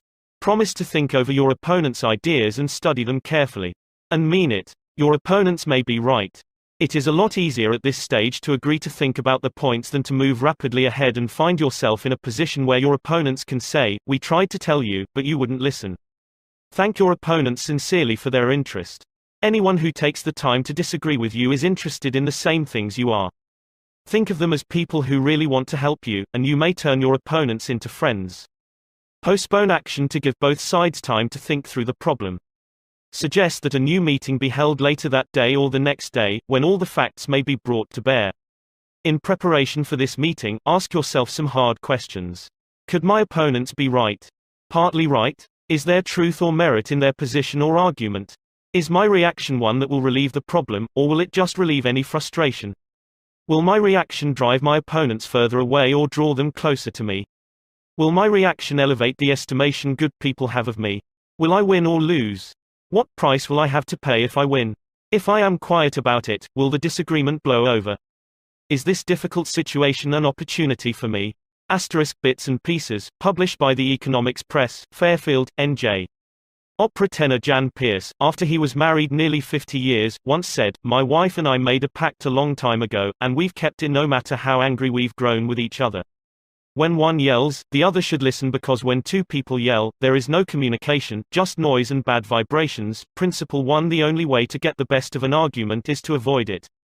A sure way of making enemies and how to avoid it. When Theodore Roosevelt was in the White House, he confessed that if he could be right 75% of the time, he would reach the highest measure of his expectation.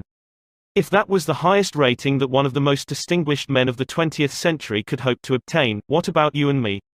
If you can be sure of being right only 55% of the time, you can go down to Wall Street and make $1 million a day. If you can't be sure of being right even 55% of the time, why should you tell other people they are wrong?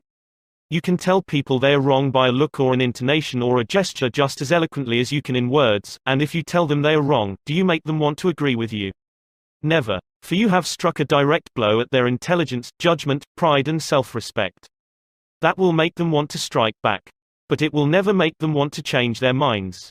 You may then hurl at them all the logic of a Plato or an Immanuel Kant, but you will not alter their opinions, for you have hurt their feelings.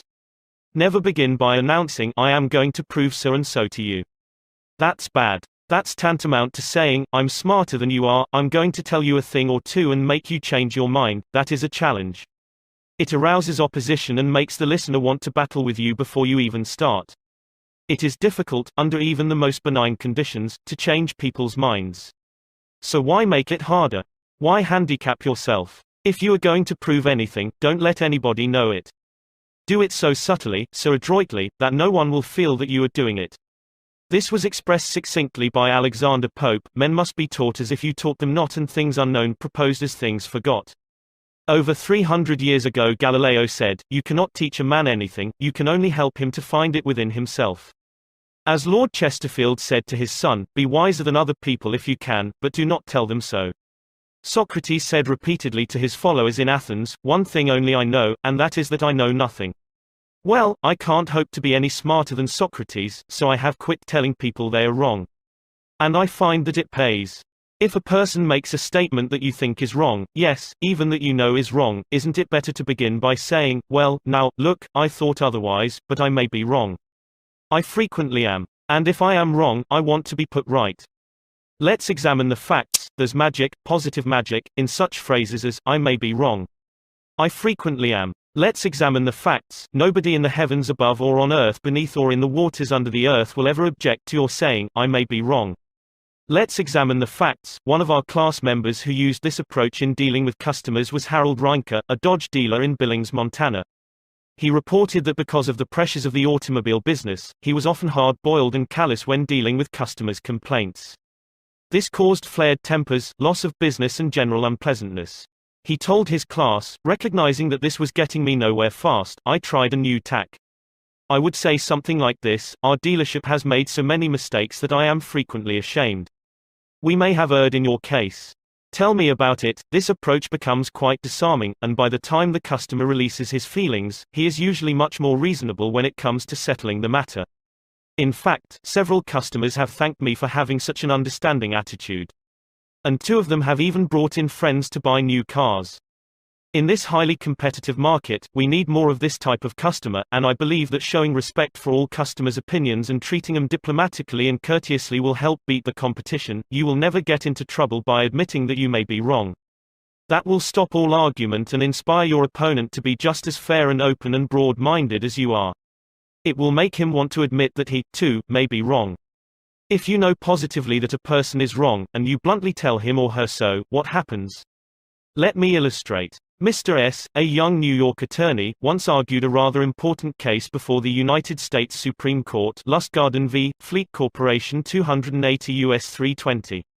The case involved a considerable sum of money and an important question of law. During the argument, one of the Supreme Court justices said to him, "The statute of limitations in admiralty law is 6 years, is it not?" Mr. S. stopped, stared at the justice for a moment, and then said bluntly, "Your Honor, there is no statute of limitations in admiralty." A hush fell on the court, said Mr. S., as he related his experience to one of the author's classes, and the temperature in the room seemed to drop to 0. I was right. Justice was wrong. And I had told him so. But did that make him friendly? No. I still believe that I had the law on my side. And I know that I spoke better than I ever spoke before. But I didn't persuade. I made the enormous blunder of telling a very learned and famous man that he was wrong. Few people are logical. Most of us are prejudiced and biased. Most of us are blighted with preconceived notions, with jealousy, suspicion, fear, envy and pride. And most citizens don't want to change their minds about their religion or their haircut or communism or their favorite movie star. So, if you are inclined to tell people they are wrong, please read the following paragraph every morning before breakfast.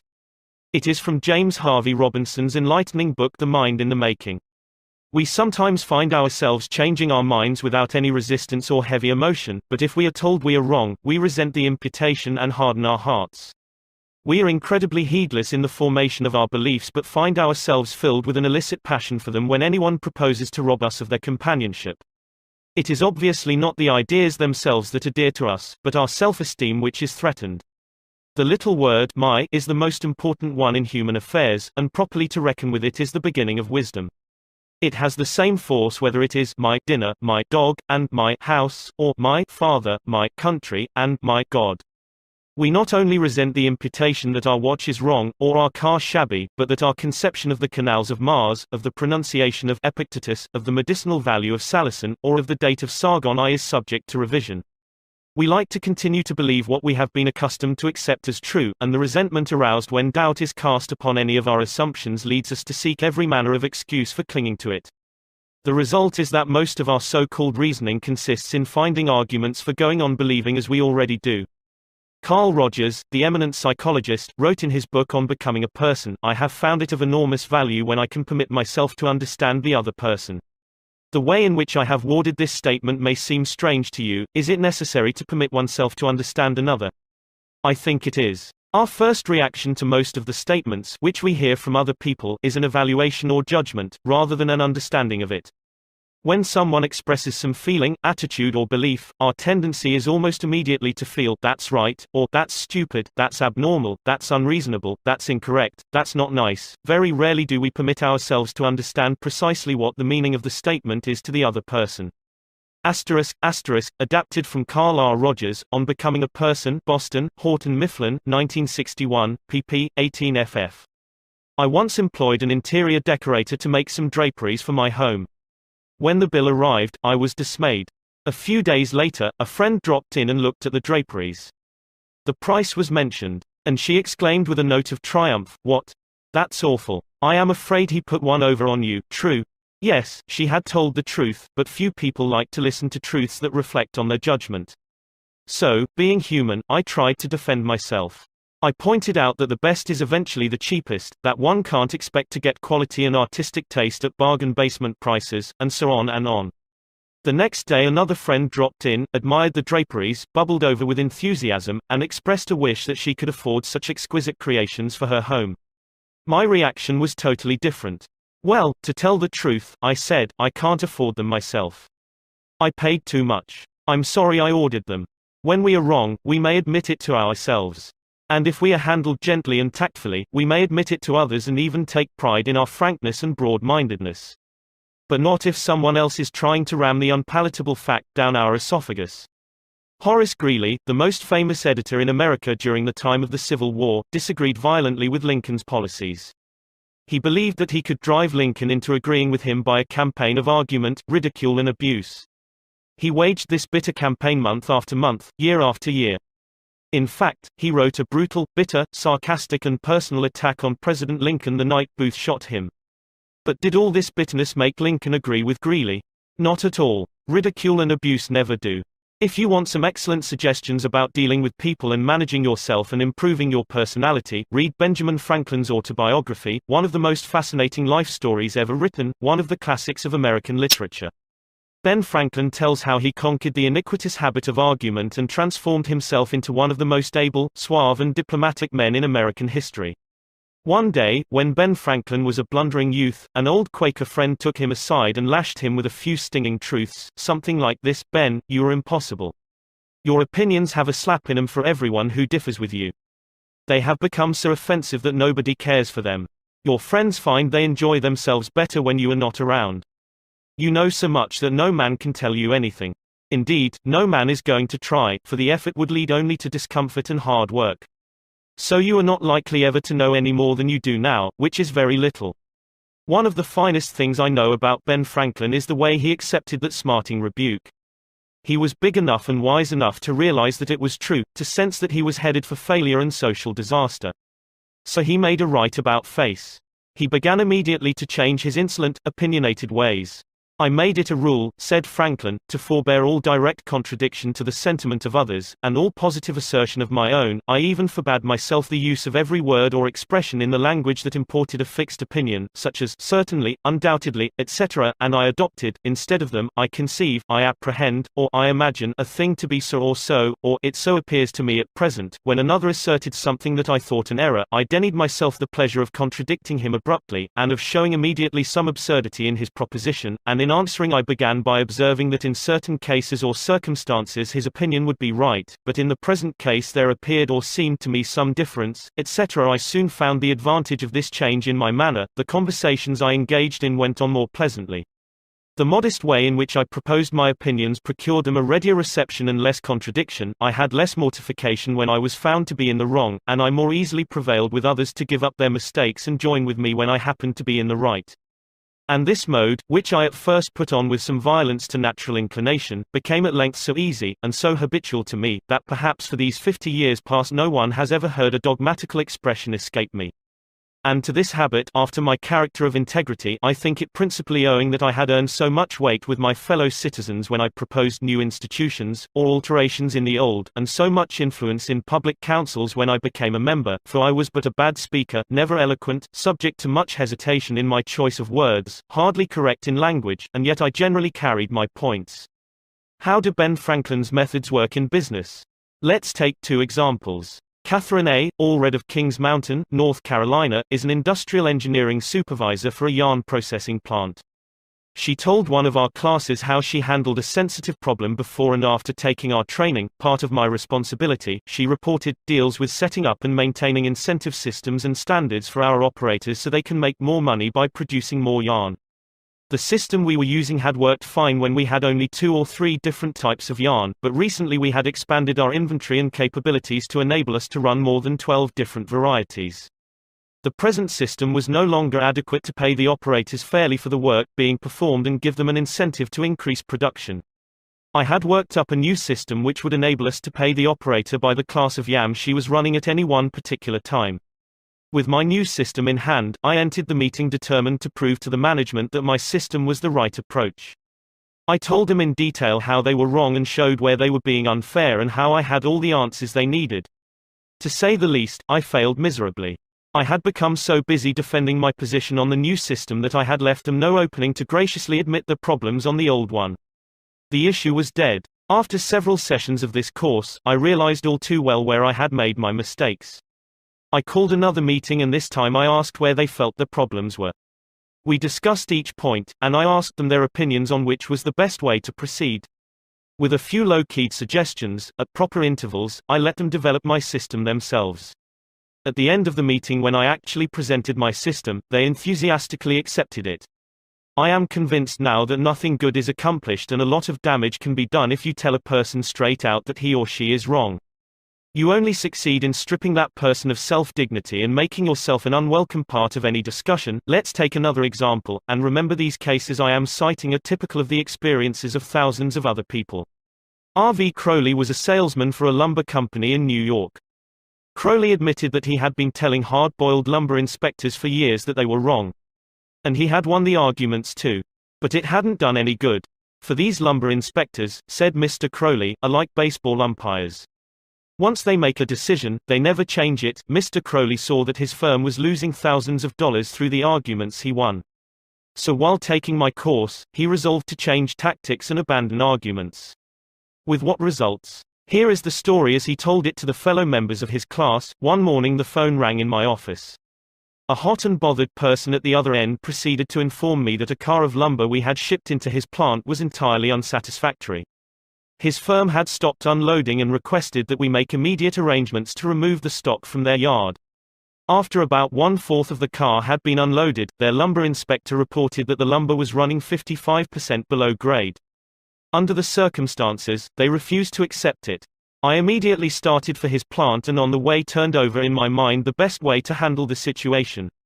Ordinarily, under such circumstances, I should have quoted grading rules and tried, as a result of my own experience and knowledge as a lumber inspector, to convince the other inspector that the lumber was actually up to grade, and that he was misinterpreting the rules in his inspection. However, I thought I would apply the principles learned in this training. When I arrived at the plant, I found the purchasing agent and the lumber inspector in a wicked humor, both set for an argument and a fight. We walked out to the car that was being unloaded, and I requested that they continue to unload so that I could see how things were going. I asked the inspector to go right ahead and lay out the rejects, as he had been doing, and to put the good pieces in another pile. After watching him for a while, it began to dawn on me that his inspection actually was much too strict and that he was misinterpreting the rules. This particular lumber was white pine, and I knew the inspector was thoroughly schooled in hardwoods but not a competent, experienced inspector on white pine. White pine happened to be my own strong suit, but did I offer any objection to the way he was grading the lumber? None whatever. I kept on watching and gradually began to ask questions as to why certain pieces were not satisfactory. I didn't for one instant insinuate that the inspector was wrong. I emphasized that my only reason for asking was in order that we could give his firm exactly what they wanted in future shipments. By asking questions in a very friendly, cooperative spirit, and insisting continually that they were right in laying out boards not satisfactory to their purpose, I got him warmed up, and the strained relations between us began to thaw and melt away. An occasional carefully put remark on my part gave birth to the idea in his mind that possibly some of these rejected pieces were actually within the grade that they had bought, and that their requirements demanded a more expensive grade. I was very careful, however, not to let him think I was making an issue of this point. Gradually his whole attitude changed. He finally admitted to me that he was not experienced on white pine and began to ask me questions about each piece as it came out of the car. I would explain why such a piece came within the grade specified, but kept on insisting that we did not want him to take it if it was unsuitable for the purpose. He finally got to the point where he felt guilty every time he put a piece in the rejected pile. And at last he saw that the mistake was on their part for not having specified as good a grade as they needed. The ultimate outcome was that he went through the entire carload again after I left. Accepted the whole lot, and we received a check in full. In that one instance alone, a little tact, and the determination to refrain from telling the other man he was wrong, saved my company a substantial amount of cash, and it would be hard to place a money value on the goodwill that was saved. Martin Luther King was asked how, as a pacifist, he could be an admirer of Air Force General Daniel Chappie James, then the nation's highest-ranking black officer. Dr. King replied, "I judge people by their own principles, not by my own." In a similar way, General Robert E. Lee once spoke to the President of the Confederacy, Jefferson Davis, in the most glowing terms about a certain officer under his command. Another officer in attendance was astonished. "General," he said, "do you not know that the man of whom you speak so highly is one of your bitterest enemies who misses no opportunity to malign you?" "Yes," replied General Lee, "but the President asked my opinion of him, he did not ask for his opinion of me. By the way, I am not revealing anything new in this chapter. 2,000 years ago, Jesus said, 'See the point of thine adversary quickly,' and 2,200 years before Christ was born, King Akhtoi of Egypt gave his son some shrewd advice that is sorely needed today. 'Be diplomatic,' counseled the king. 'It will help you gain your point. In other words, don't argue with your customer or your spouse or your adversary. Don't tell them they are wrong, don't get them stirred up. Use a little diplomacy. Principle 2: Listen to the other person's opinions. If you're wrong, admit it. Within a minute's walk of my house there was a wild stretch of virgin timber, where the blackberry thickets foamed white in the springtime, where the squirrels nested and reared their young, and the horseweeds grew as tall as a horse's head. This unspoiled woodland was called Forest Park, and it was a forest, probably not much different in appearance from what it was when Columbus discovered America. I frequently walked in this park with Rex, my little Boston bulldog. He was a friendly, harmless little hound, and since we rarely met anyone in the park, I took Rex along without a leash or a muzzle. One day we encountered a mounted policeman in the park, a policeman itching to show his authority. "What do you mean by letting that dog run loose in the park without a muzzle and leash?" he reprimanded me. "Don't you know it's against the law?" "Yes, I know it is," I replied softly, "but I didn't think he would do any harm out here." "You didn't think. You didn't think. The law doesn't give a tinker's damn about what you think. That dog might kill a squirrel or bite a child. Now, I'm going to let you off this time, but if I catch this dog out here again without a muzzle and a leash, you'll have to tell it to the judge." I meekly promised to obey. And I did obey, for a few times. But Rex didn't like the muzzle, and neither did I, so we decided to take a chance. Everything was lovely for a while, and then we struck a snag. Rex and I raced over the brow of a hill one afternoon, and there, suddenly, to my dismay, I saw the majesty of the law, astride a bay horse. Rex was out in front, heading straight for the officer. I was in for it. I knew it. So I didn't wait until the policeman started talking. I beat him to it. I said, "Officer, you've caught me red-handed. I'm guilty. I have no alibis, no excuses. You warned me last week that if I brought the dog out here again without a muzzle you would fine me." "Well, now," the policeman responded in a soft tone. "I know it's a temptation to let a little dog like that have a run out here when nobody is around." "Sure, it's a temptation," I replied, "but it is against the law." "Well, a little dog like that isn't going to harm anybody," the policeman remonstrated. "No, but he may kill squirrels," I said. "Well now, I think you are taking this a bit too seriously," he told me. "I'll tell you what you do. You just let him run over the hill there where I can't see him, and we'll forget all about it." That policeman, being human, wanted a feeling of importance, so when I began to condemn myself, the only way he could nourish his self-esteem was to take the magnanimous attitude of showing mercy. But suppose I had tried to defend myself, well, did you ever argue with a policeman? But instead of breaking lances with him, I admitted that he was absolutely right and I was absolutely wrong. I admitted it quickly, openly, and with enthusiasm. The affair terminated graciously in my taking his side and his taking my side. Lord Chesterfield himself could hardly have been more gracious than this mounted policeman, who, only a week previously, had threatened to have the law on me. If we know we are going to be rebuked anyhow, isn't it far better to beat the other person to it and do it ourselves? Isn't it much easier to listen to self-criticism than to bear condemnation from alien lips? Say about yourself all the derogatory things you know the other person is thinking or wants to say or intends to say, and say them before that person has a chance to say them. The chances are 100 to 1 that a generous, forgiving attitude will be taken and your mistakes will be minimized, just as the mounted policeman did with me and Rex. Ferdinand E. Warren, a commercial artist, used this technique to win the goodwill of a petulant, scolding buyer of art. It is important, in making drawings for advertising and publishing purposes, to be precise and very exact, Mr. Warren said as he told the story. Some art editors demand that their commissions be executed immediately, and in these cases, some slight error is liable to occur. I knew one art director in particular who was always delighted to find fault with some little thing. I have often left his office in disgust, not because of the criticism, but because of his method of attack. Recently I delivered a rush job to this editor, and he phoned me to call at his office immediately. He said something was wrong. When I arrived, I found just what I had anticipated, and dreaded. He was hostile, gloating over his chance to criticize. He demanded with heat why I had done so and so. My opportunity had come to apply the self-criticism I had been studying about. So I said, "Mr. So-and-so, if what you say is true, I am at fault and there is absolutely no excuse for my blunder. I have been doing drawings for you long enough to know better, I'm ashamed of myself." Immediately he started to defend me. "Yes, you're right, but after all, this isn't a serious mistake." "It is only," I interrupted him. "Any mistake," I said, "may be costly and they are all irritating." He started to break in, but I wouldn't let him. I was having a grand time. For the first time in my life, I was criticizing myself, and I loved it. "I should have been more careful," I continued.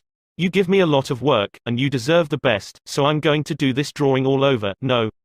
No," he protested. "I wouldn't think of putting you to all that trouble." He praised my work, assured me that he wanted only a minor change and that my slight error hadn't cost his firm any money, and, after all, it was a mere detail, not worth worrying about. My eagerness to criticize myself took all the fight out of him. He ended up by taking me to lunch, and before we parted, he gave me a check and another commission. There is a certain degree of satisfaction in having the courage to admit one's errors. It not only clears the air of guilt and defensiveness, but often helps solve the problem created by the error. Bruce Harvey of Albuquerque, New Mexico, had incorrectly authorized payment of full wages to an employee on sick leave. When he discovered his error, he brought it to the attention of the employee and explained that to correct the mistake he would have to reduce his next paycheck by the entire amount of the overpayment. The employee pleaded that as that would cause him a serious financial problem, could the money be repaid over a period of time? In order to do this, Harvey explained, he would have to obtain his supervisor's approval.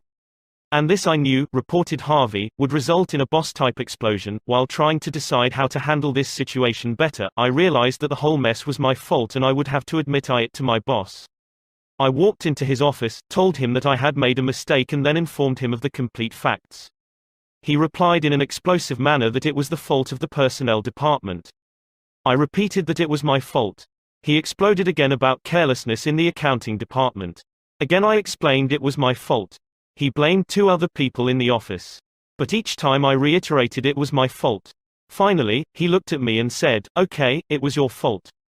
Now straighten it out." The error was corrected and nobody got into trouble. I felt great because I was able to handle a tense situation and had the courage not to seek alibis. My boss has had more respect for me ever since. Any fool can try to defend his or her mistakes, and most fools do, but it raises one above the herd and gives one a feeling of nobility and exaltation to admit one's mistakes. For example, one of the most beautiful things that history records about Robert E. Lee is the way he blamed himself and only himself for the failure of Pickett's charge at Gettysburg. Pickett's charge was undoubtedly the most brilliant and picturesque attack that ever occurred in the Western world. General George E. Pickett himself was picturesque. He wore his hair so long that his auburn locks almost touched his shoulders, and, like Napoleon in his Italian campaigns, he wrote ardent love letters almost daily while on the battlefield. His devoted troops cheered him that tragic July afternoon as he rode off jauntily toward the Union lines, his cap set at a rakish angle over his right ear. They cheered and they followed him, man touching man, rank pressing rank, with banners flying and bayonets gleaming in the sun. It was a gallant sight. Daring. Magnificent. A murmur of admiration ran through the Union lines as they beheld it. Pickett's troops swept forward at any easy trot, through orchard and cornfield, across a meadow and over a ravine. All the time, the enemy's cannon was tearing ghastly holes in their ranks, but on they pressed, grim, irresistible. Suddenly the Union infantry rose from behind the stone wall on Cemetery Ridge where they had been hiding and fired volley after volley into Pickett's onrushing troops. The crest of the hill was a sheet of flame, a slaughterhouse, a blazing volcano. In a few minutes, all of Pickett's brigade commanders except one were down, and 4/5 of his 5,000 men had fallen. General Lewis A. Armistead, leading the troops in the final plunge, ran forward, vaulted over the stone wall, and, waving his cap on the top of his sword, shouted, "Give 'em the steel, boys." They did. They leaped over the wall, bayoneted their enemies, smashed skulls with clubbed muskets, and planted the battle flags of the South on Cemetery Ridge. The banners waved there only for a moment. But that moment, brief as it was, recorded the high water mark of the Confederacy. Pickett's charge, brilliant, heroic, was nevertheless the beginning of the end. Lee had failed. He could not penetrate the North. And he knew it. The South was doomed. Lee was so saddened, so shocked, that he sent in his resignation and asked Jefferson Davis, the President of the Confederacy, to appoint a younger and abler man. If Lee had wanted to blame the disastrous failure of Pickett's charge on someone else, he could have found a score of alibis. Some of his division commanders had failed him. The cavalry hadn't arrived in time to support the infantry attack. This had gone wrong and that had gone awry. But Lee was far too noble to blame others. As Pickett's beaten and bloody troops struggled back to the Confederate lines, Robert E. Lee rode out to meet them all alone and greeted them with a self-condemnation that was little short of sublime. "All this has been my fault," he confessed. "I and I alone have lost this battle. Few generals in all history have had the courage and character to admit that." Michael Cheung, who teaches our course in Hong Kong, told of how the Chinese culture presents some special problems and how sometimes it is necessary to recognize that the benefit of applying a principle may be more advantageous than maintaining an old tradition. He had one middle-aged class member who had been estranged from his son for many years. The father had been an opium addict but was now cured. In Chinese tradition, an older person cannot take the first step. The father felt that it was up to his son to take the initiative toward a reconciliation. In an early session, he told the class about the grandchildren he had never seen and how much he desired to be reunited with his son. His classmates, all Chinese, understood his conflict between his desire and long-established tradition. The father felt that young people should have respect for their elders and that he was right in not giving in to his desire, but to wait for his son to come to him. Toward the end of the course, the father again addressed his class. "I have pondered this problem," he said. Dale Carnegie says, "If you are wrong, admit it quickly and emphatically. It is too late for me to admit it quickly, but I can admit it emphatically. I wronged my son. He was right in not wanting to see me and to expel me from his life. I may lose face by asking a younger person's forgiveness, but I was at fault and it is my responsibility to admit this." The class applauded and gave him their full support. At the next class he told how he went to his son's house, asked for and received forgiveness and was now embarked on a new relationship with his son, his daughter-in-law and the grandchildren he had at last met. Elbert Hubbard was one of the most original authors who ever stirred up a nation, and his stinging sentences often aroused fierce resentment. But Hubbard, with his rare skill for handling people, frequently turned his enemies into friends. For example, when some irritated reader wrote in to say that he didn't agree with such and such an article and ended by calling Hubbard this and that, Elbert Hubbard would answer like this: "Come to think it over, I don't entirely agree with it myself. Not everything I wrote yesterday appeals to me today. I am glad to learn what you think on the subject. The next time you are in the neighborhood you must visit us and we'll get this subject threshed out for all time. So here is a handclasp over the miles, and I am, yours sincerely." What could you say to a man who treated you like that? When we are right, let's try to win people gently and tactfully to our way of thinking, and when we are wrong, and that will be surprisingly often, if we are honest with ourselves, let's admit our mistakes quickly and with enthusiasm. Not only will that technique produce astonishing results, but, believe it or not, it is a lot more fun, under the circumstances, than trying to defend oneself. Principle 3: If you are wrong, admit it quickly and emphatically. A drop of honey: if your temper is aroused and you tell him a thing or two, you will have a fine time unloading your feelings. But what about the other person? Will he share your pleasure? Will your belligerent tones, your hostile attitude, make it easy for him to agree with you? "If you come at me with your fists doubled," said Woodrow Wilson, "I think I can promise you that mine will double as fast as yours, but if you come to me and say, 'Let us sit down and take counsel together, and, if we differ from each other, understand why it is that we differ, just what the points at issue are,' we will presently find that we are not so far apart after all, that the points on which we differ are few and the points on which we agree are many, and that if we only have the patience and the candor and the desire to get together, we will get together." Nobody appreciated the truth of Woodrow Wilson's statement more than John D. Rockefeller Jr. back in 1915. Rockefeller was the most fiercely despised man in Colorado. One of the bloodiest strikes in the history of American industry had been shocking the state for 2 terrible years. Irate, belligerent miners were demanding higher wages from the Colorado Fuel and Iron Company. Rockefeller controlled that company. Property had been destroyed, troops had been called out. Blood had been shed. Strikers had been shot, their bodies riddled with bullets. At a time like that, with the air seething with hatred, Rockefeller wanted to win the strikers to his way of thinking. And he did it. How? Here's the story. After weeks spent in making friends, Rockefeller addressed the representatives of the strikers. This speech, in its entirety, is a masterpiece. It produced astonishing results. It calmed the tempestuous waves of hate that threatened to engulf Rockefeller. It won him a host of admirers. It presented facts in such a friendly manner that the strikers went back to work without saying another word about the increase in wages for which they had fought so violently. The opening of that remarkable speech follows. Note how it fairly glows with friendliness. Rockefeller, remember, was talking to men who, a few days previously, had wanted to hang him by the neck to a sour apple tree, yet he couldn't have been more gracious, more friendly if he had addressed a group of medical missionaries. His speech was radiant with such phrases as "I am proud to be here, having visited in your homes, met many of your wives and children, we meet here not as strangers, but as friends, spirit of mutual friendship, our common interests, it is only by your courtesy that I am here. This is a red-letter day in my life," Rockefeller began. "It is the first time I have ever had the good fortune to meet the representatives of the employees of this great company, its officers and superintendents, together, and I can assure you that I am proud to be here, and that I shall remember this gathering as long as I live. Had this meeting been held 2 weeks ago, I should have stood here a stranger to most of you, recognizing a few faces. Having had the opportunity last week of visiting all the camps in the southern coal field and of talking individually with practically all of the representatives, except those who were away, having visited in your homes, met many of your wives and children, we meet here not as strangers, but as friends, and it is in that spirit of mutual friendship that I am glad to have this opportunity to discuss with you our common interests. Since this is a meeting of the officers of the company and the representatives of the employees, it is only by your courtesy that I am here, for I am not so fortunate as to be either one or the other, and yet I feel that I am intimately associated with you men, for, in a sense, I represent both the stockholders and the directors. Isn't that a superb example of the fine art of making friends out of enemies?" Suppose Rockefeller had taken a different tack. Suppose he had argued with those miners and hurled devastating facts in their faces.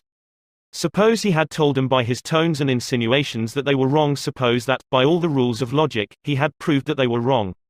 What would have happened? More anger would have been stirred up, more hatred, more revolt. If a man's heart is rankling with discord and ill feeling toward you, you can't win him to your way of thinking with all the logic in Christendom. Scolding parents and domineering bosses and husbands and nagging wives ought to realize that people don't want to change their minds. They can't be forced or driven to agree with you or me. But they may possibly be led to, if we are gentle and friendly, ever so gentle and ever so friendly. Lincoln said that, in effect, over 100 years ago.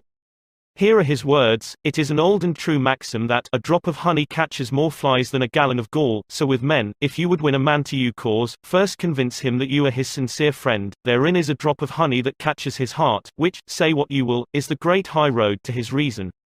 Business executives have learned that it pays to be friendly to strikers. For example, when 2,500 employees in the White Motor Company's plant struck for higher wages and a union shop, Robert F. Black, then president of the company, didn't lose his temper and condemn and threaten and talk of tyranny and communists. He actually praised the strikers. He published an advertisement in the Cleveland papers, complimenting them on the peaceful way in which they laid down their tools. Finding the strike pickets idle, he bought them a couple of dozen baseball bats and gloves and invited them to play ball on vacant lots. For those who preferred bowling, he rented a bowling alley. This friendliness on Mr. Black's part did what friendliness always does: it begot friendliness. So the strikers borrowed brooms, shovels, and rubbish carts, and began picking up matches, papers, cigarette stubs, and cigar butts around the factory. Imagine it. Imagine strikers tidying up the factory grounds while battling for higher wages and recognition of the union. Such an event had never been heard of before in the long, tempestuous history of American labor wars. That strike ended with a compromise settlement within a week, ended without any ill feeling or rancor. Daniel Webster, who looked like a god and talked like Jehovah, was one of the most successful advocates who ever pleaded a case, yet he ushered in his most powerful arguments with such friendly remarks as, "It will be for the jury to consider, this may perhaps be worth thinking of, here are some facts that I trust you will not lose sight of, or, you, with your knowledge of human nature, will easily see the significance of these facts." No bulldozing. No high-pressure methods. No attempt to force his opinions on others. Webster used the soft-spoken, quiet, friendly approach, and it helped to make him famous. You may never be called upon to settle a strike or address a jury, but you may want to get your rent reduced. Will the friendly approach help you then? Let's see. 0. L. Straub, an engineer, wanted to get his rent reduced. And he knew his landlord was hard-boiled. "I wrote him," Mr. Straub said in a speech before the class, notifying him that I was vacating my apartment as soon as my lease expired. The truth was, I didn't want to move. I wanted to stay if I could get my rent reduced. But the situation seemed hopeless. Other tenants had tried, and failed. Everyone told me that the landlord was extremely difficult to deal with. But I said to myself, I am studying a course in how to deal with people, so I'll try it on him, and see how it works. He and his secretary came to see me as soon as he got my letter. I met him at the door with a friendly greeting.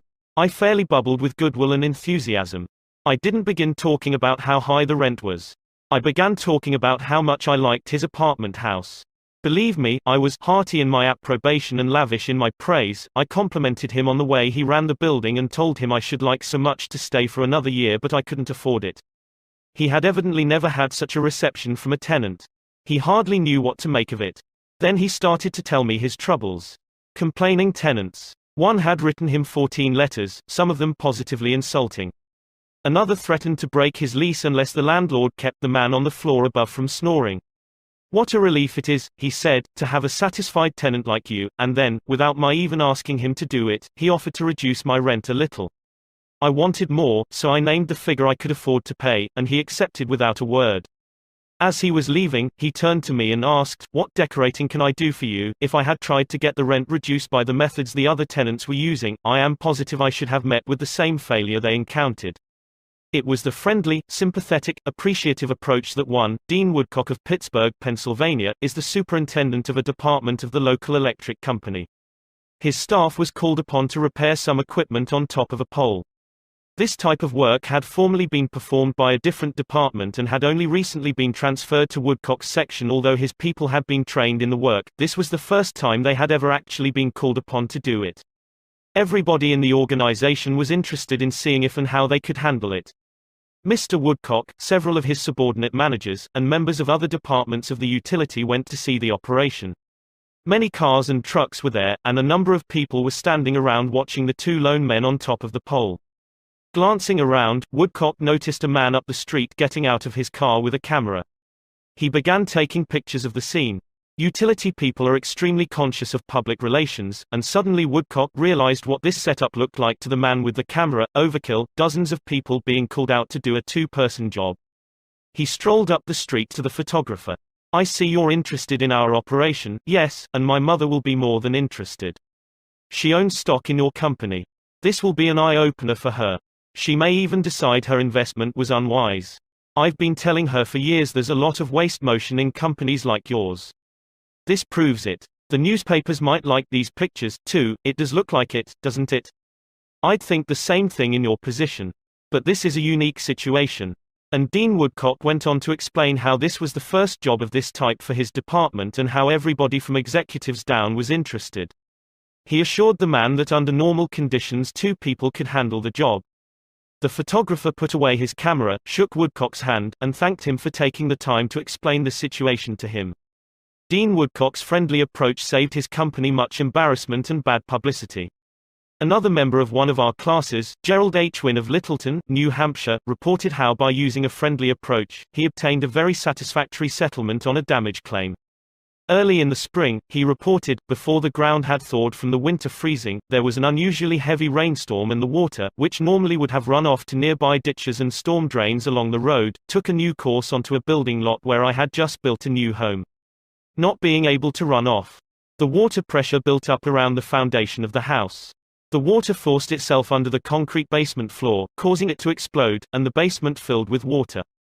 This ruined the furnace and the hot water heater. The cost to repair this damage was in excess of $2,000. I had no insurance to cover this type of damage. However, I soon found out that the owner of the subdivision had neglected to put in a storm drain near the house which could have prevented this problem. I made an appointment to see him.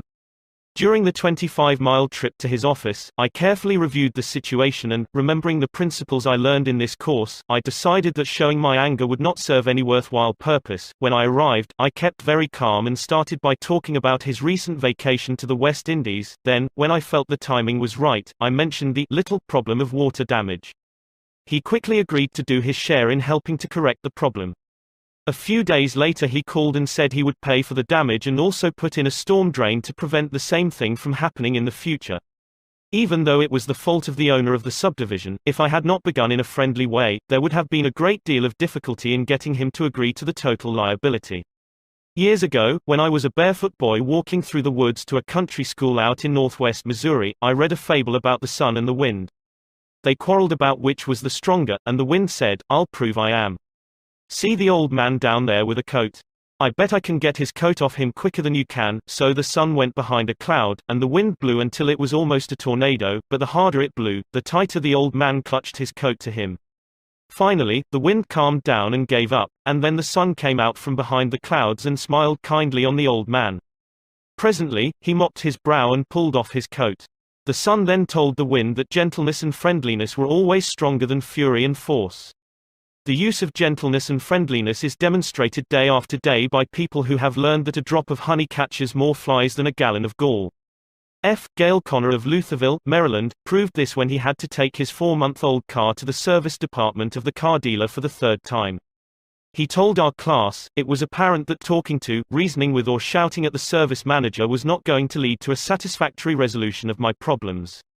I walked over to the showroom and asked to see the agency owner, Mr. White. After a short wait, I was ushered into Mr. White's office. I introduced myself and explained to him that I had bought my car from his dealership because of the recommendations of friends who had had previous dealings with him. I was told that his prices were very competitive, and his service was outstanding. He smiled with satisfaction as he listened to me. I then explained the problem I was having with the service department. I thought you might want to be aware of any situation that might tarnish your fine reputation, I added. He thanked me for calling this to his attention and assured me that my problem would be taken care of. Not only did he personally get involved, but he also lent me his car to use while mine was being repaired. Aesop was a Greek slave who lived at the court of Croesus and spun immortal fables 600 years before Christ. Yet the truths he taught about human nature are just as true in Boston and Birmingham now as they were 26 centuries ago in Athens. The sun can make you take off your coat more quickly than the wind, and kindliness, the friendly approach and appreciation can make people change their minds more readily than all the bluster and storming in the world. Remember what Lincoln said, "A drop of honey catches more flies than a gallon of gall." Principle 4. Begin in a friendly way. The secret of Socrates in talking with people: don't begin by discussing the things on which you differ. Begin by emphasizing, and keep on emphasizing, the things on which you agree. Keep emphasizing, if possible, that you are both striving for the same end and that your only difference is one of method and not of purpose. Get the other person saying, yes, yes, at the outset. Keep your opponent, if possible, from saying no. A no response, according to Professor Overstreet, is a most difficult handicap to overcome. When you have said no, all your pride of personality demands that you remain consistent with yourself. You may later feel that the no was ill-advised, nevertheless, there is your precious pride to consider.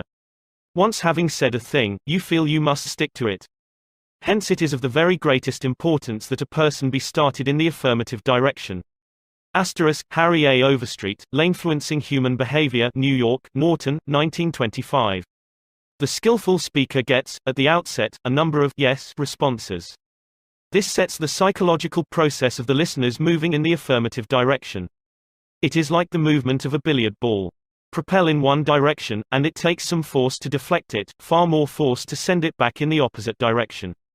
The psychological patterns here are quite clear. When a person says no, and really means it, he or she is doing far more than saying a word of 2 letters.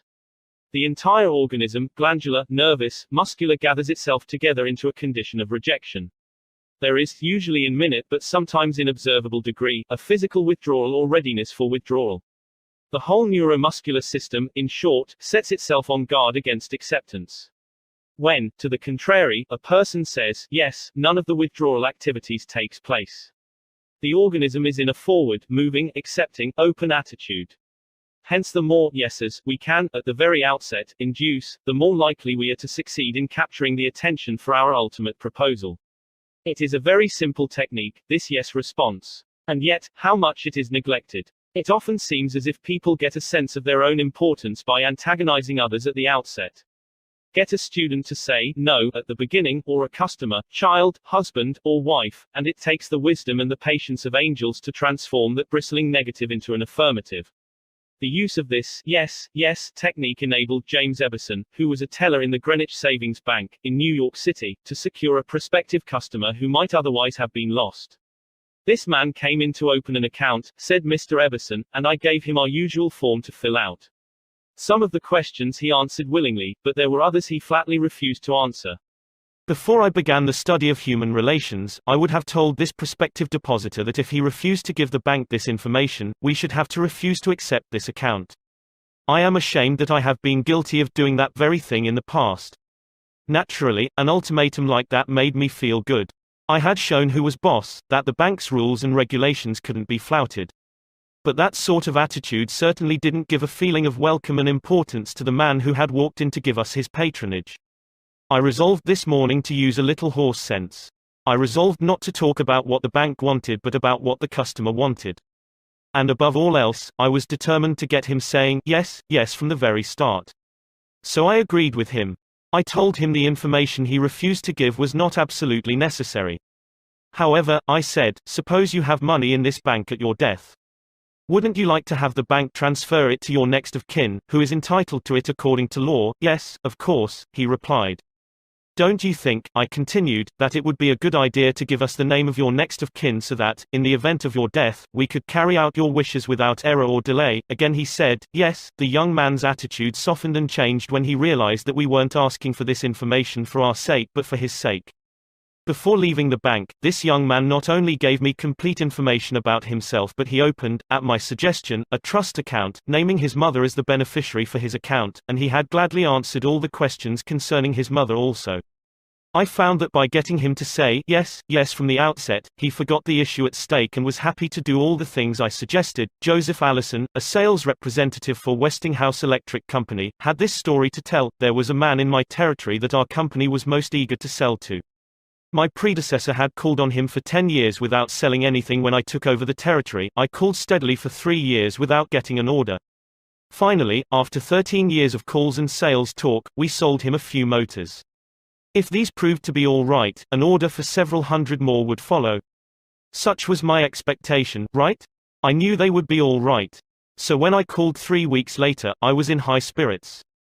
The chief engineer greeted me with this shocking announcement: "Allison, I can't buy the remainder of the motors from you." "Why?" I asked in amazement. "Why, because your motors are too hot. I can't put my hand on them." I knew it wouldn't do any good to argue. I had tried that sort of thing too long. So I thought of getting the yes, yes response. "Well, now look, Mr. Smith," I said. "I agree with you 100%. If those motors are running too hot, you ought not to buy any more of them. You must have motors that won't run any hotter than standards set by the National Electrical Manufacturers Association." "Isn't that so?" He agreed it was. I had gotten my first yes. The Electrical Manufacturers Association regulations say that a properly designed motor may have a temperature of 72 degrees Fahrenheit above room temperature. "Is that correct?" "Yes," he agreed. "That's quite correct. But your motors are much hotter." I didn't argue with him. I merely asked, "How hot is the mill room?" "Oh," he said, "about 75 degrees Fahrenheit." "Well," I replied, "if the mill room is 75 degrees and you add 72 to that, that makes a total of 147 degrees Fahrenheit. Wouldn't you scald your hand if you held it under a spigot of hot water at a temperature of 147 degrees Fahrenheit? Again he had to say, "Yes." "Well," I suggested, "wouldn't it be a good idea to keep your hands off those motors?" "Well, I guess you're right," he admitted. We continued to chat for a while. Then he called his secretary and lined up approximately $35,000 worth of business for the ensuing month. It took me years and cost me countless thousands of dollars in lost business before I finally learned that it doesn't pay to argue, that it is much more profitable and much more interesting to look at things from the other person's viewpoint and try to get that person saying, "Yes, yes." Eddie Snow, who sponsors our courses in Oakland, California, tells how he became a good customer of a shop because the proprietor got him to say, "Yes, yes." Eddie had become interested in bow hunting and had spent considerable money in purchasing equipment and supplies from a local bow store. When his brother was visiting him, he wanted to rent a bow for him from this store. The sales clerk told him they didn't rent bows, so Eddie phoned another bow store. Eddie described what happened. A very pleasant gentleman answered the phone. His response to my question for a rental was completely different from the other place. He said he was sorry, but they no longer rented bows because they couldn't afford to do so. He then asked me if I had rented before. I replied, "Yes, several years ago." He reminded me that I probably paid $25 to $30 for the rental. I said, "Yes," again. He then asked if I was the kind of person who liked to save money. Naturally, I answered, "Yes." He went on to explain that they had bow sets with all the necessary equipment on sale for $34.95. I could buy a complete set for only $4.95 more than I could rent one. He explained that is why they had discontinued renting them. Did I think that was reasonable? My yes response led to a purchase of the set, and when I picked it up I purchased several more items at this shop and have since become a regular customer. Socrates, the gadfly of Athens, was one of the greatest philosophers the world has ever known. He did something that only a handful of men in all history have been able to do. He sharply changed the whole course of human thought, and now, 24 centuries after his death, he is honored as one of the wisest persuaders who ever influenced this wrangling world. His method: did he tell people they were wrong? Oh, no, not Socrates. He was far too adroit for that. His whole technique, now called the Socratic method, was based upon getting a yes, yes response. He asked questions with which his opponent would have to agree. He kept on winning one admission after another until he had an armful of yeses. He kept on asking questions until finally, almost without realizing it, his opponents found themselves embracing a conclusion they would have bitterly denied a few minutes previously. The next time we attempted to tell someone he or she is wrong, let's remember old Socrates and ask a gentle question, a question that will get the yes, yes response. The Chinese have a proverb pregnant with the age-old wisdom of the Orient: he who treads softly goes far. They have spent 5,000 years studying human nature, those cultured Chinese, and they have garnered a lot of perspicacity. He who treads softly goes far. Principle 5. Get the other person saying, yes, yes, immediately. The safety valve in handling complaints must people trying to win others to their way of thinking do too much talking themselves. Let the other people talk themselves out. They know more about the business and problems than you do. So ask them questions. Let them tell you a few things. If you disagree with them, you may be tempted to interrupt. But don't. It is dangerous. They won't pay attention to you while they still have a lot of ideas of their own crying for expression. So listen patiently and with an open mind. Be sincere about it. Encourage them to express their ideas fully. Does this policy pay in business? Let's see. Here is the story of a sales representative who was forced to try it.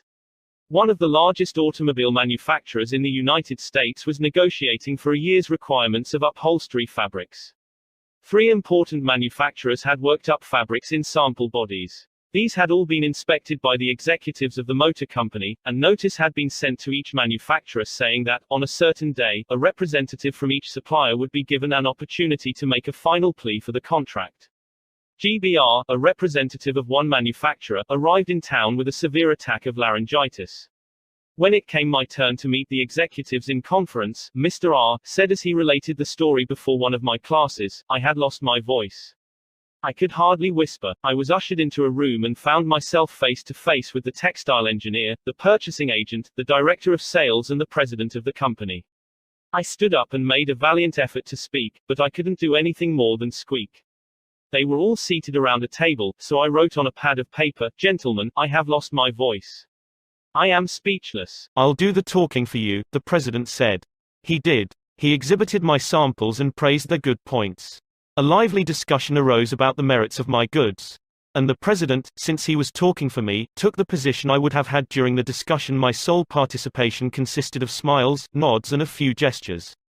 As a result of this unique conference, I was awarded the contract, which called for over 500,000 yards of upholstery fabrics at an aggregate value of $1,600,000, the biggest order I had ever received. I know I would have lost the contract if I hadn't lost my voice, because I had the wrong idea about the whole proposition. I discovered, quite by accident, how richly it sometimes pays to let the other person do the talking. Letting the other person do the talking helps in family situations as well as in business. Barbara Wilson's relationship with her daughter, Lori, was deteriorating rapidly. Lori, who had been a quiet, complacent child, had grown into an uncooperative, sometimes belligerent teenager. Mrs. Wilson lectured her, threatened her and punished her, but all to no avail. One day, Mrs. Wilson told one of our classes, I just gave up. Lori had disobeyed me and had left the house to visit her girlfriend before she had completed her chores. When she returned, I was about to scream at her for the 10,000th time, but I just didn't have the strength to do it. I just looked at her and said sadly, Why, Lori, why? Lori noted my condition and in a calm voice asked, Do you really want to know? I nodded and Lori told me, first hesitantly, and then it all flowed out. I had never listened to her. I was always telling her to do this or that. When she wanted to tell me her thoughts, feelings, ideas, I interrupted with more orders. I began to realize that she needed me, not as a bossy mother, but as a confidant, an outlet for all her confusion about growing up. And all I had been doing was talking when I should have been listening. I never heard her. From that time on I let her do all the talking she wanted. She tells me what is on her mind, and our relationship has improved immeasurably. She is again a cooperative person. A large advertisement appeared on the financial page of a New York newspaper calling for a person with unusual ability and experience. Charles T. Cubelis answered the advertisement, sending his reply to a box number. A few days later, he was invited by letter to call for an interview. Before he called, he spent hours in Wall Street finding out everything possible about the person who had founded the business. During the interview, he remarked, I should be mighty proud to be associated with an organization with a record like yours. I understand you started 28 years ago with nothing but desk room and one stenographer. Is that true? Almost every successful person likes to reminisce about his early struggles. This man was no exception. He talked for a long time about how he had started with $450 in cash and an original idea. He told how he had fought against discouragement and battled against ridicule, working Sundays and holidays, 12 to 16 hours a day, how he had finally won against all odds until now the most important executives on Wall Street were coming to him for information and guidance. He was proud of such a record. He had a right to be, and he had a splendid time telling about it. Finally, he questioned Mr. Kubelis briefly about his experience, then called in one of his vice presidents and said, "I think this is the person we are looking for." Mr. Kubelis had taken the trouble to find out about the accomplishments of his prospective employer. He showed an interest in the other person and his problems. He encouraged the other person to do most of the talking, and made a favorable impression. Roy G. Bradley of Sacramento, California, had the opposite problem. He listened as a good prospect for a sales position talked himself into a job with Bradley's firm. Roy reported, "Being a small brokerage firm, we had no fringe benefits, such as hospitalization, medical insurance and pensions. Every representative is an independent agent. We don't even provide leads for prospects, as we cannot advertise for them as our larger competitors do." Richard Pryor had the type of experience we wanted for this position, and he was interviewed first by my assistant, who told him about all the negatives related to this job. He seemed slightly discouraged when he came into my office. I mentioned the one benefit of being associated with my firm, that of being an independent contractor and therefore virtually being self-employed. As he talked about these advantages to me, he talked himself out of each negative thought he had when he came in for the interview. Several times it seemed as though he was half talking to himself as he was thinking through each thought. At times I was tempted to add to his thoughts, however, as the interview came to a close I felt he had convinced himself, very much on his own, that he would like to work for my firm. Because I had been a good listener and let Dick do most of the talking, he was able to weigh both sides fairly in his mind, and he came to the positive conclusion, which was a challenge he created for himself. We hired him and he has been an outstanding representative for our firm. Even our friends would much rather talk to us about their achievements than listen to us boast about ours. La Rochefoucauld, the French philosopher, said, "If you want enemies, excel your friends, but if you want friends, let your friends excel you." Why is that true? Because when our friends excel us, they feel important, but when we excel them, they, or at least some of them, will feel inferior and envious. By far the best liked placement counselor in the Midtown Personnel Agency in New York City was Henrietta G. It hadn't always been that way. During the first few months of her association with the agency, Henrietta didn't have a single friend among her colleagues. Why? Because every day she would brag about the placements she had made, the new accounts she had opened, and anything else she had accomplished. "I was good at my work and proud of it," Henrietta told one of our classes. But instead of my colleagues sharing my triumphs, they seemed to resent them. I wanted to be liked by these people. I really wanted them to be my friends. After listening to some of the suggestions made in this course, I started to talk about myself less and listen more to my associates. They also had things to boast about and were more excited about telling me about their accomplishments than about listening to my boasting. Now, when we have some time to chat, I ask them to share their joys with me, and I only mention my achievements when they ask. Principle 6: Let the other person do a great deal of the talking. How to get cooperation? Don't you have much more faith in ideas that you discover for yourself than in ideas that are handed to you on a silver platter? If so, isn't it bad judgment to try to ram your opinions down the throats of other people? Isn't it wiser to make suggestions, and let the other person think out the conclusion? Adolph Seltz of Philadelphia, sales manager in an automobile showroom and a student in one of my courses, suddenly found himself confronted with the necessity of injecting enthusiasm into a discouraged and disorganized group of automobile salespeople. Calling a sales meeting, he urged his people to tell him exactly what they expected from him. As they talked, he wrote their ideas on the blackboard. He then said, "I'll give you all these qualities you expect from me. Now I want you to tell me what I have a right to expect from you." The replies came quick and fast: loyalty, honesty, initiative, optimism, teamwork, 8 hours a day of enthusiastic work. The meeting ended with a new courage, a new inspiration. One salesperson volunteered to work 14 hours a day, and Mr. Seltz reported to me that the increase of sales was phenomenal. "The people had made a sort of moral bargain with me," said Mr. Seltz, "and as long as I lived up to my part in it, they were determined to live up to theirs. Consulting them about their wishes and desires was just the shot in the arm they needed. No one likes to feel that he or she is being sold something or told to do a thing. We much prefer to feel that we are buying of our own accord or acting on our own ideas. We like to be consulted about our wishes, our wants, our thoughts." Take the case of Eugene Wesson. He lost countless thousands of dollars in commissions before he learned this truth. Mr. Wesson sold sketches for a studio that created designs for stylists and textile manufacturers. Mr. Wesson had called on one of the leading stylists in New York once a week, every week for 3 years. He never refused to see me, said Mr. Wesson, but he never bought. He always looked over my sketches very carefully and then said, "No, Wesson, I guess we don't get together today." After 150 failures, Wesson realized he must be in a mental rut, so he resolved to devote one evening a week to the study of influencing human behavior, to help him develop new ideas and generate new enthusiasm. He decided on this new approach. With half a dozen unfinished artist sketches under his arm, he rushed over to the buyer's office. "I want you to do me a little favor, if you will," he said. "Here are some uncompleted sketches. Won't you please tell me how we could finish them up in such a way that you could use them?" The buyer looked at the sketches for a while without uttering a word. Finally he said, "Leave these with me for a few days, Wesson, and then come back and see me." Wesson returned 3 days later, got his suggestions, took the sketches back to the studio and had them finished according to the buyer's ideas. The result? All accepted. After that, this buyer ordered scores of other sketches from Wesson, all drawn according to the buyer's ideas. "I realized why I had failed for years to sell him," said Mr. Wesson. "I had urged him to buy what I thought he ought to have. Then I changed my approach completely. I urged him to give me his ideas. This made him feel that he was creating the designs. And he was. I didn't have to sell him. He bought, letting the other person feel that the idea is his or hers not only works in business and politics, it works in family life as well." Paul M. Davis of Tulsa, Oklahoma, told his class how he applied this principle. "My family and I enjoyed one of the most interesting sightseeing vacation trips we have ever taken. I had long dreamed of visiting such historic sites as the Civil War battlefield in Gettysburg, Independence Hall in Philadelphia, and our nation's capital. Valley Forge, Jamestown and the restored colonial village of Williamsburg were high on the list of things I wanted to see."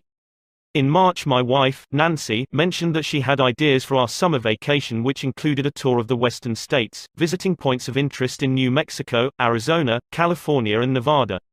She had wanted to make this trip for several years. But we couldn't obviously make both trips.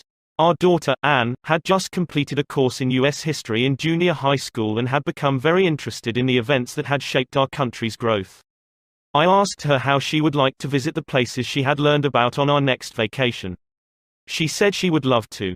2 evenings later, as we sat around the dinner table, Nancy announced that if we all agreed, the summer's vacation would be to the eastern states, that it would be a great trip for Anne and thrilling for all of us.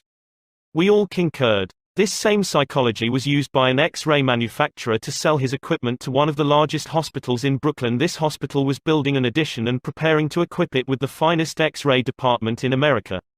Dr. L, who was in charge of the X-ray department, was overwhelmed with sales representatives, each caroling the praises of his own company's equipment.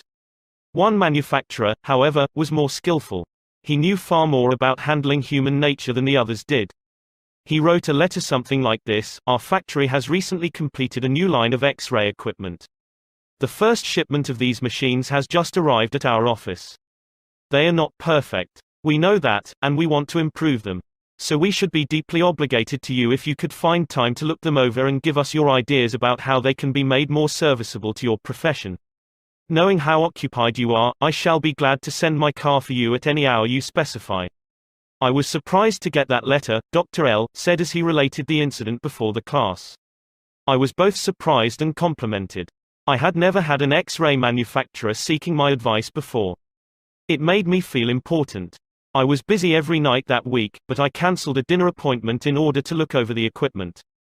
The more I studied it, the more I discovered for myself how much I liked it. Nobody had tried to sell it to me. I felt that the idea of buying that equipment for the hospital was my own. I sold myself on its superior qualities and ordered it installed." Ralph Waldo Emerson, in his essay, Self-Reliance, stated, "In every work of genius we recognize our own rejected thoughts, they come back to us with a certain alienated majesty." Colonel Edward M. House wielded an enormous influence in national and international affairs while Woodrow Wilson occupied the White House. Wilson leaned upon Colonel House for secret counsel and advice more than he did upon even members of his own cabinet. What method did the colonel use in influencing the president? Fortunately, we know, for House himself revealed it to Arthur D. Howden Smith, and Smith quoted House in an article in the Saturday Evening Post. After I got to know the president, House said, I learned the best way to convert him to an idea was to plant it in his mind casually, but so as to interest him in it, so as to get him thinking about it on his own account. The first time this worked it was an accident. I had been visiting him at the White House and urged a policy on him which he appeared to disapprove. But several days later, at the dinner table, I was amazed to hear him trot out my suggestion as his own. Did House interrupt him and say, "That's not your idea. That's mine"? Oh, no, not House. He was too adroit for that. He didn't care about credit. He wanted results. So he let Wilson continue to feel that the idea was his. House did even more than that. He gave Wilson public credit for these ideas. Let's remember that everyone we come in contact with is just as human as Woodrow Wilson. So let's use Colonel House's technique.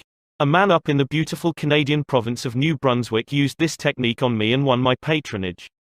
I was planning at the time to do some fishing and canoeing in New Brunswick. So I wrote the Tourist Bureau for information. Evidently my name and address were put on a mailing list, for I was immediately overwhelmed with scores of letters and booklets and printed testimonials from camps and guides. I was bewildered. I didn't know which to choose. Then one camp owner did a clever thing. He sent me the names and telephone numbers of several New York people who had stayed at his camp, and he invited me to telephone them and discover for myself what he had to offer.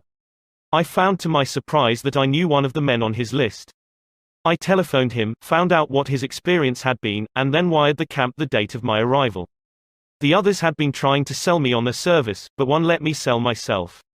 That organization won. 25 centuries ago, Lao Tse, a Chinese sage, said some things that readers of this book might use today. The reason why rivers and seas receive the homage of 100 mountain streams is that they keep below them. Thus they are able to reign over all the mountain streams. So the sage, wishing to be above men, putteth himself below them, wishing to be before them, he putteth himself behind them. Thus, though his place be above men, they do not feel his weight, though his place be before them, they do not count it an injury. Principle 7. Let the other person feel that the idea is his or hers. A formula that will work wonders for you. Remember that other people may be totally wrong. But they don't think so. Don't condemn them. Any fool can do that. Try to understand them. Only wise, tolerant, exceptional people even try to do that. There is a reason why the other man thinks and acts as he does. Ferret out that reason, and you have the key to his actions, perhaps to his personality. Try honestly to put yourself in his place. If you say to yourself, "How would I feel, how would I react if I were in his shoes?" you will save yourself time and irritation, for, by becoming interested in the cause, we are less likely to dislike the effect. And, in addition, you will sharply increase your skill in human relationships. Stop a minute, says Kenneth M. Good in his book How to Turn People into Gold. Stop a minute to contrast your keen interest in your own affairs with your mild concern about anything else. Realize then, that everybody else in the world feels exactly the same way.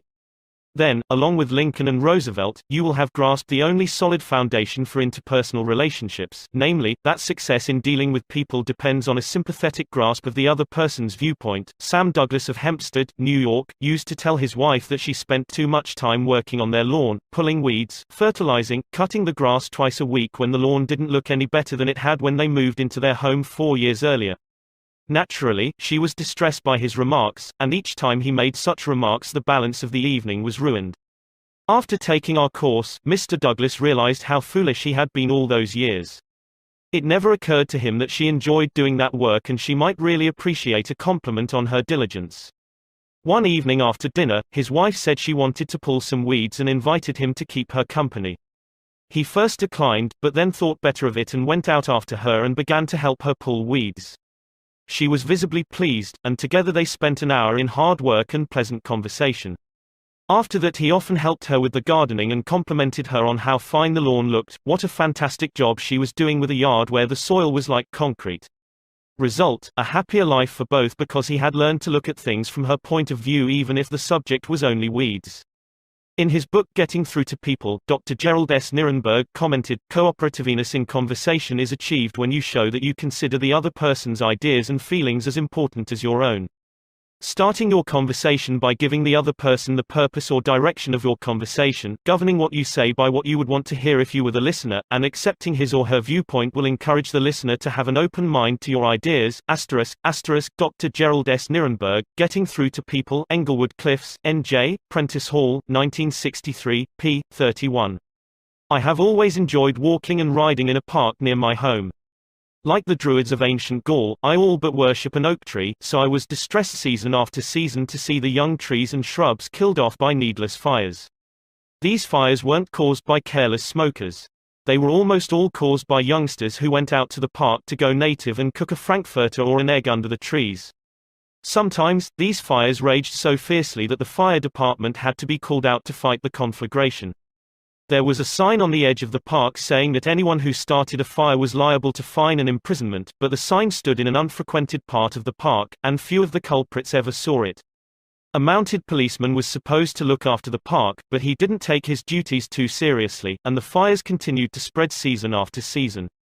On one occasion, I rushed up to a policeman and told him about a fire spreading rapidly through the park and wanted him to notify the fire department, and he nonchalantly replied that it was none of his business because it wasn't in his precinct. I was desperate, so after that when I went riding, I acted as a self-appointed committee of one to protect the public domain. In the beginning, I am afraid I didn't even attempt to see the other people's point of view. When I saw a fire blazing under the trees, I was so unhappy about it, so eager to do the right thing, that I did the wrong thing. I would ride up to the boys, warn them that they could be jailed for starting a fire, order with a tone of authority that it be put out, and, if they refused, I would threaten to have them arrested. I was merely unloading my feelings without thinking of their point of view. The result? They obeyed sullenly and with resentment. After I rode on over the hill, they probably rebuilt the fire and longed to burn up the whole park. With the passing of the years, I acquired a trifle more knowledge of human relations, a little more tact, a somewhat greater tendency to see things from the other person's standpoint. Then, instead of giving orders, I would ride up to a blazing fire and begin something like this: "Having a good time, boys? What are you going to cook for supper? I loved to build fires myself when I was a boy, and I still love to. But you know they are very dangerous here in the park. I know you boys don't mean to do any harm, but other boys aren't so careful. They come along and see that you have built a fire, so they build one and don't put it out when they go home, and it spreads among the dry leaves and kills the trees. We won't have any trees here at all if we aren't more careful. You could be put in jail for building this fire. But I don't want to be bossy and interfere with your pleasure. I like to see you enjoy yourselves, but won't you please rake all the leaves away from the fire right now, and you'll be careful to cover it with dirt, a lot of dirt, before you leave, won't you? And the next time you want to have some fun, won't you please build your fire over the hill there in the sandpit? It can't do any harm there. Thanks so much, boys. Have a good time." What a difference that kind of talk made. It made the boys want to cooperate. No sullenness, no resentment. They hadn't been forced to obey orders. They had saved their faces. They felt better, and I felt better because I had handled the situation with consideration for their point of view. Seeing things through another person's eyes may ease tensions when personal problems become overwhelming. Elizabeth Novak of New South Wales, Australia, was 6 weeks late with her car payment. On a Friday, she reported, "I received a nasty phone call from the man who was handling my account informing me if I did not come up with $122 by Monday morning I could anticipate further action from the company. I had no way of raising the money over the weekend, so when I received his phone call first thing on Monday morning I expected the worst. Instead of becoming upset, I looked at the situation from his point of view. I apologized most sincerely for causing him so much inconvenience and remarked that I must be his most troublesome customer, as this was not the first time I was behind in my payments. His tone of voice changed immediately, and he reassured me that I was far from being one of his really troublesome customers. He went on to tell me several examples of how rude his customers sometimes were, how they lied to him and often tried to avoid talking to him at all. I said nothing. I listened and let him pour out his troubles to me. Then, without any suggestion from me, he said it did not matter if I couldn't pay all the money immediately. It would be all right if I paid him $20 by the end of the month and made up the balance whenever it was convenient for me to do so, tomorrow, before asking anyone to put out a fire or buy your product or contribute to your favorite charity. Why not pause and close your eyes and try to think the whole thing through from another person's point of view? Ask yourself, why should he or she want to do it? True, this will take time, but it will avoid making enemies and will get better results, and with less friction and less shoe leather. I would rather walk the sidewalk in front of a person's office for 2 hours before an interview, said Dean Donham of the Harvard Business School, than step into that office without a perfectly clear idea of what I was going to say and what that person, from my knowledge of his or her interests and motives, was likely to answer. That is so important that I am going to repeat it in italics for the sake of emphasis. I would rather walk the sidewalk in front of a person's office for 2 hours before an interview than step into that office without a perfectly clear idea of what I was going to say and what that person, from my knowledge of his or her interests and motives, was likely to answer. If, as a result of reading this book, you get only one thing, an increased tendency to think always in terms of the other person's point of view, and see things from that person's angle as well as your own, if you get only that one thing from this book, it may easily prove to be one of the stepping stones of your career. Principle 8. Try honestly to see things from the other person's point of view. What everybody wants. Wouldn't you like to have a magic phrase that would stop arguments, eliminate ill feeling, create goodwill, and make the other person listen attentively? Yes. All right. Here it is. I don't blame you one iota for feeling as you do. If I were you, I would undoubtedly feel just as you do. An answer like that will soften the most cantankerous old cuss alive. And you can say that and be 100% sincere, because if you were the other person, you, of course, would feel just as he does. Take Al Capone, for example. Suppose you had inherited the same body and temperament and mind that Al Capone had. Suppose you had had his environment and experiences. You would then be precisely what he was, and where he was. For it is those things, and only those things, that made him what he was. The only reason, for example, that you are not a rattlesnake is that your mother and father weren't rattlesnakes. You deserve very little credit for being what you are, and remember, the people who come to you irritated, bigoted, unreasoning, deserve very little discredit for being what they are. Feel sorry for the poor devils. Pity them. Sympathize with them. Say to yourself, there, but for the grace of God, go I. 3/4 of the people you will ever meet are hungering and thirsting for sympathy. Give it to them, and they will love you. I once gave a broadcast about the author of Little Women, Louisa May Alcott. Naturally, I knew she had lived and written her immortal books in Concord, Massachusetts. But, without thinking what I was saying, I spoke of visiting her old home in Concord, New Hampshire. If I had said New Hampshire only once, it might have been forgiven. But, alas and alack. I said it twice. I was deluged with letters and telegrams, stinging messages that swirled around my defenseless head like a swarm of hornets. Many were indignant, a few insulting. One colonial dame, who had been reared in Concord, Massachusetts, and who was then living in Philadelphia, vented her scorching wrath upon me. She couldn't have been much more bitter if I had accused Miss Alcott of being a cannibal from New Guinea. As I read the letter, I said to myself, thank God, I am not married to that woman. I felt like writing and telling her that although I had made a mistake in geography, she had made a far greater mistake in common courtesy. That was to be just my opening sentence. Then I was going to roll up my sleeves and tell her what I really thought. But I didn't. I controlled myself. I realized that any hot-headed fool could do that, and that most fools would do just that. I wanted to be above fools.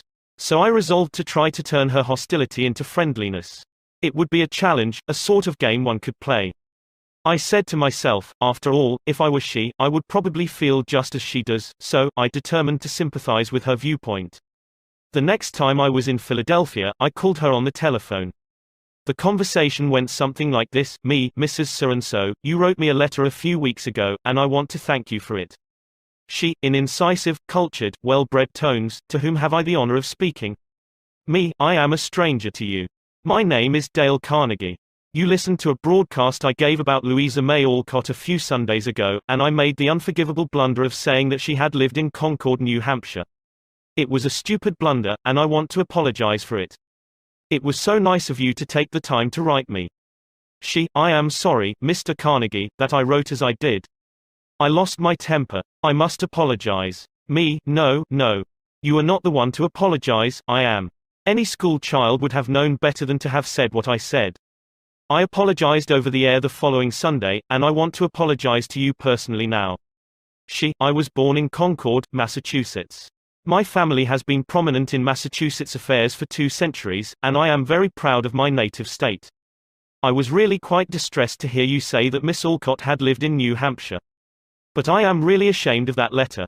Me, I assure you that you were not 1/10 as distressed as I am. My error didn't hurt Massachusetts, but it did hurt me.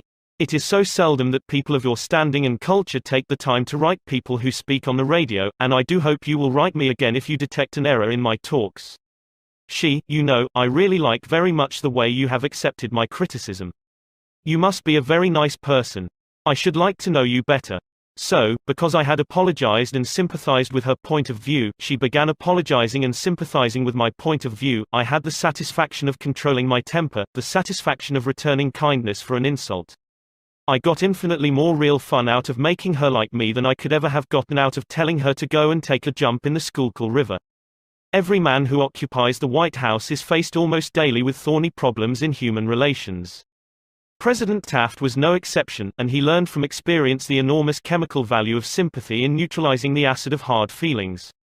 In his book Ethics in Service, Taft gives rather an amusing illustration of how he softened the ire of a disappointed and ambitious mother.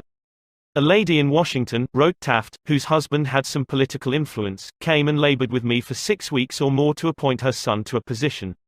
She secured the aid of senators and congressmen in formidable number and came with them to see that they spoke with emphasis. The place was one requiring technical qualification, and following the recommendation of the head of the bureau, I appointed somebody else. I then received a letter from the mother, saying that I was most ungrateful, since I declined to make her a happy woman as I could have done by a turn of my hand. She complained further that she had labored with her state delegation and got all the votes for an administration bill in which I was especially interested, and this was the way I had rewarded her. When you get a letter like that, the first thing you do is to think how you can be severe with a person who has committed an impropriety, or even been a little impertinent. Then you may compose an answer. Then, if you are wise, you will put the letter in a drawer and lock the drawer. Take it out in the course of 2 days. Such communications will always bear 2 days' delay in answering, and when you take it out after that interval, you will not send it. That is just the course I took. After that, I sat a day down and wrote her just as polite a letter as I could, telling her I realized a mother's disappointment under such circumstances, but that really the appointment was not left to my mere personal preference, that I had to select a man with technical qualifications, and had, therefore, to follow the recommendations of the head of the bureau. I expressed the hope that her son would go on to accomplish what she had hoped for him in the position which he then had. That mollified her, and she wrote me a note saying she was sorry she had written as she had. But the appointment I sent in was not confirmed at once, and after an interval I received a letter which purported to come from her husband, though it was in the same handwriting as all the others. I was therein advised that, due to the nervous prostration that had followed her disappointment in this case, she had to take to her bed and had developed a most serious case of cancer of the stomach. Would I not restore her to health by withdrawing the first name and replacing it by her son's? I had to write another letter, this one to the husband, to say that I hoped the diagnosis would prove to be inaccurate, that I sympathized with him in the sorrow he must have in the serious illness of his wife, but that it was impossible to withdraw the name sent in. The man whom I appointed was confirmed, and within 2 days after I received that letter, we gave a musical at the White House. The first 2 people to greet Mrs. Taft and I were this husband and wife, though the wife had so recently been in articulo mortis. J. Mangum represented an elevator-escalator maintenance company in Tulsa, Oklahoma, which had the maintenance contract for the escalators in one of Tulsa's leading hotels. The hotel manager did not want to shut down the escalator for more than 2 hours at a time because he did not want to inconvenience the hotel's guests. The repair that had to be made would take at least 8 hours, and his company did not always have a specially qualified mechanic available at the convenience of the hotel. When Mr. Mangum was able to schedule a top-flight mechanic for this job, he telephoned the hotel manager and instead of arguing with him to give him the necessary time, he said, "Rick, I know your hotel is quite busy and you would like to keep the escalator shutdown time to a minimum. I understand your concern about this, and we want to do everything possible to accommodate you. However, our diagnosis of the situation shows that if we do not do a complete job now, your escalator may suffer more serious damage and that would cause a much longer shutdown. I know you would not want to inconvenience your guests for several days." The manager had to agree that an 8-hour shutdown was more desirable than several days. By sympathizing with the manager's desire to keep his patrons happy, Mr. Mangum was able to win the hotel manager to his way of thinking easily and without rancor. Joyce Norris, a piano teacher in St. Louis, Missouri, told of how she had handled a problem piano teachers often have with teenage girls. Babette had exceptionally long fingernails. This is a serious handicap to anyone who wants to develop proper piano playing habits. Mrs. Norris reported, "I knew her long fingernails would be a barrier for her in her desire to play well. During our discussions prior to her starting her lessons with me, I did not mention anything to her about her nails. I didn't want to discourage her from taking lessons, and I also knew she would not want to lose that which she took so much pride in and such great care to make attractive. After her first lesson, when I felt the time was right, I said, "Babette, you have attractive hands and beautiful fingernails. If you want to play the piano as well as you are capable of and as well as you would like to, you would be surprised how much quicker and easier it would be for you, if you would trim your nails shorter. Just think about it." Okay, she made a face which was definitely negative. I also talked to her mother about this situation, again mentioning how lovely her nails were.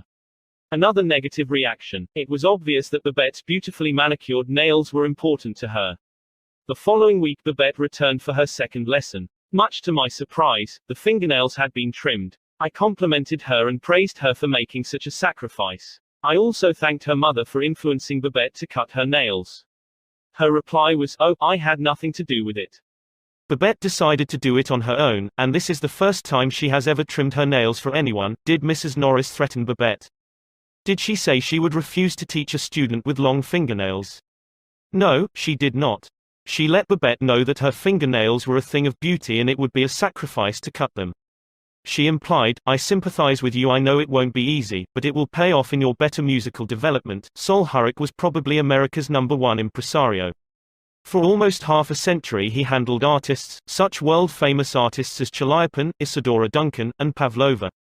Mr. Hurrick told me that one of the first lessons he had learned in dealing with his temperamental stars was the necessity for sympathy and more sympathy with their idiosyncrasies. For 3 years, he was impresario for Fyodor Chaliapin, one of the greatest bassos who ever thrilled the ritzy box holders at the Metropolitan, yet Chaliapin was a constant problem. He carried on like a spoiled child. To put it in Mr. Hurrick's own inimitable phrase, he was a hell of a fellow in every way. For example, Chaliapin would call up Mr. Hurrick about noon of the day he was going to sing and say, "Sol, I feel terrible. My throat is like raw hamburger. It is impossible for me to sing tonight." Did Mr. Hurrick argue with him? Oh, no. He knew that an entrepreneur couldn't handle artists that way. So he would rush over to Chaliapin's hotel, dripping with sympathy. "What a pity," he would mourn. "What a pity. My poor fellow. Of course, you cannot sing. I will cancel the engagement at once. It will only cost you a couple of $1,000s, but that is nothing in comparison to your reputation." Then Chaliapin would sigh and say, "Perhaps you had better come over later in the day. Come at 5 and see how I feel then." At 5 o'clock, Mr. Hurrick would again rush to his hotel, dripping with sympathy. Again he would insist on cancelling the engagement, and again Chaliapin would sigh and say, "Well, maybe you had better come to see me later. I may be better then." At 7:30 the great basso would consent to sing, only with the understanding that Mr. Hurrick would walk out on the stage of the Metropolitan and announce that Chaliapin had a very bad cold and was not in good voice. Mr. Hurrick would lie and say he would do it, for he knew that was the only way to get the basso out on the stage. Dr. Arthur I. Gates said in his splendid book Educational Psychology, "Sympathy the human species universally craves. The child eagerly displays his injury, or even inflicts a cut or bruise in order to reap abundant sympathy. For the same purpose adults show their bruises, relate their accidents, illness, especially details of surgical operations. Self-pity for misfortunes real or imaginary is in some measure, practically a universal practice. So, if you want to win people to your way of thinking, put in practice, Principle 9: be sympathetic with the other person's ideas and desires. An appeal that everybody likes. I was reared on the edge of the Jesse James country out in Missouri, and first visited the James farm at Kearney, Missouri, where the son of Jesse James was then living. His wife told me stories of how Jesse robbed trains and held up banks and then gave money to the neighboring farmers to pay off their mortgages. Jesse James probably regarded himself as an idealist at heart, just as Dutch Schultz, Two Gun, Crowley, Al Capone and many other organized crime godfathers did generations later. The fact is that all people you meet have a high regard for themselves and like to be fine and unselfish in their own estimation. Pierpont Morgan observed, in one of his analytical interludes, that a person usually has 2 reasons for doing a thing, one that sounds good and a real one. The person himself will think of the real reason. You don't need to emphasize that. But all of us, being idealists at heart, like to think of motives that sound good. So, in order to change people, appeal to the nobler motives. Is that too idealistic to work in business? Let's see. Let's take the case of Hamilton J. Farrell of the Farrell-Mitchell Company of Glenolden, Pennsylvania. Mr. Farrell had a disgruntled tenant who threatened to move. The tenant's lease still had 4 months to run, nevertheless, he served notice that he was vacating immediately, regardless of lease. These people had lived in my house all winter, the most expensive part of the year, Mr. Farrell said as he told the story to the class, and I knew it would be difficult to rent the apartment again before fall. I could see all that rent income going over the hill, and believe me, I saw red. Now, ordinarily, I would have waded into that tenant and advised him to read his lease again. I would have pointed out that if he moved, the full balance of his rent would fall due at once, and that I could, and would, move to collect. However, instead of flying off the handle and making a scene, I decided to try other tactics. So I started like this, Mr. Doe, I said. I have listened to your story, and I still don't believe you intend to move. Years in the renting business have taught me something about human nature, and I sized you up in the first place as being a man of your word. In fact, I'm so sure of it that I'm willing to take a gamble. Now, here's my proposition. Leave your decision on the table for a few days and think it over. If you come back to me between now and the first of the month, when your rent is due, and tell me you still intend to move, I give you my word I will accept your decision as final. I will privilege you to move and admit to myself I've been wrong in my judgment. But I still believe you're a man of your word and will live up to your contract.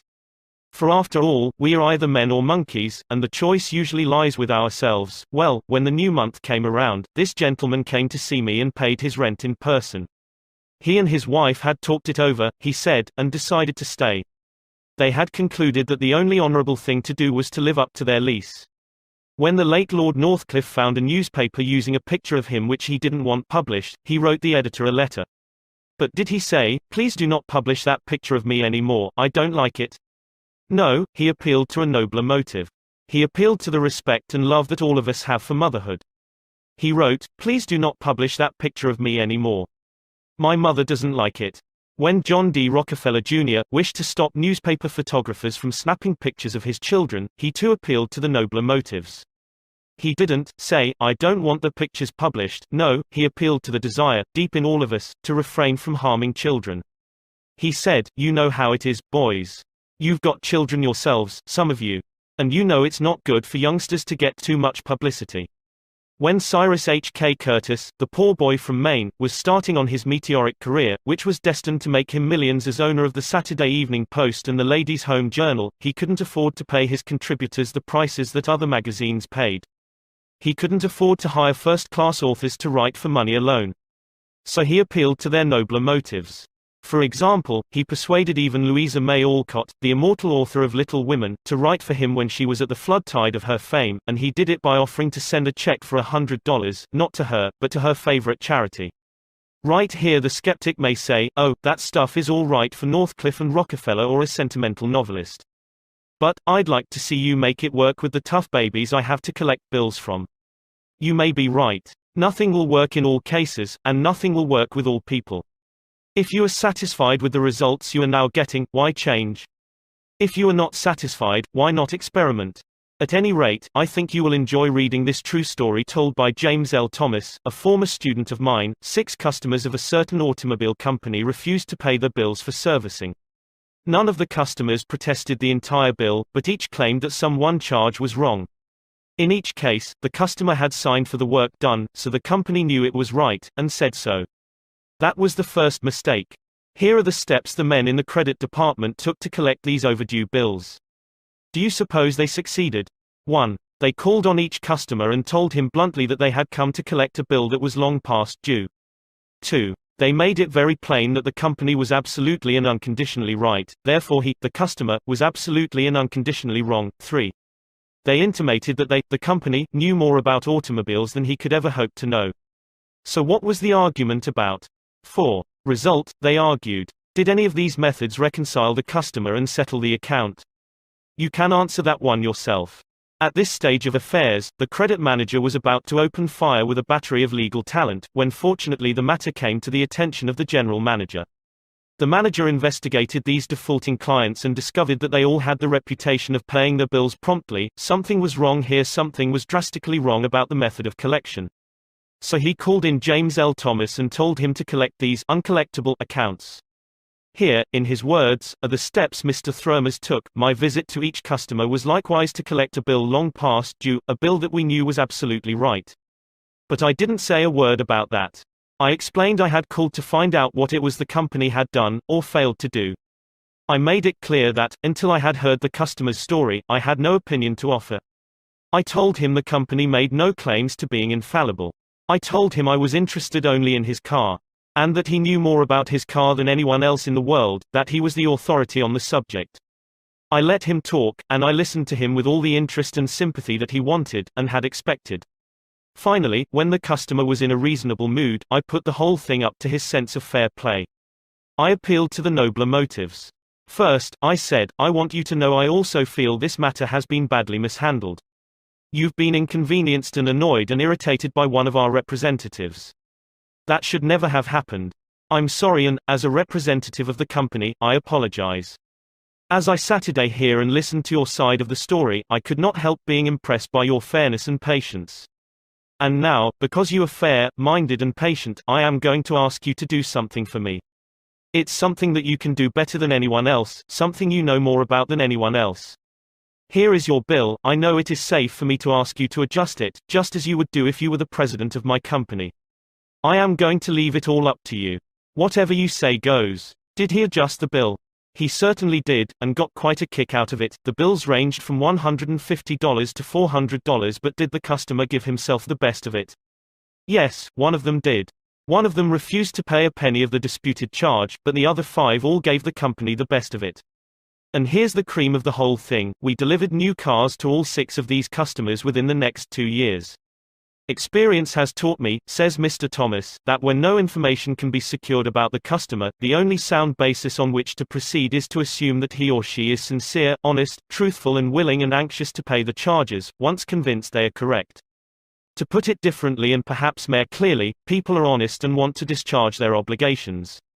The exceptions to that rule are comparatively few, and I am convinced that the individuals who are inclined to chisel will in most cases react favorably if you make them feel that you consider them honest, upright and fair. Principle 10: Appeal to the nobler motives. The movies do it. TV does it. Why don't you do it? Many years ago, the Philadelphia Evening Bulletin was being maligned by a dangerous whispering campaign. A malicious rumor was being circulated. Advertisers were being told that the newspaper was no longer attractive to readers because it carried too much advertising and too little news. Immediate action was necessary. The gossip had to be squelched. But how? This is the way it was done. The bulletin clipped from its regular edition all reading matter of all kinds on one average day, classified it, and published it as a book. The book was called One Day. It contained 307 pages, as many as a hard-covered book, yet the bulletin had printed all this news and feature material on one day and sold it, not for several dollars, but for a few cents. The printing of that book dramatized the fact that the bulletin carried an enormous amount of interesting reading matter. It conveyed the facts more vividly, more interestingly, more impressively, than pages of figures and mere talk could have done. This is the day of dramatization. Merely stating a truth isn't enough. The truth has to be made vivid, interesting, dramatic. You have to use showmanship. The movies do it. Television does it. And you will have to do it if you want attention. Experts in window display know the power of dramatization. For example, the manufacturers of a new rat poison gave dealers a window display that included 2 live rats. The week the rats were shown, sales zoomed to 5 times their normal rate. Television commercials abound with examples of the use of dramatic techniques in selling products. Sit down one evening in front of your television set and analyze what the advertisers do in each of their presentations. You will note how an antacid medicine changes the color of the acid in a test tube while its competitor doesn't, how one brand of soap or detergent gets a greasy shirt clean when the other brand leaves it gray. You'll see a car maneuver around a series of turns and curves, far better than just being told about it. Happy faces will show contentment with a variety of products. All of these dramatize for the viewer the advantages offered by whatever is being sold, and they do get people to buy them. You can dramatize your ideas in business or in any other aspect of your life. It's easy. Jim Yeamans, who sells for the NCR Company, National Cash Register, in Richmond, Virginia, told how he made a sale by dramatic demonstration. Last week I called on a neighborhood grocer and saw that the cash registers he was using at his checkout counters were very old-fashioned. I approached the owner and told him, "You are literally throwing away pennies every time a customer goes through your line." With that I threw a handful of pennies on the floor. He quickly became more attentive. The mere words should have been of interest to him. But the sound of pennies hitting the floor really stopped him. I was able to get an order from him to replace all of his old machines. It works in home life as well. When the old-time lover proposed to his sweetheart, did he just use words of love? No. He went down on his knees. That really showed he meant what he said. We don't propose on our knees anymore, but many suitors still set up a romantic atmosphere before they pop the question. Dramatizing what you want works with children as well. Joe B. Fant Jr. of Birmingham, Alabama, was having difficulty getting his 5-year-old boy and 3-year-old daughter to pick up their toys, so he invented a train. Joey was the engineer, Captain Casey Jones, on his tricycle. Janet's wagon was attached, and in the evening she loaded all the coal on the caboose, her wagon, and then jumped in while her brother drove her around the room. In this way the room was cleaned up, without lectures, arguments or threats. Mary Catherine Wolfe of Mishawaka, Indiana, was having some problems at work and decided that she had to discuss them with the boss. On Monday morning she requested an appointment with him but was told he was very busy and she should arrange with his secretary for an appointment later in the week. The secretary indicated that his schedule was very tight, but she would try to fit her in. Ms. Wolfe described what happened. I did not get a reply from her all week long. Whenever I questioned her, she would give me a reason why the boss could not see me. Friday morning came and I had heard nothing definite. I really wanted to see him and discuss my problems before the weekend, so I asked myself how I could get him to see me. What I finally did was this. I wrote him a formal letter. I indicated in the letter that I fully understood how extremely busy he was all week, but it was important that I speak with him. I enclosed a form letter and a self-addressed envelope and asked him to please fill it out or ask his secretary to do it and return it to me. The form letter read as follows: Ms. Wolfe, I will be able to see you on at a.m. p.m. I will give you minutes of my time. I put this letter in his in-basket at 11 a.m. At 2 p.m., I checked my mailbox. There was my self-addressed envelope. He had answered my form letter himself and indicated he could see me that afternoon and could give me 10 minutes of his time. I met with him, and we talked for over an hour and resolved my problems. If I had not dramatized to him the fact that I really wanted to see him, I would probably be still waiting for an appointment. James B. Boynton had to present a lengthy market report. His firm had just finished an exhaustive study for a leading brand of cold cream. Data were needed immediately about the competition in this market. The prospective customer was one of the biggest and most formidable men in the advertising business. And his first approach failed almost before he began. The first time I went in, Mr. Boynton explains, I found myself sidetracked into a futile discussion of the methods used in the investigation. He argued and I argued. He told me I was wrong, and I tried to prove that I was right. I finally won my point, to my own satisfaction, but my time was up, the interview was over, and I still hadn't produced results. The second time, I didn't bother with tabulations of figures and data. I went to see this man. I dramatized my facts. As I entered his office, he was busy on the phone. While he finished his conversation, I opened a suitcase and dumped 32 jars of cold cream on top of his desk, all products he knew, all competitors of his cream. On each jar, I had a tag itemizing the results of the trade investigation, and each tag told its story briefly, dramatically. What happened? There was no longer an argument. Here was something new, something different. He picked up first one and then another of the jars of cold cream and read the information on the tag. A friendly conversation developed. He asked additional questions. He was intensely interested. He had originally given me only 10 minutes to present my facts, but 10 minutes passed, 20 minutes, 40 minutes, and at the end of an hour we were still talking. I was presenting the same facts this time that I had presented previously. But this time I was using dramatization, showmanship, and what a difference it made. Principle 11: Dramatize your ideas. When nothing else works, try this. Charles Schwab had a mill manager whose people weren't producing the quota of work. How is it, Schwab asked him, that a manager as capable as you can't make this mill turn out what it should? I don't know, the manager replied. I've coaxed the men, I've pushed them, I've sworn and cussed, I've threatened them with damnation and being fired. But nothing works. They just won't produce. This conversation took place at the end of the day, just before the night shift came on. Schwab asked the manager for a piece of chalk, then, turning to the nearest man, asked, how many heats did your shift make today? 6. Without another word, Schwab chalked a big figure 6 on the floor, and walked away. When the night shift came in, they saw the 6, and asked what it meant. The big boss was in here today, the day people said. He asked us how many heats we made, and we told him 6.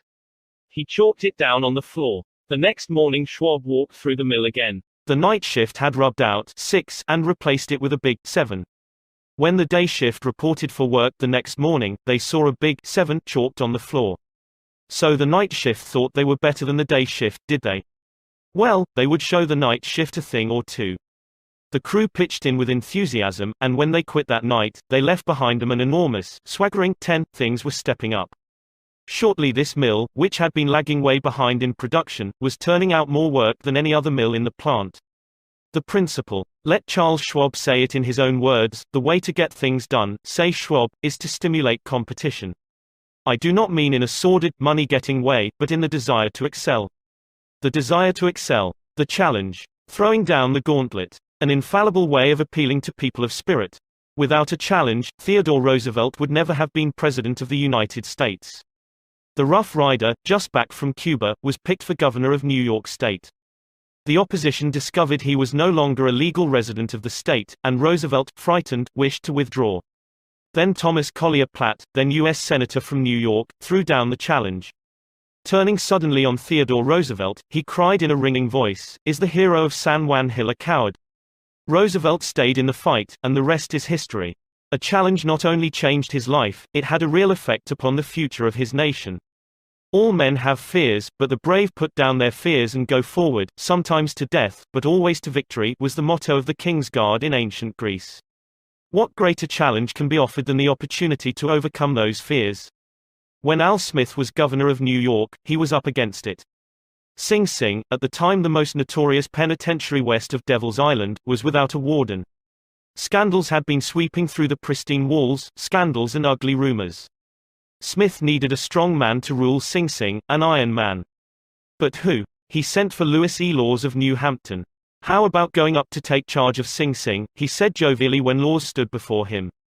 "They need a man up there with experience." Laws was flabbergasted. He knew the dangers of Sing Sing. It was a political appointment, subject to the vagaries of political whims. Wardens had come and gone, one had lasted only 3 weeks. He had a career to consider. Was it worth the risk? Then Smith, who saw his hesitation, leaned back in his chair and smiled. "Young fellow," he said, "I don't blame you for being scared. It's a tough spot. It'll take a big person to go up there and stay." So Smith was throwing down a challenge, was he? Laws liked the idea of attempting a job that called for someone big, so he went. And he stayed. He stayed, to become the most famous warden of his time. His book 20,000 Years in Sing Sing sold into the hundreds of thousands of copies. His broadcasts on the air and his stories of prison life have inspired dozens of movies. His humanizing of criminals wrought miracles in the way of prison reform. "I have never found," said Harvey S. Firestone, founder of the great Firestone Tire and Rubber Company, "that pay and pay alone would either bring together or hold good people. I think it was the game itself." Frederick Hertzberg, one of the great behavioral scientists, concurred. He studied in depth the work attitudes of thousands of people ranging from factory workers to senior executives. What do you think he found to be the most motivating factor, the one facet of the jobs that was most stimulating? Money? Good working conditions? Fringe benefits? No, not any of those. The one major factor that motivated people was the work itself. If the work was exciting and interesting, the worker looked forward to doing it and was motivated to do a good job. That is what every successful person loves, the game. The chance for self-expression. The chance to prove his or her worth, to excel, to win. That is what makes foot races and hog calling and pie-eating contests. The desire to excel. The desire for a feeling of importance. Principle 12. Throw down a challenge. In a nutshell, win people to your way of thinking. Principle 1. The only way to get the best of an argument is to avoid it. Principle 2. Show respect for the other person's opinions. Principle 3. If you are wrong, admit it quickly and emphatically. Principle 4. Begin in a friendly way. Principle 5. Get the other person saying, "Yes, yes," immediately. Principle 6. Let the other person do a great deal of the talking. Principle 7. Let the other person feel that the idea is his or hers. Principle 8. Try honestly to see things from the other person's point of view. Principle 9. Be sympathetic with the other person's ideas and desires. Principle 10. Appeal to the nobler motives. Principle 11. Dramatize your ideas. Principle 12. Throw down a challenge. Part 4. Be a leader, how to change people without giving offense or arousing resentment. If you must find fault, this is the way to begin. A friend of mine was a guest at the White House for a weekend during the administration of Calvin Coolidge. Drifting into the president's private office, he heard Coolidge say to one of his secretaries, "That's a pretty dress you're wearing this morning, and you are a very attractive young woman." That was probably the most effusive praise Silent Cal had ever bestowed upon a secretary in his life. It was so unusual, so unexpected, that the secretary blushed in confusion. Then Coolidge said, "Now, don't get stuck up. I just said that to make you feel good. From now on, I wish you would be a little bit more careful with your punctuation." His method was probably a bit obvious, but the psychology was superb. It is always easier to listen to unpleasant things after we have heard some praise of our good points. A barber lathers a man before he shaves him, and that is precisely what McKinley did back in 1896, when he was running for president. One of the prominent Republicans of that day had written a campaign speech that he felt was just a trifle better than Cicero and Patrick Henry and Daniel Webster all rolled into one. With great glee, this chap read his immortal speech aloud to McKinley. The speech had its fine points, but it just wouldn't do. It would have raised a tornado of criticism. McKinley didn't want to hurt the man's feelings. He must not kill the man's splendid enthusiasm, and yet he had to say, "No." Note how adroitly he did it. "My friend, that is a splendid speech, a magnificent speech," McKinley said. "No one could have prepared a better one. There are many occasions on which it would be precisely the right thing to say, but is it quite suitable to this particular occasion? Sound and sober as it is from your standpoint, I must consider its effect from the party's standpoint. Now you go home and write a speech along the lines I indicate, and send me a copy of it." He did just that. McKinley blue-penciled and helped him rewrite his second speech, and he became one of the effective speakers of the campaign. Here is the second most famous letter that Abraham Lincoln ever wrote. His most famous one was written to Mrs. Bixby, expressing his sorrow for the death of the 5 sons she had lost in battle. Lincoln probably dashed this letter off in 5 minutes, yet it sold at public auction in 1926 for $12,000, and that, by the way, was more money than Lincoln was able to save during half a century of hard work. The letter was written to General Joseph Hooker on April 26, 1863, during the darkest period of the Civil War. For 18 months, Lincoln's generals had been leading the Union Army from one tragic defeat to another. Nothing but futile, stupid human butchery. The nation was appalled. Thousands of soldiers had deserted from the army, and then the Republican members of the Senate had revolted and wanted to force Lincoln out of the White House. "We are now on the brink of destruction," Lincoln said. "It appears to me that even the Almighty is against us. I can hardly see a ray of hope." Such was the black sorrow and chaos out of which this letter came. I am printing the letter here because it shows how Lincoln tried to change an obstreperous general when the very fate of the nation could have depended upon the general's action. This is perhaps the sharpest letter Abe Lincoln wrote after he became president, yet you will note that he praised General Hooker before he spoke of his grave faults. Yes, they were grave faults, but Lincoln didn't call them that. Lincoln was more conservative, more diplomatic. Lincoln wrote, "There are some things in regard to which I am not quite satisfied with you. Talk about tact and diplomacy. Here is the letter addressed to General Hooker. I have placed you at the head of the Army of the Potomac. Of course, I have done this upon what appears to me to be sufficient reasons, and yet I think it best for you to know that there are some things in regard to which I am not quite satisfied with you.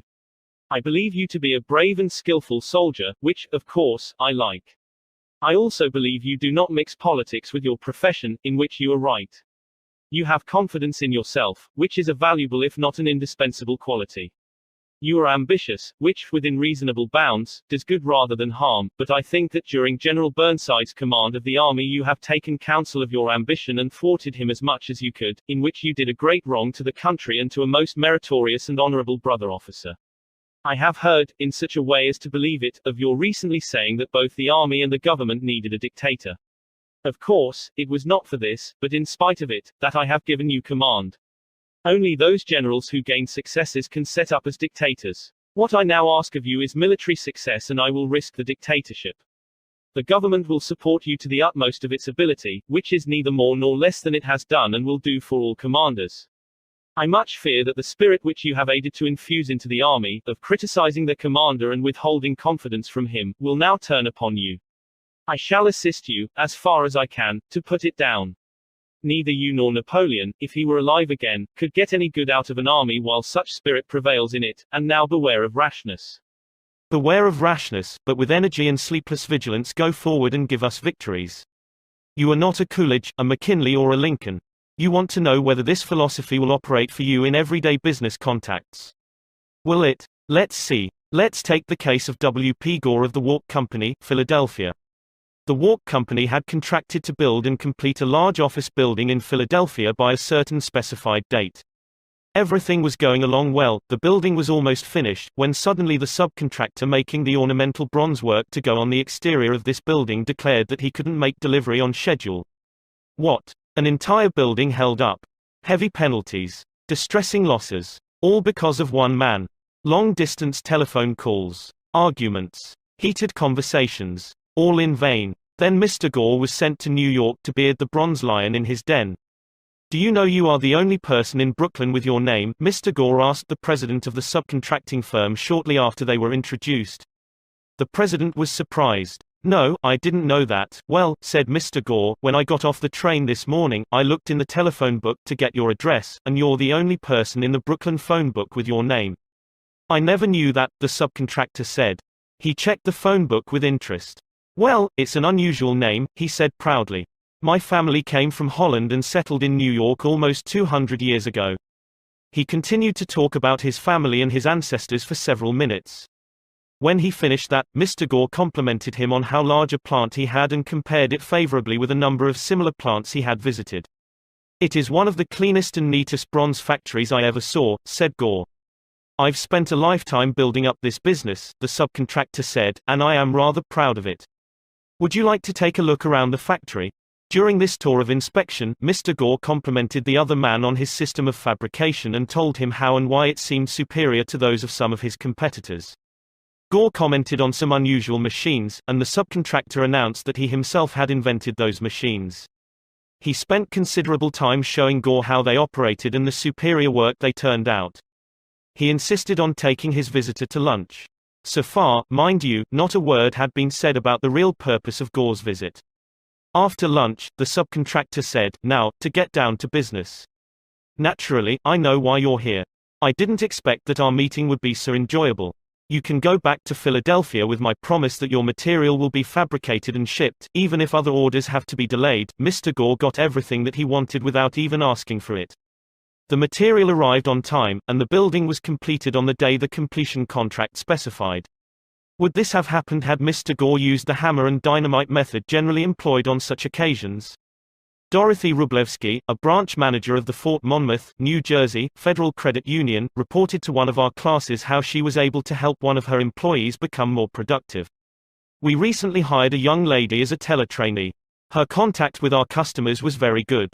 She was accurate and efficient in handling individual transactions. The problem developed at the end of the day when it was time to balance out. The head teller came to me and strongly suggested that I fire this woman. She is holding up everyone else because she is so slow in balancing out. I've shown her over and over, but she can't get it. She's got to go. The next day I observed her working quickly and accurately when handling the normal everyday transactions, and she was very pleasant with our customers. It didn't take long to discover why she had trouble balancing out. After the office closed, I went over to talk with her. She was obviously nervous and upset. I praised her for being so friendly and outgoing with the customers and complimented her for the accuracy and speed used in that work. I then suggested we review the procedure we use in balancing the cash drawer. Once she realized I had confidence in her, she easily followed my suggestions and soon mastered this function. We have had no problems with her since then. Beginning with praise is like the dentist who begins his work with Novocaine. The patient still gets a drilling, but the Novocaine is pain-killing. A leader will use Principle 1. Begin with praise and honest appreciation. How to criticize and not be hated for it. Charles Schwab was passing through one of his steel mills one day at noon when he came across some of his employees smoking. Immediately above their heads was a sign that said, "No smoking." Did Schwab point to the sign and say, "Can't you read?" Oh, no, not Schwab. He walked over to the men, handed each one a cigar, and said, "I'll appreciate it, boys, if you will smoke these on the outside." They knew that he knew that they had broken a rule, and they admired him because he said nothing about it and gave them a little present and made them feel important. Couldn't keep from loving a man like that. Could you? John Wanamaker used the same technique. Wanamaker used to make a tour of his great store in Philadelphia every day. Once he saw a customer waiting at a counter. No one was paying the slightest attention to her. The salespeople. Oh, they were in a huddle at the far end of the counter laughing and talking among themselves. Wanamaker didn't say a word. Quietly slipping behind the counter, he waited on the woman himself and then handed the purchase to the salespeople to be wrapped as he went on his way. Public officials are often criticized for not being accessible to their constituents. They are busy people, and the fault sometimes lies in overprotective assistants who don't want to overburden their bosses with too many visitors. Carl Langford, who has been mayor of Orlando, Florida, the home of Disney World, for many years, frequently admonished his staff to allow people to see him. Claimed he had an open-door policy, yet the citizens of his community were blocked by secretaries and administrators when they called. Finally, the mayor found the solution. He removed the door from his office. His aides got the message, and the mayor has had a truly open administration since the day his door was symbolically thrown away. Simply changing one three-letter word can often spell the difference between failure and success in changing people without giving offense or arousing resentment. Many people begin their criticism with sincere praise followed by the word but and ending with a critical statement. For example, in trying to change a child's careless attitude towards studies, we might say, "We're really proud of you, Johnny, for raising your grades this term. But if you had worked harder on your algebra, the results would have been better." In this case, Johnny might feel encouraged until he heard the word but. He might then question the sincerity of the original praise. To him, the praise seemed only to be a contrived lead into a critical inference of failure. Credibility would be strained, and we probably would not achieve our objectives of changing Johnny's attitude toward his studies. This could be easily overcome by changing the word but to and "We're really proud of you, Johnny, for raising your grades this term," and by continuing the same conscientious efforts next term, your algebra grade can be up with all the others. Now, Johnny would accept the praise because there was no follow-up of an inference of failure. We have called his attention to the behavior we wish to change indirectly, and the chances are he will try to live up to our expectations. Calling attention to one's mistakes indirectly works wonders with sensitive people who may resent bitterly any direct criticism. Marge Jacob of Woonsocket, Rhode Island, told one of our classes how she convinced some sloppy construction workers to clean up after themselves when they were building additions to her house. For the first few days of the work, when Mrs. Jacob returned from her job, she noticed that the yard was strewn with the cut ends of lumber. She didn't want to antagonize the builders, because they did excellent work.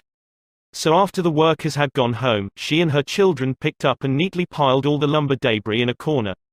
The following morning she called the foreman to one side and said, "I'm really pleased with the way the front lawn was left last night. It is nice and clean and does not offend the neighbors." From that day forward the workers picked up and piled the debris to one side, and the foreman came in each day seeking approval of the condition the lawn was left in after a day's work.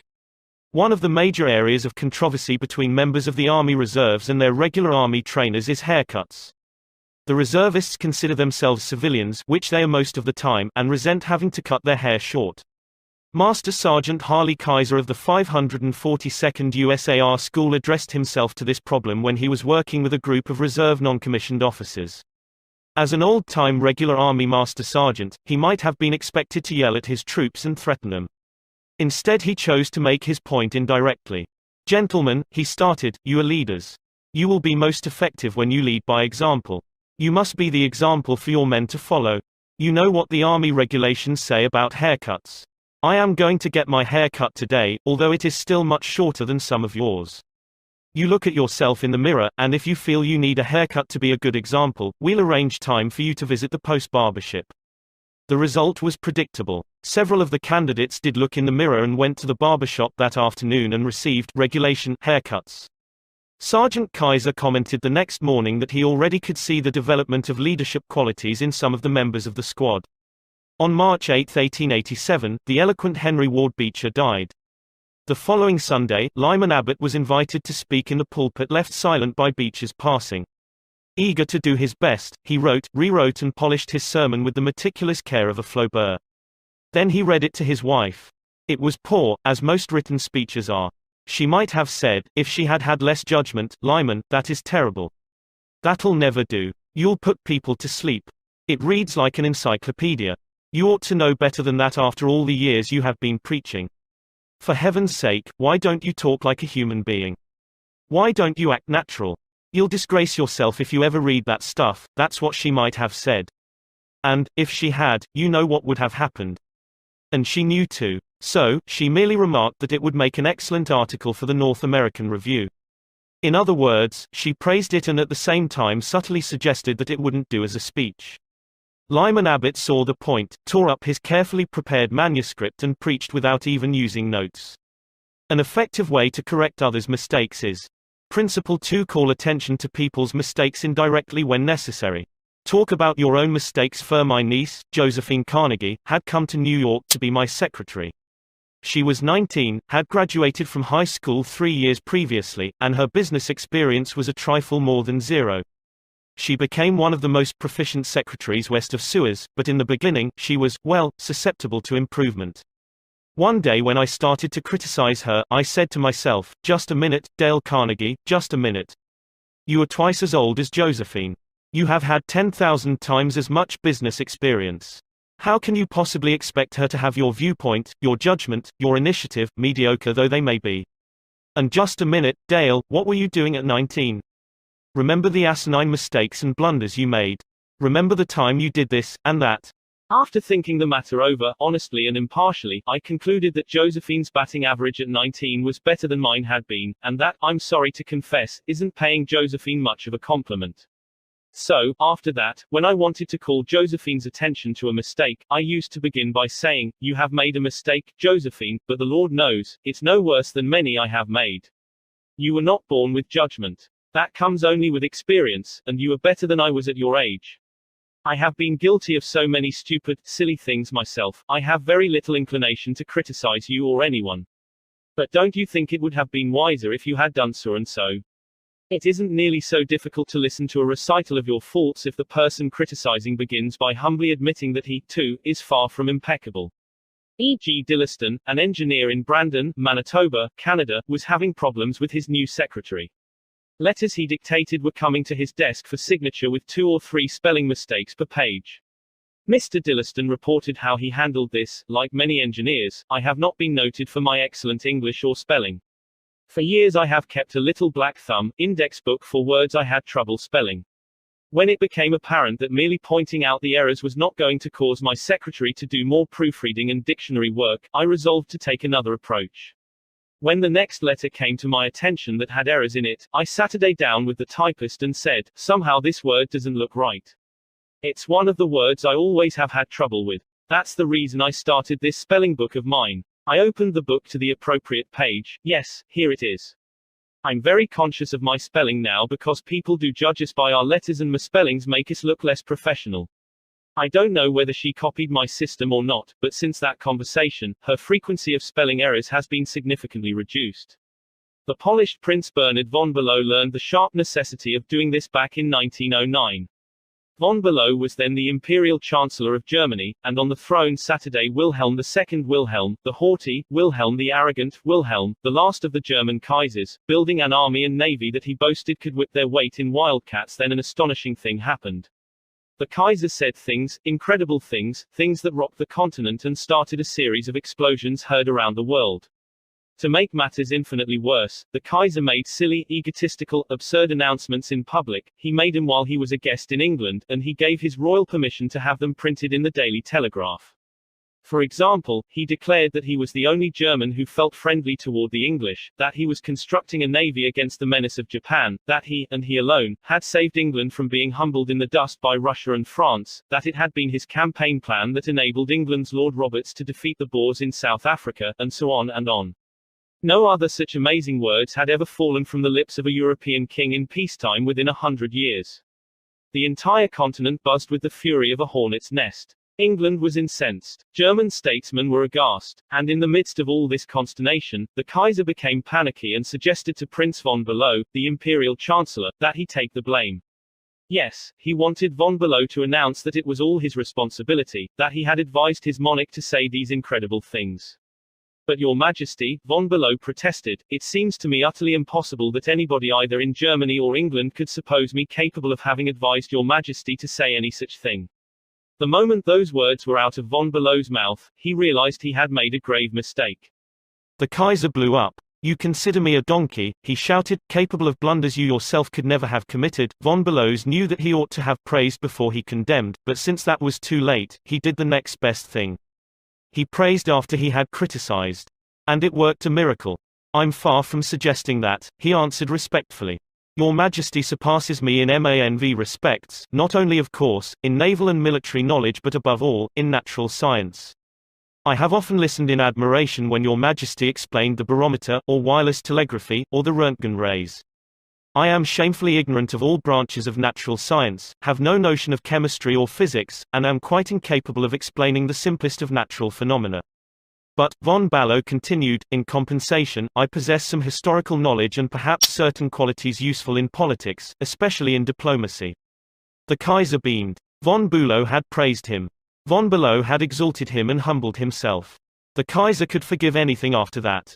Haven't I always told you, he exclaimed with enthusiasm, that we complete one another famously. We should stick together, and we will.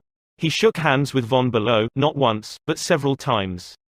And later in the day he waxed so enthusiastic that he exclaimed with doubled fists, if anyone says anything to me against Prince von Ballow, I shall punch him in the nose. Von Ballow saved himself in time, but, canny diplomat that he was, he nevertheless had made one error. He should have begun by talking about his own shortcomings and Wilhelm's superiority, not by intimating that the Kaiser was a half-wit in need of a guardian.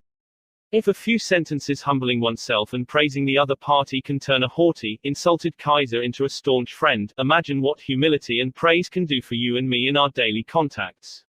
Rightfully used, they will work veritable miracles in human relations. Admitting one's own mistakes, even when one hasn't corrected them, can help convince somebody to change his behavior. This was illustrated more recently by Clarence Zerhusen of Timonium, Maryland, when he discovered his 15-year-old son was experimenting with cigarettes.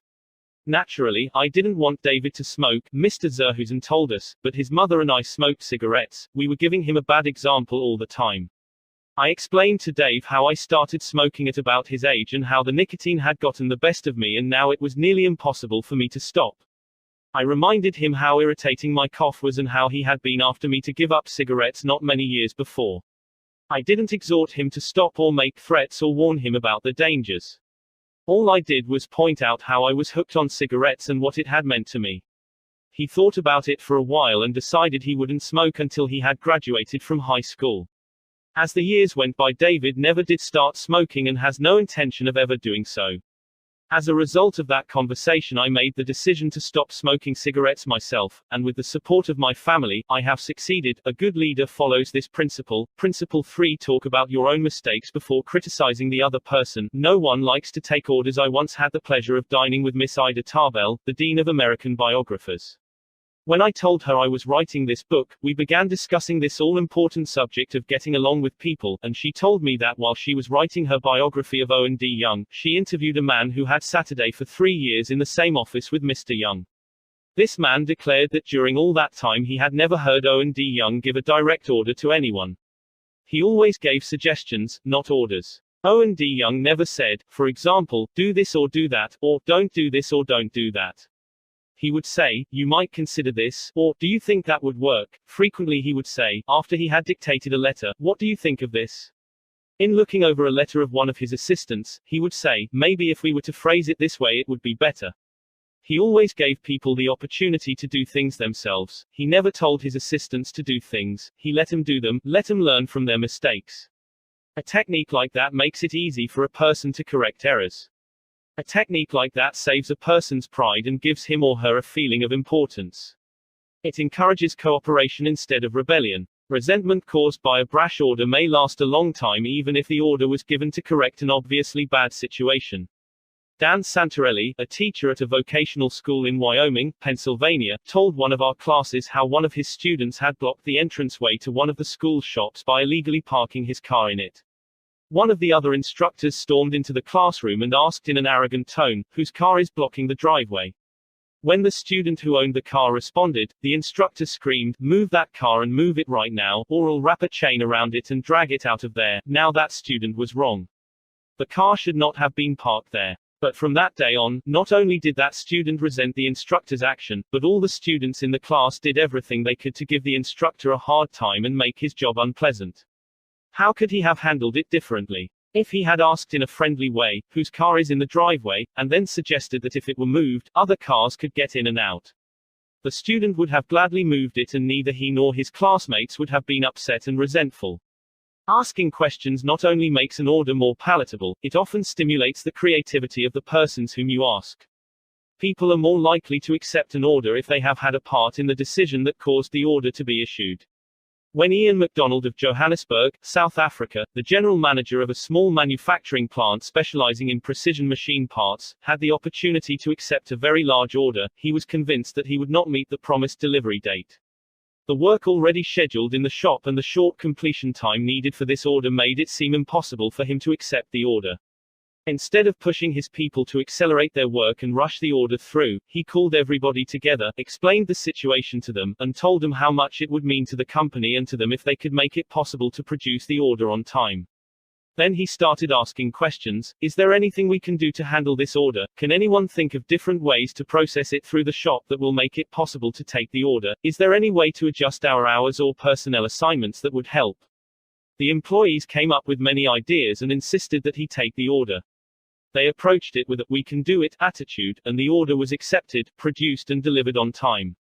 An effective leader will use Principle 4. Ask questions instead of giving direct orders. Let the other person save face. Years ago, the General Electric Company was faced with the delicate task of removing Charles Steinmetz from the head of a department. Steinmetz, a genius of the first magnitude when it came to electricity, was a failure as the head of the calculating department.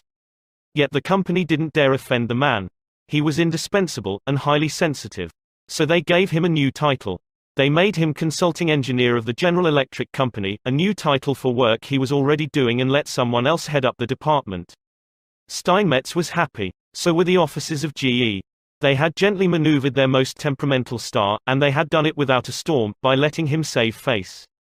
Letting one save face. How important, how vitally important that is. And how few of us ever stop to think of it.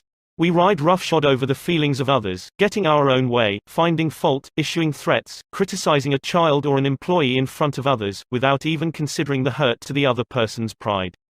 Whereas a few minutes' thought, a considerate word or two, a genuine understanding of the other person's attitude, would go so far toward alleviating the sting. Let's remember that the next time we are faced with the distasteful necessity of discharging or reprimanding an employee. Firing employees is not much fun. Getting fired is even less fun. I'm quoting now from a letter written me by Marshall A. Granger, a certified public accountant. Our business is mostly seasonal. Therefore we have to let a lot of people go after the income tax rush is over. It's a byword in our profession that no one enjoys wielding the axe. Consequently, the custom has developed of getting it over as soon as possible, and usually in the following way: sit down, Mr. Smith. The season's over, and we don't seem to see any more assignments for you. Of course, you understood you were only employed for the busy season anyhow, etc., etc. The effect on these people is one of disappointment and a feeling of being let down. Most of them are in the accounting field for life, and they retain no particular love for the firm that drops them so casually. I recently decided to let our seasonal personnel go with a little more tact and consideration. So I call each one in only after carefully thinking over his or her work during the winter. And I've said something like this: Mr. Smith, you've done a fine job. If he has. That time we sent you to Newark, you had a tough assignment. You were on the spot, but you came through with flying colors, and we want you to know the firm is proud of you. You've got the stuff, you're going a long way, wherever you're working. This firm believes in you, and is rooting for you, and we don't want you to forget it. Effect. The people go away feeling a lot better about being fired. They don't feel let down. They know if we had work for them, we'd keep them on. And when we need them again, they come to us with a keen personal affection. At one session of our course, 2 class members discussed the negative effects of fault-finding versus the positive effects of letting the other person save face. Fred Clark of Harrisburg, Pennsylvania, told of an incident that occurred in his company. At one of our production meetings, a vice president was asking very pointed questions of one of our production supervisors regarding a production process. His tone of voice was aggressive and aimed at pointing out faulty performance on the part of the supervisor. Not wanting to be embarrassed in front of his peers, the supervisor was evasive in his responses. This caused the vice president to lose his temper, berate the supervisor, and accuse him of lying. Any working relationship that might have existed prior to this encounter was destroyed in a few brief moments. This supervisor, who was basically a good worker, was useless to our company from that time on. A few months later he left our firm and went to work for a competitor, where I understand he is doing a fine job. Another class member, Anna Mazzone, related how a similar incident had occurred at her job, but what a difference in approach and results. Ms. Mazzone, a marketing specialist for a food packer, was given her first major assignment, the test marketing of a new product. She told the class, when the results of the test came in, I was devastated. I had made a serious error in my planning, and the entire test had to be done all over again. To make this worse, I had no time to discuss it with my boss before the meeting in which I was to make my report on the project. When I was called on to give the report, I was shaking with fright. I had all I could do to keep from breaking down, but I resolved I would not cry and have all those men make remarks about women not being able to handle a management job because they are too emotional. I made my report briefly and stated that due to an error I would repeat the study before the next meeting. I Saturday down, expecting my boss to blow up. Instead, he thanked me for my work and remarked that it was not unusual for a person to make an error on a new project and that he had confidence that the repeat survey would be accurate and meaningful to the company. He assured me, in front of all my colleagues, that he had faith in me and I knew I had done my best, and that my lack of experience, not my lack of ability, was the reason for the failure. I left that meeting with my head in the air and with the determination that I would never let that boss of mine down again. Even if we are right and the other person is definitely wrong, we only destroy ego by causing someone to lose face. The legendary French aviation pioneer and author Antoine de Saint-Exupéry wrote, "I have no right to say or do anything that diminishes a man in his own eyes. What matters is not what I think of him, but what he thinks of himself. Hurting a man in his dignity is a crime. A real leader will always follow." Principle 5. Let the other person save face. How to spur people on to success. Pete Barlow was an old friend of mine. He had a dog and pony act and spent his life traveling with circuses and vaudeville shows. I loved to watch Pete train new dogs for his act. I noticed that the moment a dog showed the slightest improvement, Pete patted and praised him and gave him meat and made a great to-do about it. That's nothing new. Animal trainers have been using that same technique for centuries. Why, I wonder, don't we use the same common sense when trying to change people that we use when trying to change dogs? Why don't we use meat instead of a whip? Why don't we use praise instead of condemnation? Let us praise even the slightest improvement. That inspires the other person to keep on improving. In his book I Ain't Much, Baby But I'm All I Got, the psychologist Jess Lair comments, praise is like sunlight to the warm human spirit, we cannot flower and grow without it. And yet, while most of us are only too ready to apply to others the cold wind of criticism, we are somehow reluctant to give our fellow the warm sunshine of praise. Jess Lair, I Ain't Much, Baby, But I'm All I Got. Greenwich, Con, Fawcett, 1976, p.248. I can look back at my own life and see where a few words of praise have sharply changed my entire future. Can't you say the same thing about your life? History is replete with striking illustrations of the sheer witchery rays. For example, many years ago a boy of 10 was working in a factory in Naples. He longed to be a singer, but his first teacher discouraged him. "You can't sing," he said. "You haven't any voice at all. It sounds like the wind in the shutters." But his mother, a poor peasant woman, put her arms about him and praised him and told him she knew he could sing. She could already see an improvement, and she went barefoot in order to save money to pay for his music lessons. That peasant mother's praise and encouragement changed that boy's life. His name was Enrico Caruso, and he became the greatest and most famous opera singer of his age. In the early 19th century, a young man in London aspired to be a writer. But everything seemed to be against him. He had never been able to attend school more than 4 years.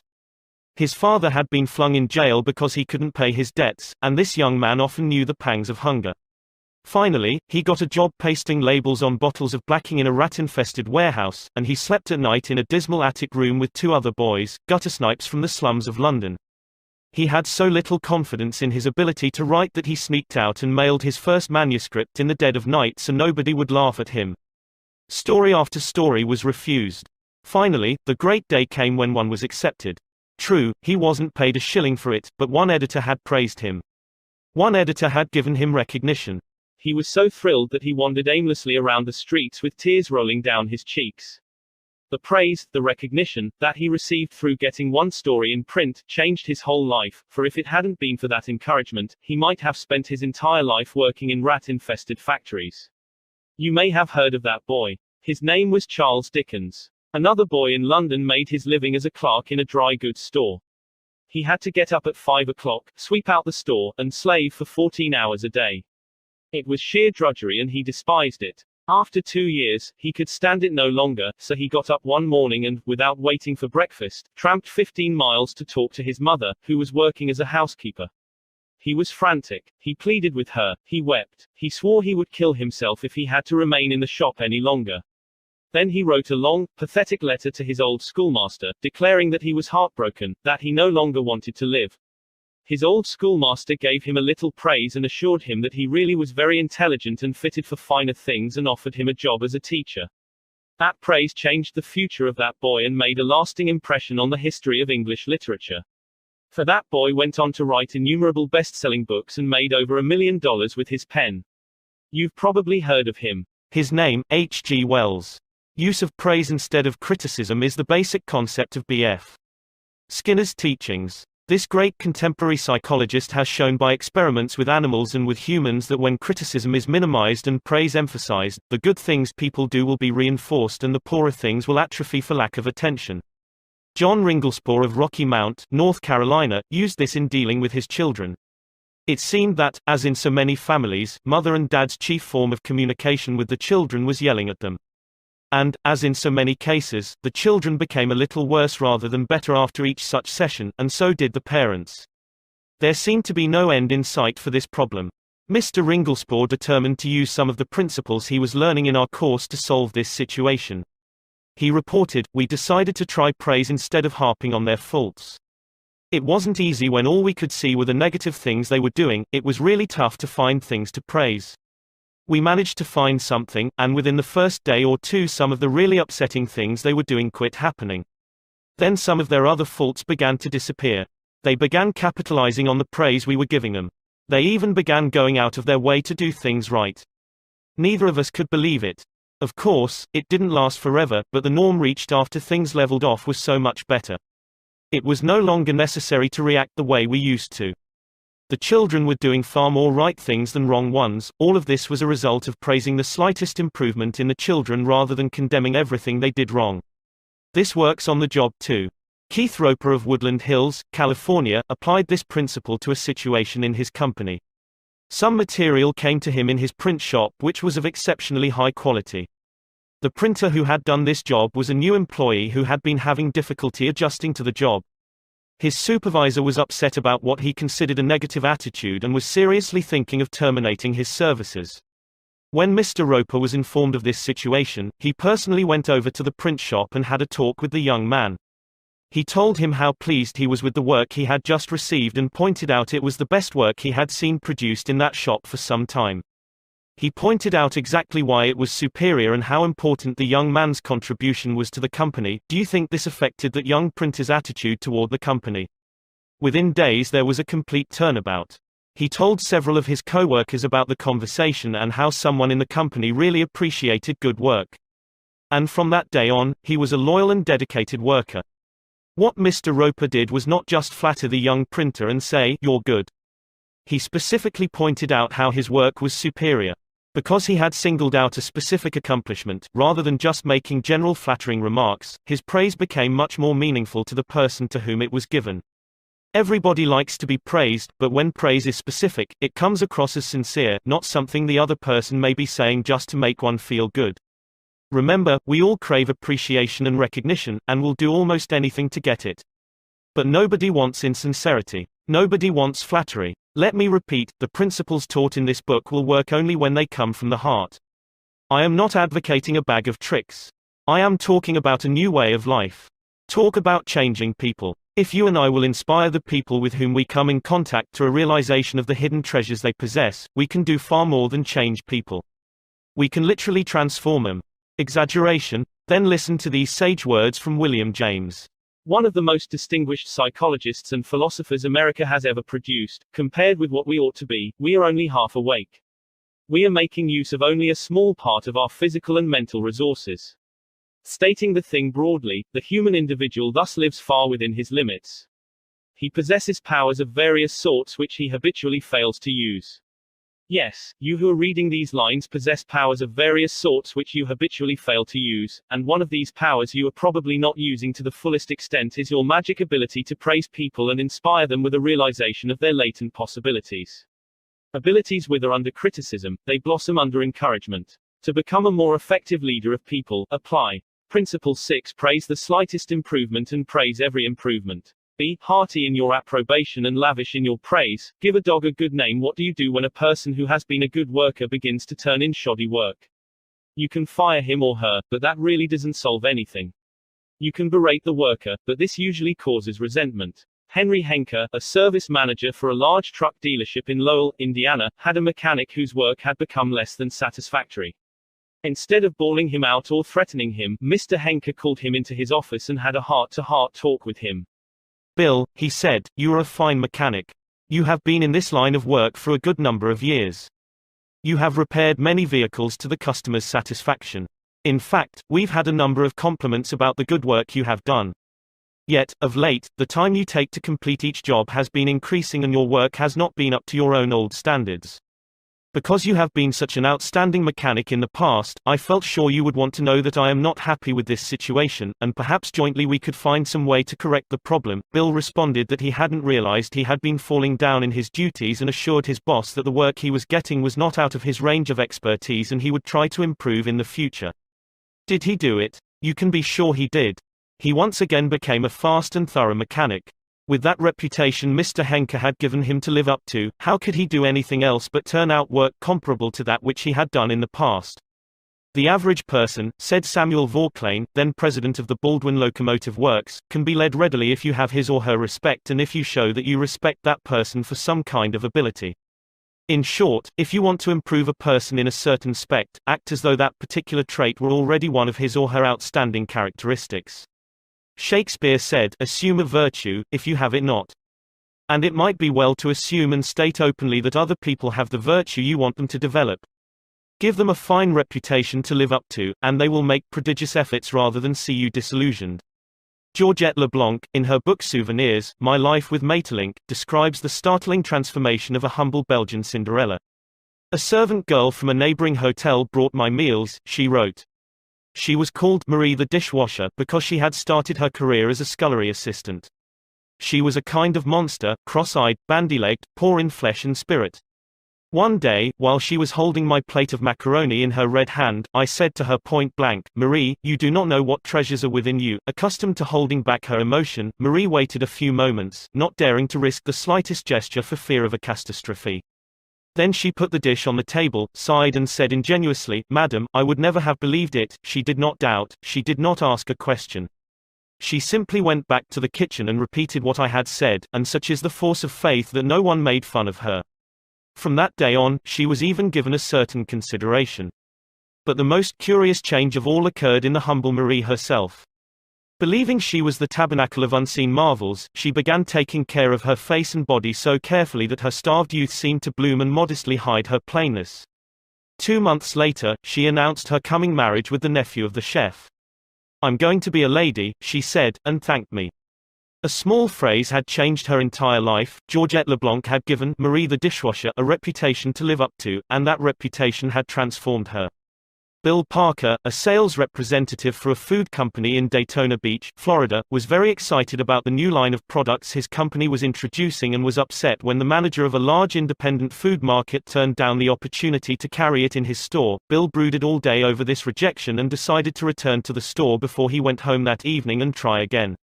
Jack, he said, since I left this morning I realized I hadn't given you the entire picture of our new line, and I would appreciate some of your time to tell you about the points I omitted.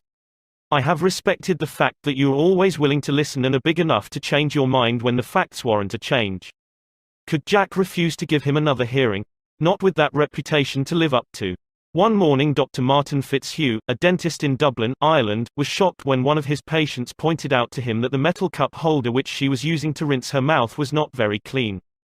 True, the patient drank from the paper cup, not the holder, but it certainly was not professional to use tarnished equipment. When the patient left, Dr. Fitzhugh retreated to his private office to write a note to Bridget, the charwoman, who came twice a week to clean his office.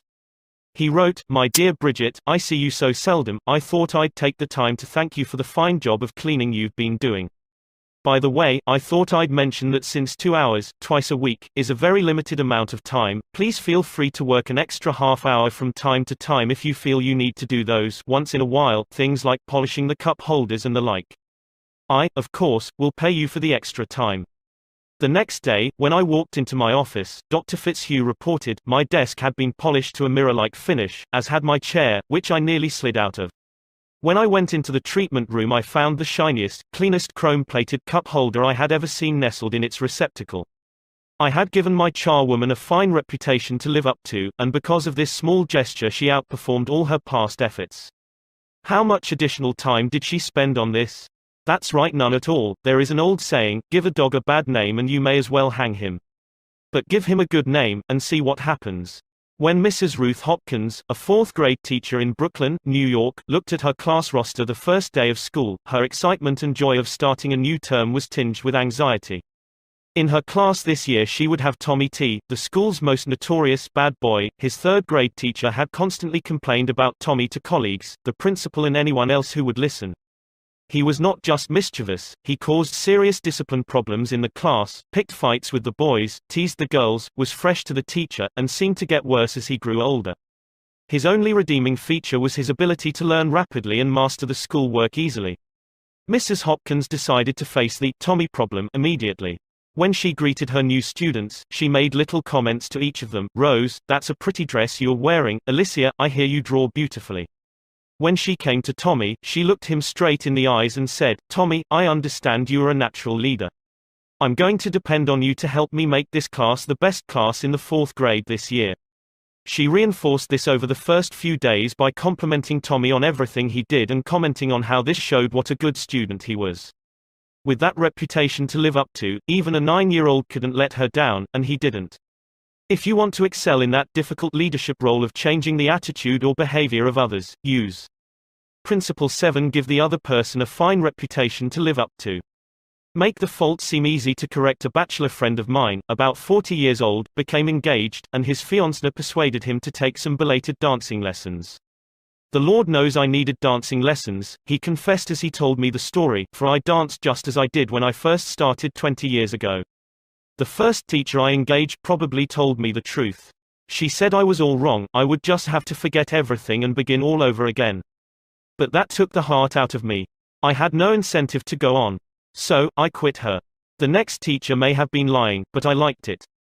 She said nonchalantly that my dancing was a bit old-fashioned perhaps, but the fundamentals were all right, and she assured me I wouldn't have any trouble learning a few new steps. The first teacher had discouraged me by emphasizing my mistakes. This new teacher did the opposite. She kept praising the things I did right and minimizing my errors. You have a natural sense of rhythm, she assured me. You really are a natural-born dancer. Now my common sense tells me that I always have been and always will be a fourth-rate dancer, yet, deep in my heart, I still like to think that maybe she meant it. To be sure, I was paying her to say it, but why bring that up? At any rate, I know I am a better dancer than I would have been if she hadn't told me I had a natural sense of rhythm. That encouraged me. That gave me hope. That made me want to improve. Tell your child, your spouse, or your employee that he or she is stupid or dumb at a certain thing, has no gift for it, and is doing it all wrong, and you have destroyed almost every incentive to try to improve. But use the opposite technique, be liberal with your encouragement, make the thing seem easy to do, let the other person know that you have faith in his ability to do it, that he has an undeveloped flair for it, and he will practice until the dawn comes in the window in order to excel. Lowell Thomas, a superb artist in human relations, used this technique. He gave you confidence, inspired you with courage and faith.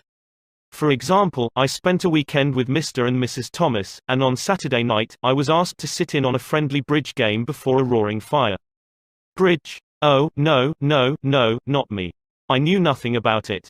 The game had always been a black mystery to me. No, impossible. Why, Dale, it is no trick at all, Lowell replied. There is nothing to bridge except memory and judgment. You've written articles on memory. Bridge will be a cinch for you. It's right up your alley, and presto, almost before I realized what I was doing, I found myself for the first time at a bridge table. All because I was told I had a natural flair for it and the game was made to seem easy. Speaking of bridge reminds me of Ely Culbertson, whose books on bridge have been translated into a dozen languages and have sold more than 1 million copies. Yet he told me he never would have made a profession out of the game if a certain young woman hadn't assured him he had a flair for it. When he came to America in 1922, he tried to get a job teaching in philosophy and sociology, but he couldn't. Then he tried selling coal, and he failed at that. Then he tried selling coffee, and he failed at that, too. I had given my charwoman a fine reputation to live up to, and because of this small gesture she outperformed all her past efforts. How much additional time did she spend on this? That's right, none at all. There is an old saying, give a dog a bad name and you may as well hang him. But give him a good name, and see what happens.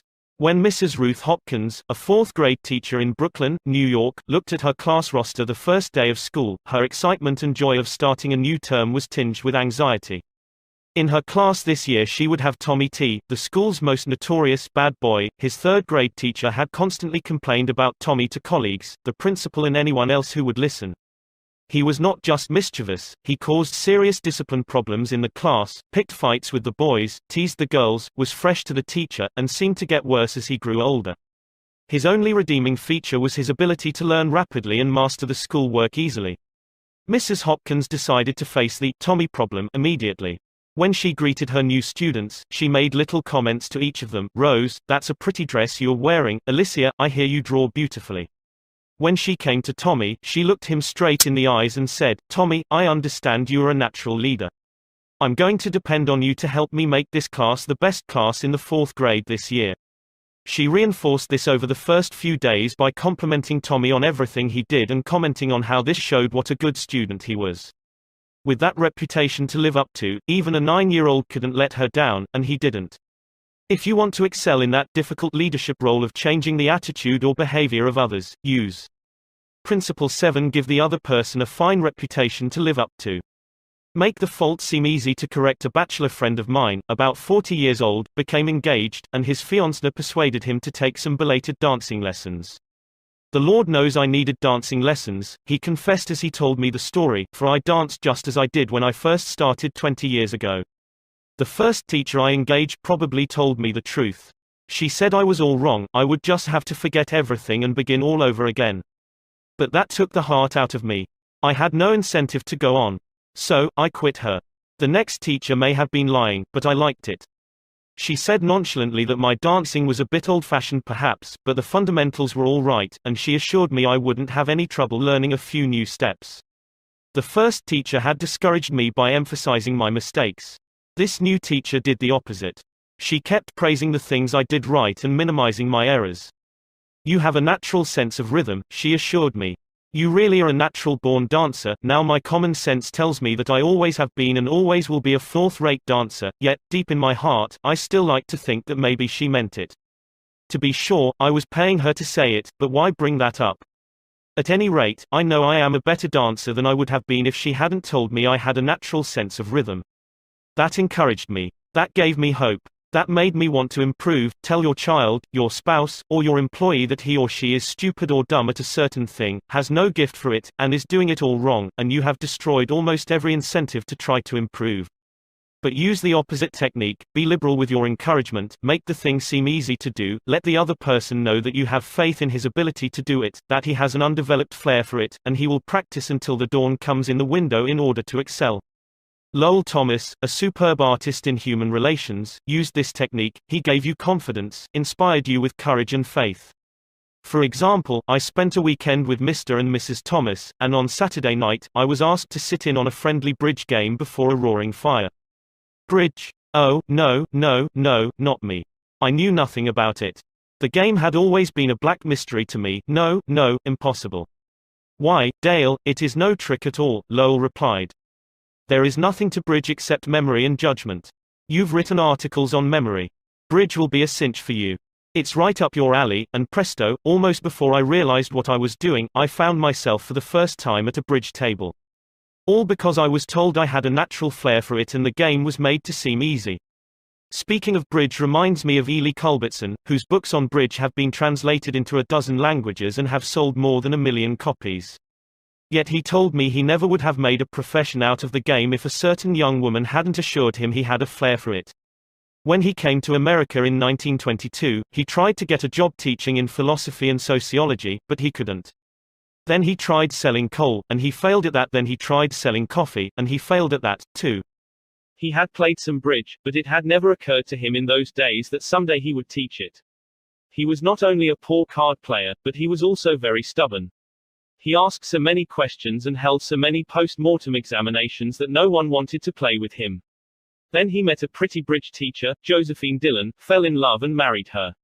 She noticed how carefully he analyzed his cards and persuaded him that he was a potential genius at the card table.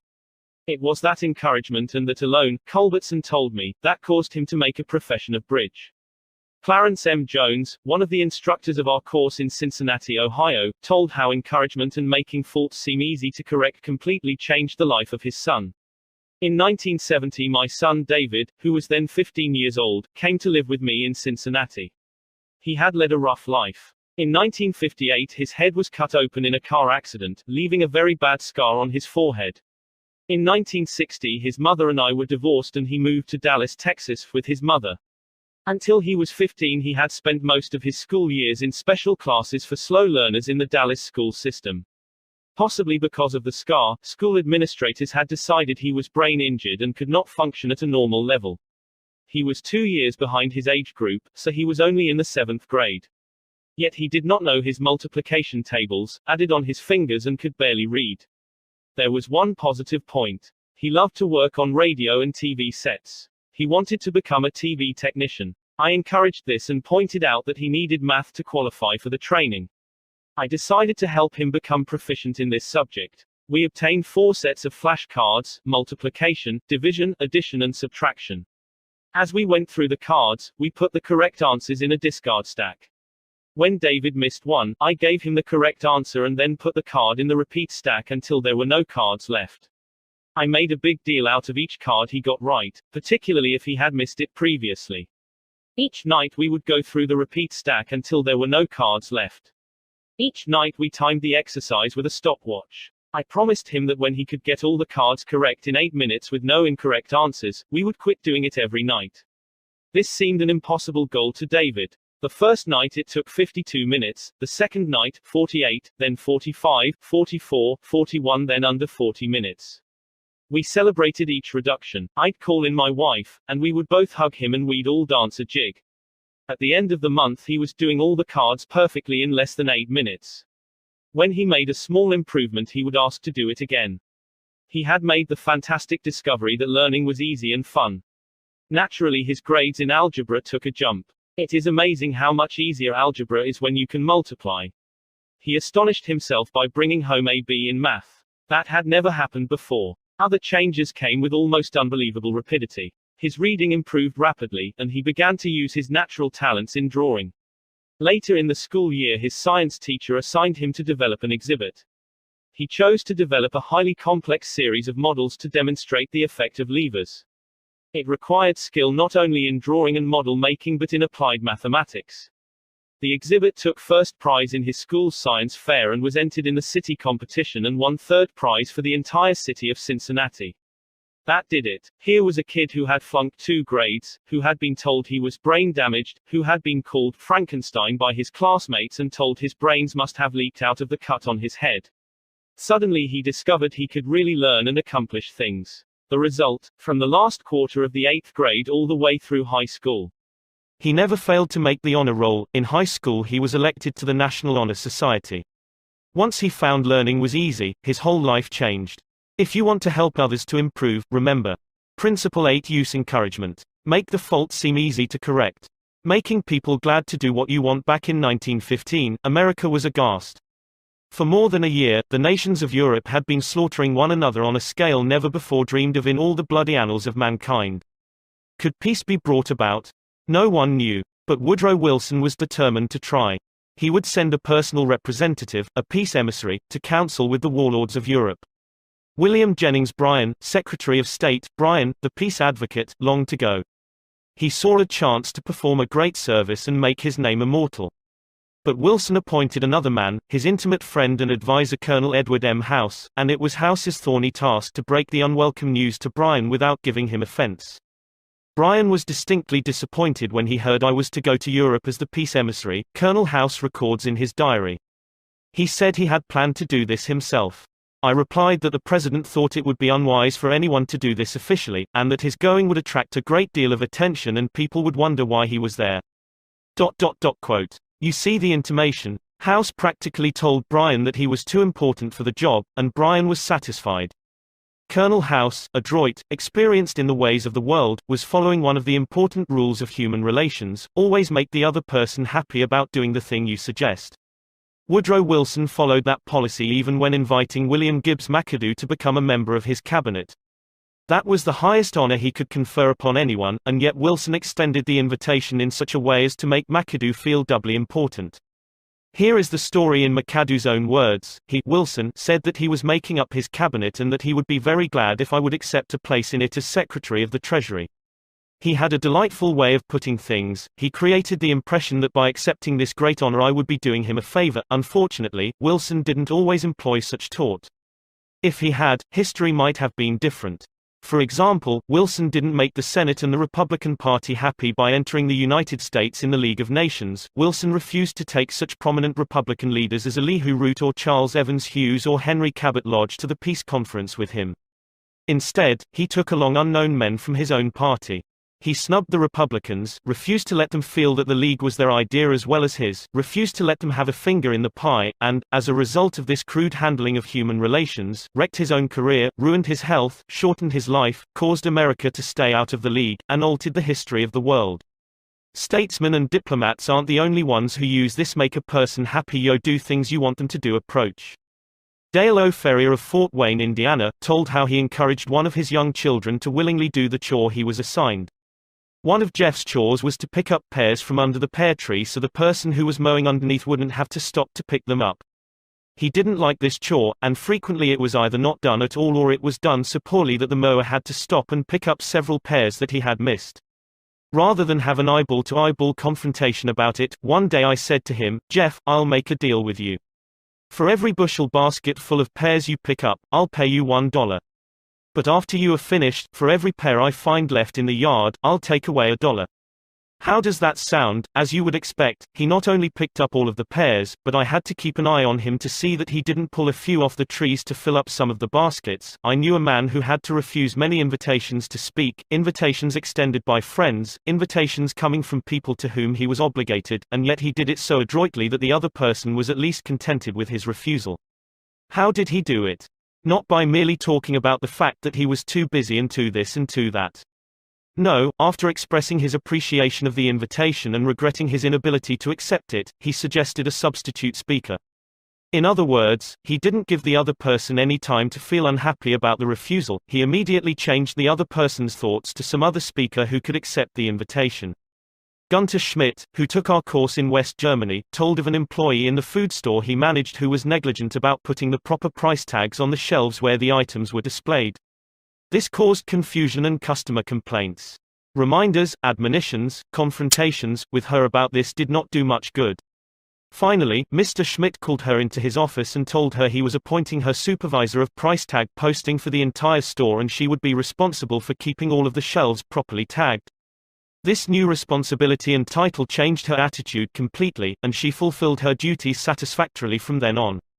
Childish? Perhaps. But that is what they said to Napoleon when he created the Legion of Honor and distributed 15,000 crosses to his soldiers and made 18 of his generals marshals of France and called his troops the Grand Army. Napoleon was criticized for giving toys to war-hardened veterans, and Napoleon replied, "Men are ruled by toys."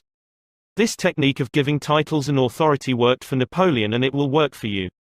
For example, a friend of mine, Mrs. Ernest Gent of Scarsdale, New York, was troubled by boys running across and destroying her lawn. She tried criticism. She tried coaxing. Neither worked. Then she tried giving the worst sinner in the gang a title and a feeling of authority. She made him her detective and put him in charge of keeping all trespassers off her lawn. That solved her problem. Her detective built a bonfire in the backyard, heated an iron red hot, and threatened to brand any boy who stepped on the lawn. The effective leader should keep the following guidelines in mind when it is necessary to change attitudes or behavior. 1. Be sincere. Do not promise anything that you cannot deliver. Forget about the benefits to yourself and concentrate on the benefits to the other person. 2. Know exactly what it is you want the other person to do. 3. Be empathetic. Ask yourself what is it the other person really wants. 4. Consider the benefits that person will receive from doing what you suggest. 5. Match those benefits to the other person's wants. 6. When you make your request, put it in a form that will convey to the other person the idea that he personally will benefit. We could give a curt order like this. John, we have customers coming in tomorrow and I need the stockroom cleaned out. So sweep it out, put the stock in neat piles on the shelves and polish the counter. Or we could express the same idea by showing John the benefits he will get from doing the task. John, we have a job that should be completed right away. If it is done now, we won't be faced with it later. I am bringing some customers in tomorrow to show our facilities. I would like to show them the stockroom, but it is in poor shape. If you could sweep it out, put the stock in neat piles on the shelves, and polish the counter, it would make us look efficient and you will have done your part to provide a good company image. Will John be happy about doing what you suggest? Probably not very happy, but happier than if you had not pointed out the benefits. Assuming you know that John has pride in the way his stockroom looks and is interested in contributing to the company image, he will be more likely to be cooperative. It also will have been pointed out to John that the job would have to be done eventually, and by doing it now, he won't be faced with it later. It is nambe to believe you will always get a favorable reaction from other persons when you use these approaches, but the experience of most people shows that you are more likely to change attitudes this way than by not using these principles, and if you increase your successes by even a mere 10%, you have become 10% more effective as a leader than you were before, and that is your benefit. People are more likely to do what you would like them to do when you use Principle 9. Make the other person happy about doing the thing you suggest. In a nutshell, be a leader. A leader's job often includes changing your people's attitudes and behavior. Some suggestions to accomplish this. Principle 1. Begin with praise and honest appreciation. Principle 2. Call attention to people's mistakes indirectly. Principle 3. Talk about your own mistakes before criticizing the other person. Principle 4. Ask questions instead of giving direct orders. Principle 5. Let the other person save face. Principle 6. Praise the slightest improvement and praise every improvement. Be hearty in your approbation and lavish in your praise. Principle 7. Give the other person a fine reputation to live up to. Principle 8. Use encouragement. Make the fault seem easy to correct. Principle 9. Make the other person happy about doing the thing you suggest. Part 5. Letters that produced miraculous results. I'll bet I know what you are thinking now. You are probably saying to yourself something like this: letters that produced miraculous results, absurd. Smacks of patent medicine advertising. You are thinking that. I don't blame you. I would probably have thought that myself if I had picked up a book like this 15 years ago. Skeptical. Well, I like skeptical people. I spent the first 20 years of my life in Missouri, and I like people who have to be shown. Almost all the progress ever made in human thought has been made by the doubting Thomases, the questioners, the challengers, the show-me crowd. Let's be honest. Is the title, Letters That Produced Miraculous Results, accurate? No, to be frank with you, it isn't. The truth is, it is a deliberate understatement of fact. Some of the letters reproduced in this chapter harvested results that were rated twice as good as miracles. Rated by whom? By Ken R. Dyke, one of the best-known sales promotion men in America, formerly sales promotion manager for Johns Manville, and now advertising manager for Colgate-Palmolive Peak Company and chairman of the board of the Association of National Advertisers.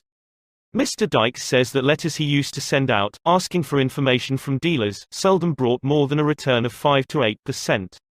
He said he would have regarded a 15% response as most extraordinary, and told me that if his replies had ever soared to 20%, he would have regarded it as nothing short of a miracle. But one of Mr. Dyke's letters, printed in this chapter, brought 42.5%. In other words, that letter was twice as good as a miracle. You can't laugh that off. And this letter wasn't a sport, a fluke, an accident. Similar results were obtained from scores of other letters. How did he do it? Here is the explanation in Ken Dyke's own words. This astonishing increase in the effectiveness of letters occurred immediately after I attended Mr. Carnegie's course in Effective Speaking and Human Relations. I saw that the approach I had formerly used was all wrong. I tried to apply the principles taught in this book, and they resulted in an increase of from 500 to 800% in the effectiveness of my letters asking for information. Here is the letter. It pleases the other man by asking him to do the writer a small favor, a favor that makes him feel important. My own comments on the letter appear in parentheses. Mr. John Blank, Blankville, Indiana. Dear Mr. Blank, I wonder if you would mind helping me out of a little difficulty. Let's get the picture clear.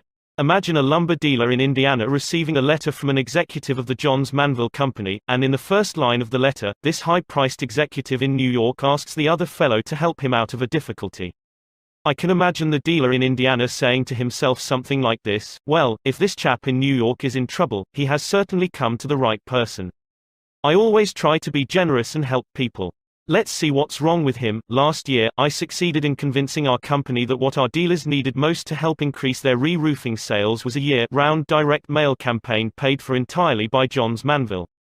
The dealer out in Indiana probably says, naturally, they ought to pay for it.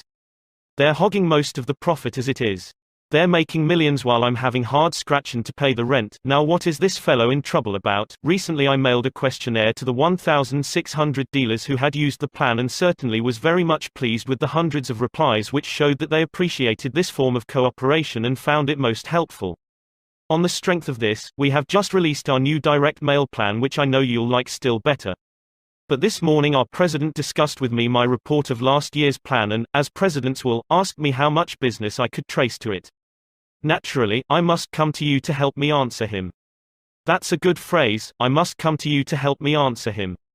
The big shot in New York is telling the truth, and he is giving the Johns Manville dealer in Indiana honest, sincere recognition. Note that Ken Dyke doesn't waste any time talking about how important his company is.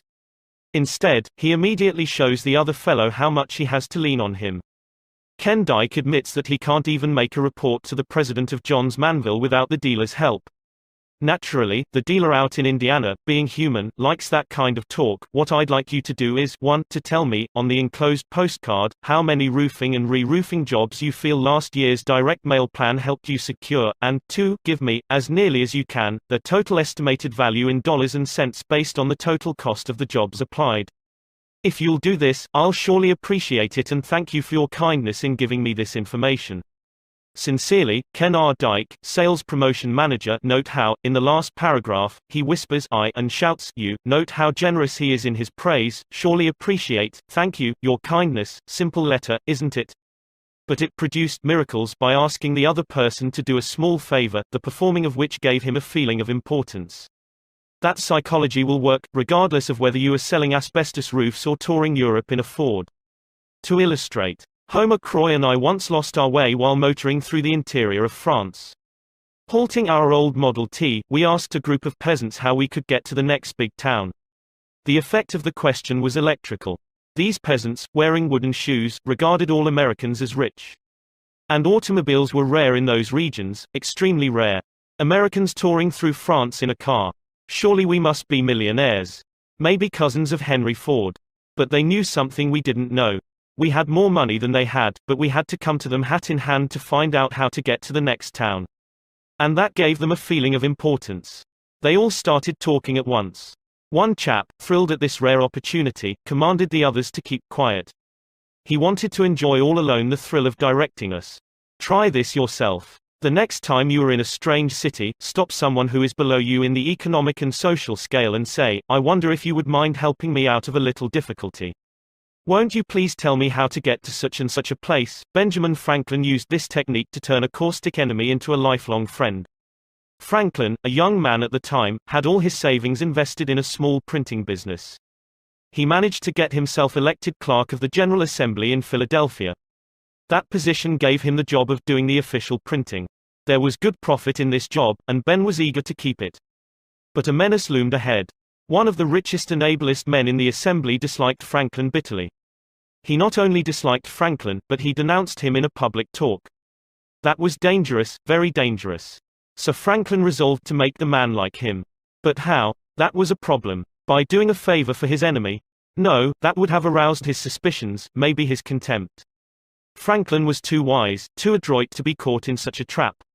So he did the very opposite. He asked his enemy to do him a favor. Franklin didn't ask for a loan of $10. No. Franklin asked a favor that pleased the other man, a favor that touched his vanity, a favor that gave him recognition, a favor that subtly expressed Franklin's admiration for his knowledge and achievements. Here is the balance of the story in Franklin's own words. Having heard that he had in his library a certain very scarce and curious book, I wrote a note to him, expressing my desire of perusing that book and requesting that he would do me the favor of lending it to me for a few days. He sent it immediately, and I returned it in about a week with another note expressing strongly my sense of the favor.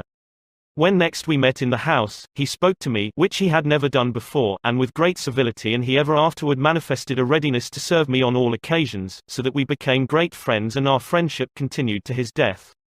Ben Franklin has been dead now for 150 years, but the psychology that he used, the psychology of asking the other man to do you a favor, goes marching right on. For example, it was used with remarkable success by one of my students, Albert B. Amsel.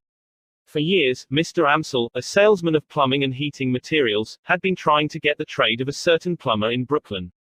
This plumber's business was exceptionally large and his credit unusually good. But Amsel was licked from the beginning. The plumber was one of those disconcerting individuals who pride themselves on being rough, tough, and nasty. Sitting behind his desk with a big cigar tilted in the corner of his mouth, he snarled at Amsel every time he opened the door, "Don't need a thing today.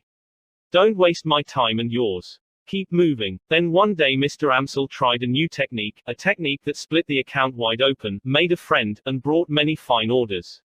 Amsel's firm was negotiating for the purchase of a new branch store in Queens Village on Long Island.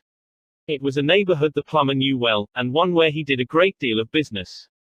So this time, when Mr. Amsel called, he said, "Mr. C, I'm not here to sell you anything today. I've got to ask you to do me a favor, if you will. Can you spare me just a minute of your time?" Well, said the plumber, shifting his cigar. "What's on your mind?" "Shoot, my firm is thinking of opening up a branch store over in Queens Village," Mr. Amsel said. "Now, you know that locality as well as anyone living. So I've come to you to ask what you think about it. Is it a wise move, or not?" Here was a new situation. For years this plumber had been getting his feeling of importance out of snarling at salesmen and ordering him to keep moving. But here was a salesman begging him for advice, yes, a salesman from a big concern wanting his opinion as to what they should do. "Sit down," he said, pulling forward a chair. And for the next hour, he expatiated on the peculiar advantages and virtues of the plumbing market in Queens Village. He not only approved the location of the store, but he focused his intellect on outlining a complete course of action for the purchase of the property, the stocking of supplies, and the opening of trade. He got a feeling of importance by telling a wholesale plumbing concern how to run its business.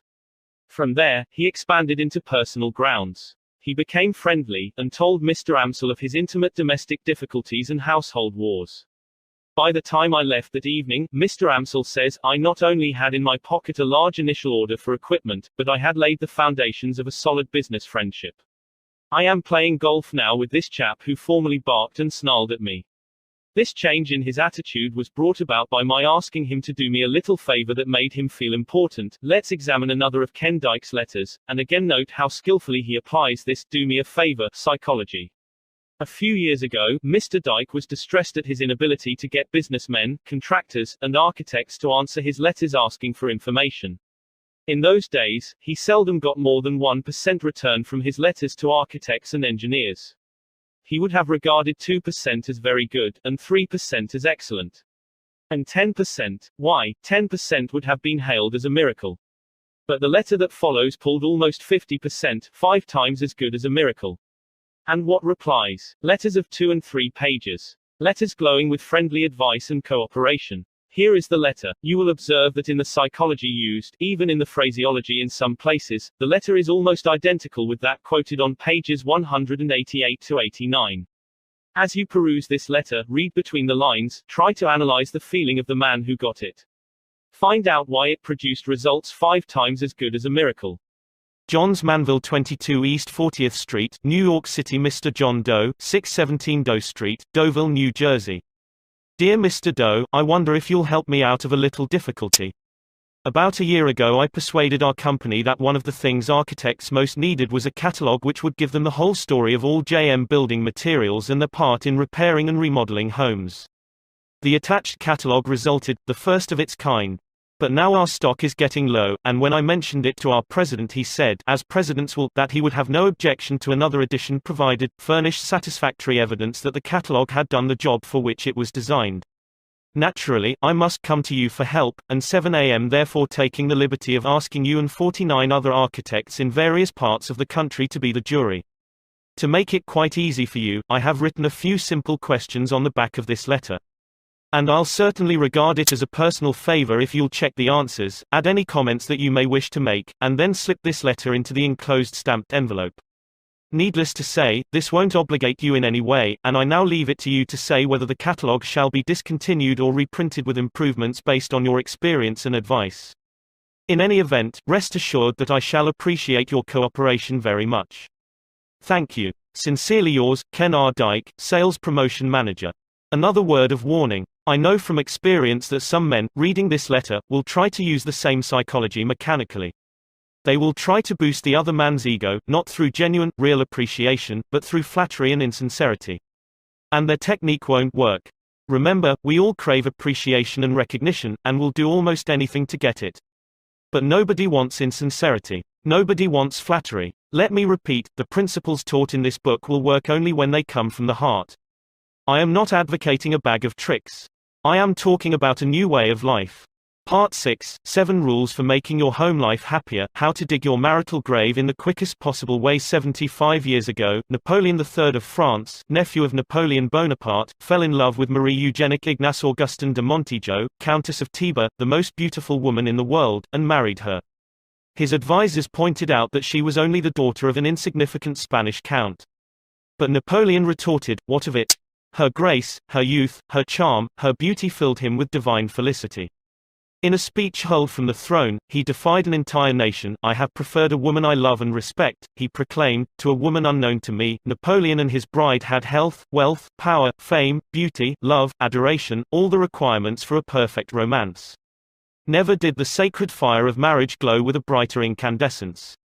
But, alas, the holy flame soon flickered and the incandescence cooled, and turned to embers. Napoleon could make Eugenique an empress, but nothing in all La Belle France, neither the power of his love nor the might of his throne, could keep her from nagging. Bedeviled by jealousy, devoured by suspicion, she flouted his orders, she denied him even a show of privacy. She broke into his office while he was engaged in affairs of state. She interrupted his most important discussions. She refused to leave him alone, always fearing that he might be consorting with another woman. Often, she ran to her sister, complaining of her husband, complaining, weeping, nagging, and threatening. Forcing her way into his study, she stormed at him and abused him. Napoleon, master of a dozen sumptuous palaces, Emperor of France, could not find a cupboard in which he could call his soul his own. And what did Eugenique accomplish by all this? Here is the answer. I am quoting now from E.A. Reinhardt's engrossing book, Napoleon and Eugenique, The Tragicomedy of an Empire. So it came about that Napoleon frequently would steal out by a little side door at night, with a soft hat pulled over his eyes, and, accompanied by one of his intimates, really betake himself to some fair lady who was expecting him, or else stroll about the great city as of old, passing through streets of the kind which an emperor hardly sees outside a fairy tale, and breathing the atmosphere of might-have-beens. That is what nagging accomplished for Eugenique. True, she sat today on the throne of France. True, she was the most beautiful woman in the world. But neither royalty nor beauty can keep love alive amidst the poisonous fumes of nagging. Eugenique could have raised her voice like Job of old and have wailed, "The thing which I greatly feared is come upon me, come upon her." She brought it upon herself, poor woman, by her jealousy and her nagging. Of all the sure-fire, infernal devices ever invented by all the devils in hell for destroying love, nagging is the deadliest. It never fails. Like the bite of the king cobra, it always destroys, always kills. The wife of Count Leo Tolstoy discovered that, after it was too late. Before she passed away, she confessed to her daughters, "I was the cause of your father's death." Her daughters didn't reply. They were both crying. They knew their mother was telling the truth. They knew she had killed him with her constant complaining, her eternal criticisms, and her eternal nagging. Yet Count Tolstoy and his wife ought, by all odds, to have been happy. He was one of the most famous novelists of all time. Two of his masterpieces, War and Peace and Anna Karenina, will forever shine brightly among the literary glories of Earth. Tolstoy was so famous that his admirers followed him around day and night and took down in shorthand every word he uttered.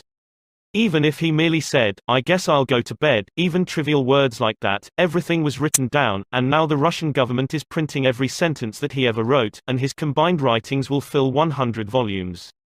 In addition to fame, Tolstoy and his wife had wealth, social position, children. No marriage ever blossomed under softer skies. In the beginning, their happiness seemed too perfect, too intense, to endure.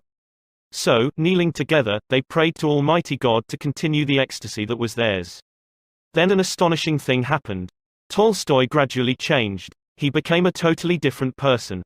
He became ashamed of the great books that he had written, and from that time on he devoted his life to writing pamphlets preaching peace and the abolition of war and poverty. This man, who had once confessed that in his youth he had committed every sin imaginable, even murder, tried to follow literally the teachings of Jesus. He gave all his lands away and lived a life of poverty. He worked in the fields, chopping wood and pitching hay. He made his own shoes, swept his own room, ate out of a wooden bowl, and tried to guide his enemies. Leo Tolstoy's life was a tragedy, and the cause of his tragedy was his marriage. His wife loved luxury, but he despised it. She craved fame and the plaudits of society, but these frivolous things meant nothing whatever to him. She longed for money and riches, but he believed that wealth and private property were a sin. For years, she nagged and scolded and screamed because he insisted on giving away the right to publish his books freely without paying him any royalties whatever. She wanted the money those books would produce. When he opposed her, she threw herself into fits of hysteria, rolling on the floor with a bottle of opium at her lips, swearing that she was going to kill herself and threatening to jump down the well. There is one event in their lives that to me is one of the most pathetic scenes in history. As I have already said, they were gloriously happy when they were first married, but now, 48 years later, he could hardly bear the sight of her. Sometimes of an evening, this old and heartbroken wife, starving for affection, came and knelt at his knees and begged him to read aloud to her the exquisite love passages that he had written about her in his diary 50 years previously. And as he read of those beautiful, happy days that were now gone forever, both of them wept. How different, how sharply different, the realities of life were from the romantic dreams they had once dreamed in the long ago. Finally, when he was 82 years old, Tolstoy was unable to endure the tragic unhappiness of his home any longer, so he fled from his wife on a snowy October night in 1910, fled into the cold and darkness, not knowing where he was going. 11 days later, he died of pneumonia in a railway station. And his dying request was that she should not be permitted to come into his presence. Such was the price Countess Tolstoy paid for her nagging and complaining and hysteria. The reader may feel that she had much to nag about. Granted, but that is beside the point. The question is, did nagging help her, or did it make a bad matter infinitely worse? I really think I was insane. That is what Countess Tolstoy herself thought about it, after it was too late.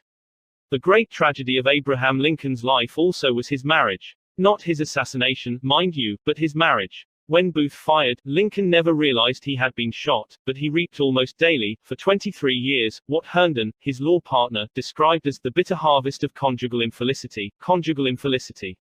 That is putting it mildly. For almost a quarter of a century, Mrs. Lincoln nagged and harassed the life out of him. She was always complaining, always criticizing her husband, nothing about him was ever right. He was stoop-shouldered, he walked awkwardly and lifted his feet straight up and down like an Indian. She complained that there was no spring in his step, no grace to his movement, and she mimicked his gait and nagged at him to walk with his toes pointed down, as she had been taught at Madame Mentel's boarding school in Lexington. She didn't like the way his huge ears stood out at right angles from his head. She even told him that his nose wasn't straight, that his lower lip stuck out, and he looked consumptive, that his feet and hands were too large, his head too small. Abraham Lincoln and Mary Todd Lincoln were opposites in every way, in training, in background, in temperament, in tastes, in mental outlook. They irritated each other constantly. Mrs. Lincoln's loud, shrill voice, wrote the late Senator Albert J. Beveridge, the most distinguished Lincoln authority of this generation. Mrs. Lincoln's loud, shrill voice could be heard across the street, and her incessant outbursts of wrath were audible to all who lived near the house. Frequently her anger was displayed by other means than words, and accounts of her violence are numerous and unimpeachable. To illustrate, Mr. and Mrs. Lincoln, shortly after their marriage, lived with Mrs. Jacob Early, a doctor's widow in Springfield who was forced to take in boarders. One morning Mr. and Mrs. Lincoln were having breakfast when Lincoln did something that aroused the fiery temper of his wife. What, no one remembers now. But Mrs. Lincoln, in a rage, dashed a cup of hot coffee into her husband's face. And she did it in front of the other boarders. Saying nothing, Lincoln sat there in humiliation and silence while Mrs. Early came with a wet towel and wiped off his face and clothes. Mrs. Lincoln's jealousy was so foolish, so fierce, so incredible, that merely to read about some of the pathetic and disgraceful scenes she created in public, merely reading about them 75 years later makes one gasp with astonishment. She finally went insane, and perhaps the most charitable thing one can say about her is that her disposition was probably always affected by incipient insanity.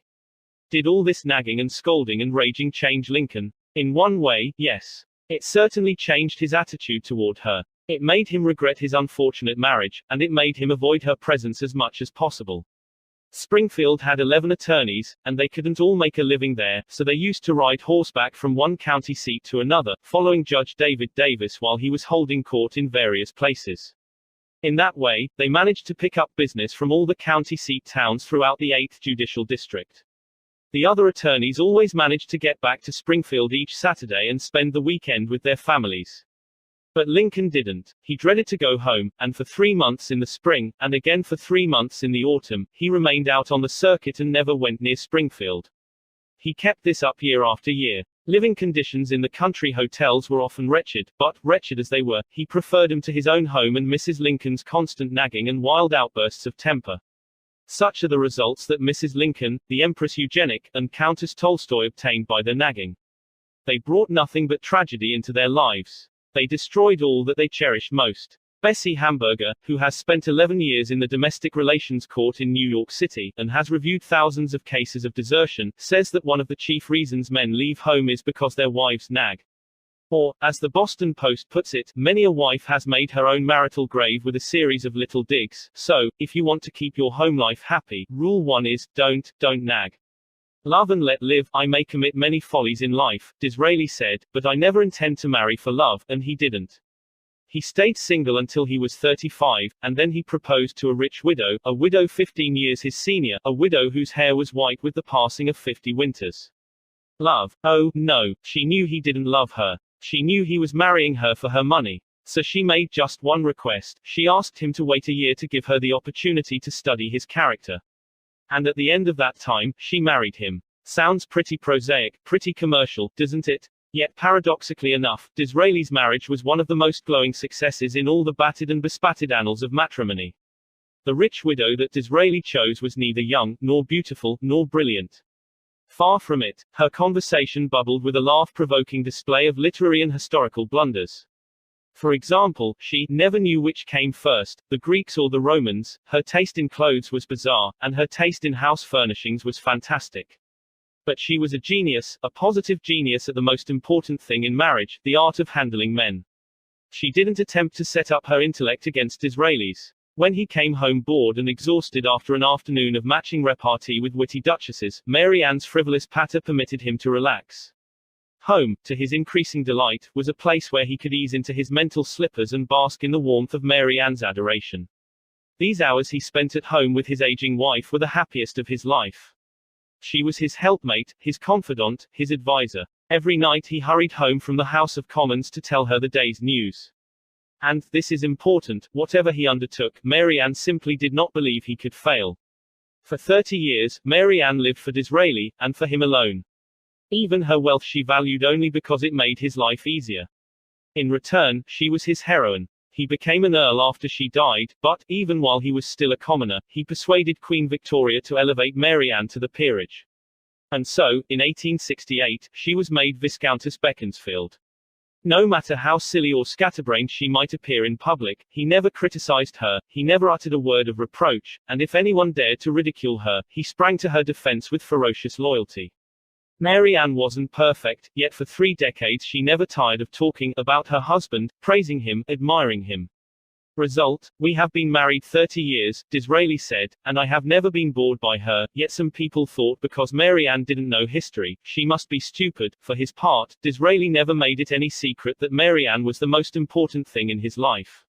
Result: thanks to his kindness, Mary Anne used to tell their friends, "My life has been simply one long scene of happiness." Between them, they had a little joke. "You know," Disraeli would say, "I only married you for your money anyhow," and Mary Anne, smiling, would reply, "Yes, but if you had it to do over again, you'd marry me for love, wouldn't you?" And he admitted it was true. No, Mary Anne wasn't perfect. But Disraeli was wise enough to let her be herself. As Henry James put it, the first thing to learn in intercourse with others is non-interference with their own peculiar ways of being happy, provided those ways do not assume to interfere by violence with ours. That's important enough to repeat. The first thing to learn in intercourse with others is non-interference with their own peculiar ways of being happy.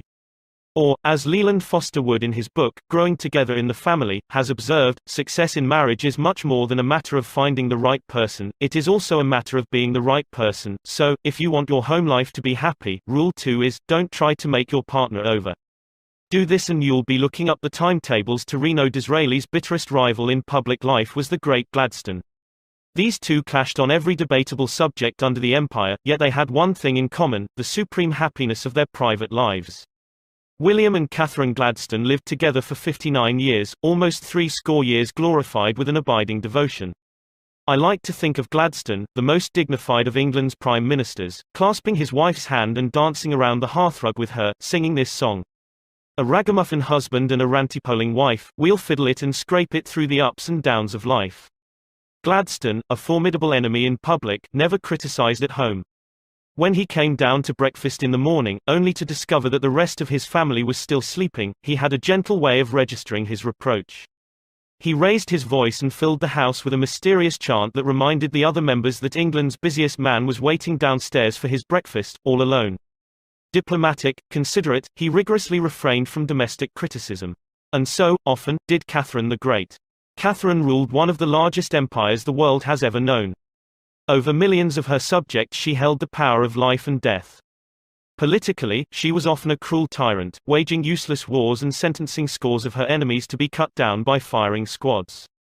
Yet if the cook burned the meat, she said nothing. She smiled and ate it with a tolerance that the average American husband would do well to emulate. Dorothy Dix, America's premier authority on the causes of marital unhappiness, declares that more than 50% of all marriages are failures, and she knows that one of the reasons why so many romantic dreams break up on the rocks of Reno is criticism, futile, heartbreaking criticism. So, if you want to keep your home life happy, remember Rule 3, don't criticize. And if you attempted to criticize the children, you imagine I am going to say don't. But I am not. I am merely going to say, before you criticize them, read one of the classics of American journalism, Father Forgets. It appeared originally as an editorial in the People's Home Journal. We are reprinting it here with the author's permission, reprinting it as it was condensed in the Reader's Digest. Father Forgets is one of those little pieces which, dashed off in a moment of sincere feeling, strikes an echoing chord in so many readers as to become a perennial reprint favorite. Since its first appearance, some 15 years ago, Father Forgets has been reproduced, writes the author, W. Livingston Land, in hundreds of magazines and house organs, and in newspapers the country over. It has been reprinted almost as extensively in many foreign languages. I have given personal permission to thousands who wish to read it from school, church, and lecture platforms. It has been on the air on countless occasions and programs. Oddly enough, college periodicals have used it, and high school magazines. Sometimes a little piece seems mysteriously to click. This one certainly did. Father Forgets. W. Livingston Land. Listen, son, I am saying this as you lie asleep, one little paw crumpled under your cheek and the blonde curls stickily wet on your damp forehead. I have stolen into your room alone. Just a few minutes ago, as I sat reading my paper in the library, a stifling wave of remorse swept over me. Guiltily I came to your bedside. These are the things I was thinking, son. I had been cross to you. I scolded you as you were dressing for school because you gave your face merely a dab with a towel. I took you to task for not cleaning your shoes. I called out angrily when you threw some of your things on the floor. At breakfast I found fault, too. You spilled things. You gulped down your food. You put your elbows on the table. You spread butter too thick on your bread. And as you started off to play and I made for my train, you turned and waved a hand and called, "Goodbye, Daddy," and I frowned, and said in reply, "Hold your shoulders back." Then it began all over again in the late afternoon. As I came up the road I spied you, down on your knees, playing marbles. There were holes in your stockings. I humiliated you before your boyfriends by marching you ahead of me to the house. Stockings were expensive and if you had to buy them you would be more careful. Imagine that, son, from a father. Do you remember, later, when I was reading in the library, how you came in, timidly, with a sort of hurt look in your eyes? When I glanced up over my paper, impatient at the interruption, you hesitated at the door. "What is it you want?" I snapped.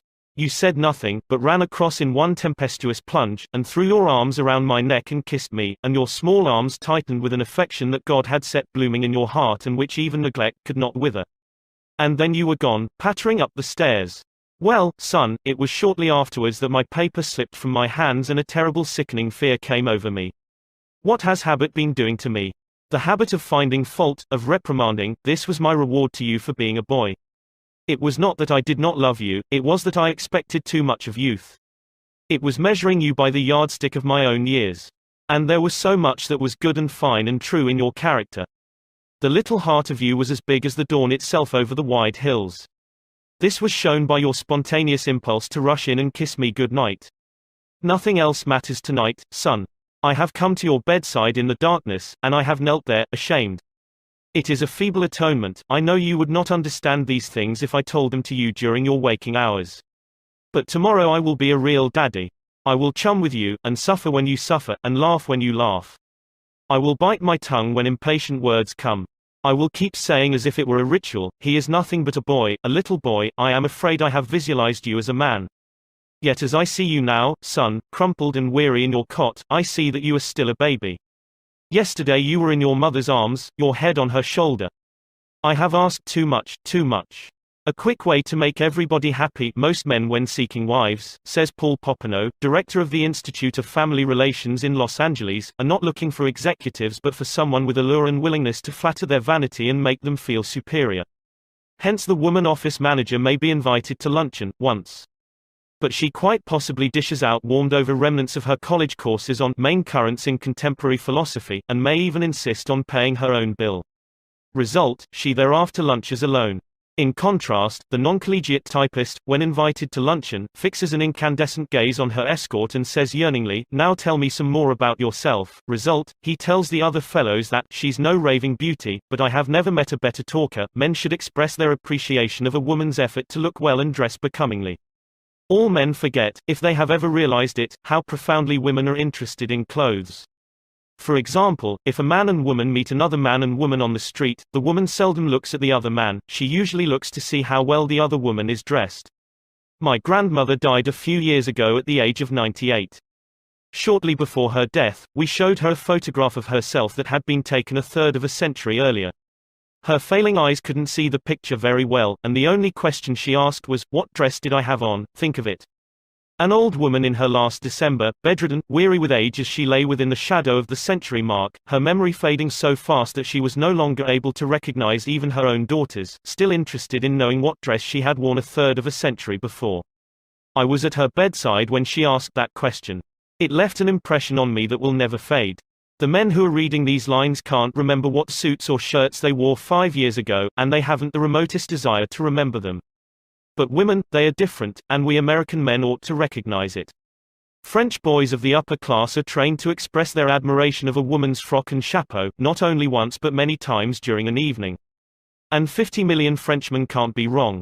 I have among my clippings a story that I know never happened, but it illustrates a truth, so I'll repeat it. According to this silly story, a farm woman, at the end of a heavy day's work, set before her men folks a heaping pile of hay.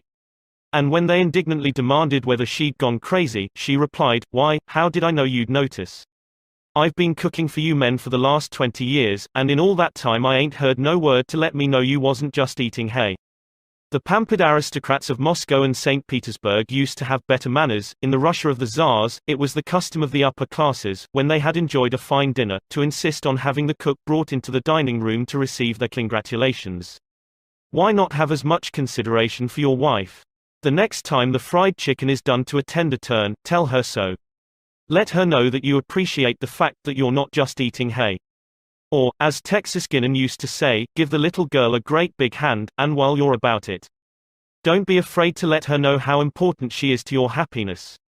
Disraeli was as great a statesman as England ever produced, yet, as we've seen, he wasn't ashamed to let the world know how much he owed to the little woman. Just the other day, while perusing a magazine, I came across this. It's from an interview with Eddie Cantor. I owe more to my wife, says Eddie Cantor, than to anyone else in the world. She was my best pal as a boy, she helped me to go straight. And after we married she saved every dollar, and invested it, and reinvested it. She built up a fortune for me. We have 5 lovely children. And she's made a wonderful home for me always. If I've gotten anywhere, give her the credit. Out in Hollywood, where marriage is a risk that even Lloyds of London wouldn't take a gamble on, one of the few outstandingly happy marriages is that of the Warner Baxters. Mrs. Baxter, the former Winifred Bryson, gave up a brilliant stage career when she married. Yet her sacrifice has never been permitted to mar their happiness. She missed the applause of stage success, Warner Baxter says, but I have tried to see that she is entirely aware of my applause. If a woman is to find happiness at all in her husband, she is to find it in his appreciation and devotion. If that appreciation and devotion is actual, there is the answer to his happiness also. There you are. So, if you want to keep your home life happy, one of the most important rules is Rule 4, give honest appreciation. They mean so much to a woman from time immemorial. Flowers have been considered the language of love. They don't cost much, especially in season, and often there for sale on the street corners. Yet, considering the rarity with which the average husband takes home a bunch of daffodils, you might suppose them to be as expensive as orchids and as hard to come by as the edelweiss which flowers on the cloud-swept cliffs of the Alps. Why wait until your wife goes to the hospital to give her a few flowers? Why not bring her a few roses tomorrow night? You like to experiment. Try it. See what happens. George M. Cohan, busy as he was on Broadway, used to telephone his mother twice a day up to the time of her death. Do you suppose he had startling news for her each time? No, the meaning of little attentions is this: it shows the person you love that you are thinking of her, that you want to please her, and that her happiness and welfare are very dear, and very near, to your heart. Women attach a lot of importance to birthdays and anniversaries. Just why, will forever remain one of those feminine mysteries. The average man can blunder through life without memorizing many dates, but there are a few which are indispensable: 1492, 1776, the date of his wife's birthday, and the year and date of his own marriage. If need be, he can even get along without the first two, but not the last. Judge Joseph Sabath of Chicago, who has reviewed 40,000 marital disputes and reconciled 2,000 couples, says, trivialities are at the bottom of most marital unhappiness. Such a simple thing as a wife's waving goodbye to her husband when he goes to work in the morning would avert a good many divorces. Robert Browning, whose life with Elizabeth Barrett Browning was perhaps the most idyllic on record, was never too busy to keep love alive with little tributes and attentions. He treated his invalid wife with such consideration that she once wrote to her sisters, "And now I begin to wonder naturally whether I may not be some sort of real angel after all." Too many men underestimate the value of these small, everyday attentions. As Gaynor Maddox said in an article in the Pictorial Review, the American home really needs a few new vices. Breakfast in bed, for instance, is one of those amiable dissipations a greater number of women should be indulged in. Breakfast in bed to a woman does much the same thing as a private club for a man. That's what marriage is in the long run, a series of trivial incidents. And woe to the couple who overlook that fact. Edna St. Vincent Millay summed it all up once in one of her concise little rhymes: "'Tis not love's going hurts my days, but that it went in little ways." That's a good verse to memorize. Out in Reno, the courts grant divorces 6 days a week, at the rate of 1 every 10 marriages. How many of these marriages do you suppose were wrecked upon the reef of real tragedy? Mighty few, I'll warrant. If you could sit there day in, day out, listening to the testimony of those unhappy husbands and wives, you'd know love went in little ways. Take your pocket knife now and cut out this quotation. Paste it inside your hat or paste it on the mirror, where you will see it every morning when you shave. "I shall pass this way but once, any good, therefore, that I can do or any kindness that I can show to any human being, let me do it now. Let me not defer nor neglect it, for I shall not pass this way again." So, if you want to keep your home life happy, Rule 5 is, pay little attention. If you want to be happy, don't neglect this one. Walter Damrosch married the daughter of James G. Blaine, one of America's greatest orators and one-time candidate for president. Ever since they met many years ago at Andrew Carnegie's home in Scotland, the Damrosches have led a conspicuously happy life. The secret: next to care in choosing a partner, says Mrs. Damrosch, I should place courtesy after marriage. If young wives would only be as courteous to their husbands as to strangers. Any man will run from a shrewish tongue. Rudeness is the cancer that devours love. Everyone knows this, yet it's notorious that we are more polite to strangers than we are to our own relatives. We wouldn't dream of interrupting strangers to say, "Good heavens, are you going to tell that old story again?" We wouldn't dream of opening our friends' mail without permission, or prying into their personal secrets.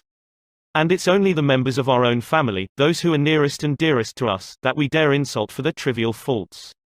Again, to quote Dorothy Dix, "It is an amazing but true thing that practically the only people who ever say mean, insulting, wounding things to us are those of our own households. Courtesy," says Henry Clay Risner, "is that quality of heart that overlooks the broken gate and calls attention to the flowers in the yard beyond the gate. Courtesy is just as important to marriage as oil is to your motor." Oliver Wendell Holmes, the beloved autocrat of the breakfast table, was anything but an autocrat in his own home. In fact, he carried his consideration so far that when he felt melancholy and depressed, he tried to conceal his blues from the rest of his family. It was bad enough for him to have to bear them himself, he said, without inflicting them on the others as well. That is what Oliver Wendell Holmes did.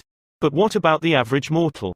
Things go wrong at the office, he loses a sale or gets called on the carpet by the boss.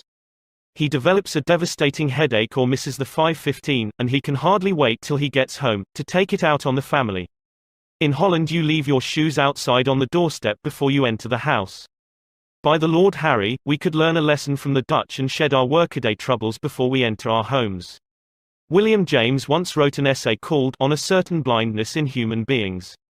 It would be worth a special trip to your nearest library to get that essay and read it. Now the blindness in human beings of which this discourse will treat, he wrote, is the blindness with which we all are afflicted in regard to the feelings of creatures and people different from ourselves, the blindness with which we all are afflicted. Many men who wouldn't dream of speaking sharply to a customer, or even to their partners in business, think nothing of barking at their wives. Yet, for their personal happiness, marriage is far more important to them, far more vital, than business. The average man who is happily married is happier by far than the genius who lives in solitude. Turgenev, the great Russian novelist, was acclaimed all over the civilized world. Yet he said, "I would give up all my genius, and all my books, if there were only some woman, somewhere, who cared whether or not I came home late for dinner." What are the chances of happiness in marriage anyway? Dorothy Dix, as we have already said, believes that more than half of them are failures, but Dr. Paul Popenoe thinks otherwise.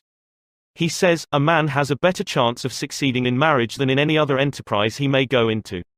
Of all the men that go into the grocery business, 70% fail. Of the men and women who enter matrimony, 70% succeed. Dorothy Dix sums the whole thing up like this: compared with marriage, she says, being born is a mere episode in our careers and dying a trivial incident. No woman can ever understand why a man doesn't put forth the same effort to make his home a going concern as he does to make his business or profession a success. But, although to have a contented wife and a peaceful and happy home means more to a man than to make $1 million, not one man in 100 ever gives any real serious thought or makes any honest effort to make his marriage a success. He leaves the most important thing in his life to chance, and he wins out or loses, according to whether fortune is with him or not. Women can never understand why their husbands refuse to handle them diplomatically, when it would be money in their pockets to use the velvet glove instead of the strong arm method. Every man knows that he can jolly his wife into doing anything, and doing without anything. He knows that if he hands her a few cheap compliments about what a wonderful manager she is, and how she helps him, she will squeeze every nickel. Every man knows that if he tells his wife how beautiful and lovely she looks in her last year's dress, she wouldn't trade it for the latest Paris importation. Every man knows that he can kiss his wife's eyes shut until she will be blind as a bat, and that he has only to give her a warm smack on the lips to make her dumb as an oyster. And every wife knows that her husband knows these things about her, because she has furnished him with a complete diagram about how to work her. And she never knows whether to be mad at him or disgusted with him, because he would rather fight with her and pay for it in having to eat bad meals, and have his money wasted, and buy her new frocks and limousines and pearls, than to take the trouble to flatter her a little and treat her the way she is begging to be treated. So, if you want to keep your home life happy, Rule 6 is, be courteous. Don't be a marriage illiterate. Dr. Catherine Bement Davis, General Secretary of the Bureau of Social Hygiene, once induced 1,000 married women to reply very frankly to a set of intimate questions. The result was shocking, an incredibly shocking comment upon the sexual unhappiness of the average American adult. After perusing the answers she received from these 1,000 married women, Dr. Davis published without hesitation her conviction that one of the chief causes of divorce in this country is physical mismating. Dr. G.V. Hamilton's survey verifies this finding. Dr. Hamilton spent 4 years studying the marriages of 100 men and 100 women. He asked these men and women individually something like 400 questions concerning their married lives, and discussed the problems exhaustively, so exhaustively that the whole investigation took 4 years. This work was considered so important sociologically that it was financed by a group of leading philanthropists. You can read the results of the experiment in What's Wrong with Marriage? By Dr. G.V. Hamilton and Kenneth McGowan. Well, what is wrong with marriage? It would take a very prejudiced and very reckless psychiatrist, says Dr. Hamilton, to say that most married friction doesn't find its source in sexual maladjustment. At any rate, the frictions which arise from other difficulties would be ignored in many, many cases if the sexual relation itself were satisfactory. Dr. Paul Popenoe, as head of the Institute of Family Relations in Los Angeles, has reviewed thousands of marriages and he is one of America's foremost authorities on home life. According to Dr. Popenoe, failure in marriage is usually due to 4 causes. He lists them in this order: 1. Sexual maladjustment. 2. Difference of opinion as to the way of spending leisure time. 3. Financial difficulties. 4. Mental, physical, or emotional abnormalities. Notice that sex comes first, and that, strangely enough, money difficulties come only third on the list. All authorities on divorce agree upon the absolute necessity for sexual compatibility. For example, a few years ago Judge Hoffman of the Domestic Relations Court of Cincinnati, a man who has listened to thousands of domestic tragedies, announced 9 out of 10 divorces are caused by sexual troubles. Sex, says the famous psychologist, John B. Watson, is admittedly the most important subject in life. It is admittedly the thing which causes the most shipwrecks in the happiness of men and women, and I have heard a number of practicing physicians in speeches before my own classes say practically the same thing. Isn't it pitiful, then, that in the 20th century, with all of our books and all of our education, marriages should be destroyed and lives wrecked by ignorance concerning this most primal and natural instinct? The Reverend Oliver M. Butterfield, after 18 years as a Methodist minister, gave up his pulpit to direct the Family Guidance Service in New York City, and he has probably married as many young people as any man living. He says, "Early in my experience as a minister I discovered that, in spite of romance and good intentions, many couples who come to the marriage altar are matrimonial illiterates. And he continues, when you consider that we leave the highly difficult adjustment of marriage so largely to chance, the marvel is that our divorce rate is only 16%. An appalling number of husbands and wives are not really married but simply undivorced. They live in a sort of purgatory. Happy marriages, says Dr. Butterfield, are rarely the product of chance. They are architectural in that they are intelligently and deliberately planned. To assist in this planning, Dr. Butterfield has for years insisted that any couple he marries must discuss with him frankly their plans for the future. And it was as a result of these discussions that he came to the conclusion that so many of the high contracting parties were matrimonial illiterates. Sex, says Dr. Butterfield, is but one of the many satisfactions in married life, but unless this relationship is right, nothing else can be right. But how to get it right? Sentimental reticence, I'm still quoting Dr. Butterfield, must be replaced by an ability to discuss objectively and with detachment attitudes and practices of married life. There is no way in which this ability can be better acquired than through a book of sound learning and good taste. I keep on hand several of these books in addition to a supply of my own booklet, Marriage and Sexual Harmony. Of all the books that are available, the 3 that seem to me most satisfactory for general reading are, The Sex Technique in Marriage by Isabel E. Hutton, The Sexual Side of Marriage by Max Exner, The Sex Factor in Marriage by Helena Wright. Rule 7 of How to Make Your Home Life Happier is, read a good book on the sexual side of marriage. Learn about sex from books. Why not? A few years ago, Columbia University, together with the American Social Hygiene Association, invited leading educators to come and discuss the sex and marriage problems of college students. At that conference, Dr. Paul Popenoe said, divorce is on the decrease. And one of the reasons it is on the decrease is that people are reading more of the recognized books on sex and marriage. So I sincerely feel that I have no right to complete a chapter on How to Make Your Home Life Happier without recommending a list of books that deal frankly and in a scientific manner with this tragic problem. 7 Rules for Making Your Home Life Happier. Rule 1, don't nag. Rule 2, don't try to make your partner over. Rule 3, don't criticize. Rule 4, give honest appreciation. Rule 5, pay little attentions. Rule 6, be courteous. Rule 7, read a good book on the sexual side of marriage. In its issue for June, 1933, American Magazine printed an article by Emmett Crozier, Why Marriages Go Wrong. The following is a questionnaire reprinted from that article. You may find it worthwhile to answer these questions, giving yourself 10 points for each question you can answer in the affirmative. For husbands, do you still court your wife with an occasional gift of flowers, with remembrances of her birthday and wedding anniversary, or with some unexpected attention, some unlooked for tenderness? Are you careful never to criticize her before others? Do you give her money to spend, above the household expenses? Do you make an effort to understand her varying feminine moods and help her through periods of fatigue, nerves, and irritability? Do you share at part of your recreation hours with your wife? Do you tactfully refrain from comparing your wife's cooking or housekeeping with that of your mother or of Bill Jones' wife, except to her advantage? Do you take a definite interest in her intellectual life, her clubs and societies, the books she reads, her views on civic problems? Do you keep alert for opportunities to praise her and express your admiration for her? Do you thank her for the little jobs she does for you, such as sewing on a button, darning your socks, and sending your clothes to the cleaners? For wives, do you give your husband freedom in his business affairs? Do you try your best to make your home interesting and attractive? Do you vary the household menu so that he never quite knows what to expect when he sits down to the table? Do you have an intelligent grasp of your husband's business so you can discuss it with him helpfully? Can you meet financial reverses bravely, cheerfully, without criticizing your husband for his mistakes or comparing him unfavorably to more successful men? Do you make a special effort to get along amiably with his mother or other relatives? Do you dress with an eye for your husband's likes and dislikes in color and style? Do you compromise little differences of opinion in the interest of harmony? Do you make an effort to learn games your husband likes, so you can share his leisure hours? Do you keep track of the day's news, the new books, and new ideas, so you can hold your husband's intellectual interest? The end.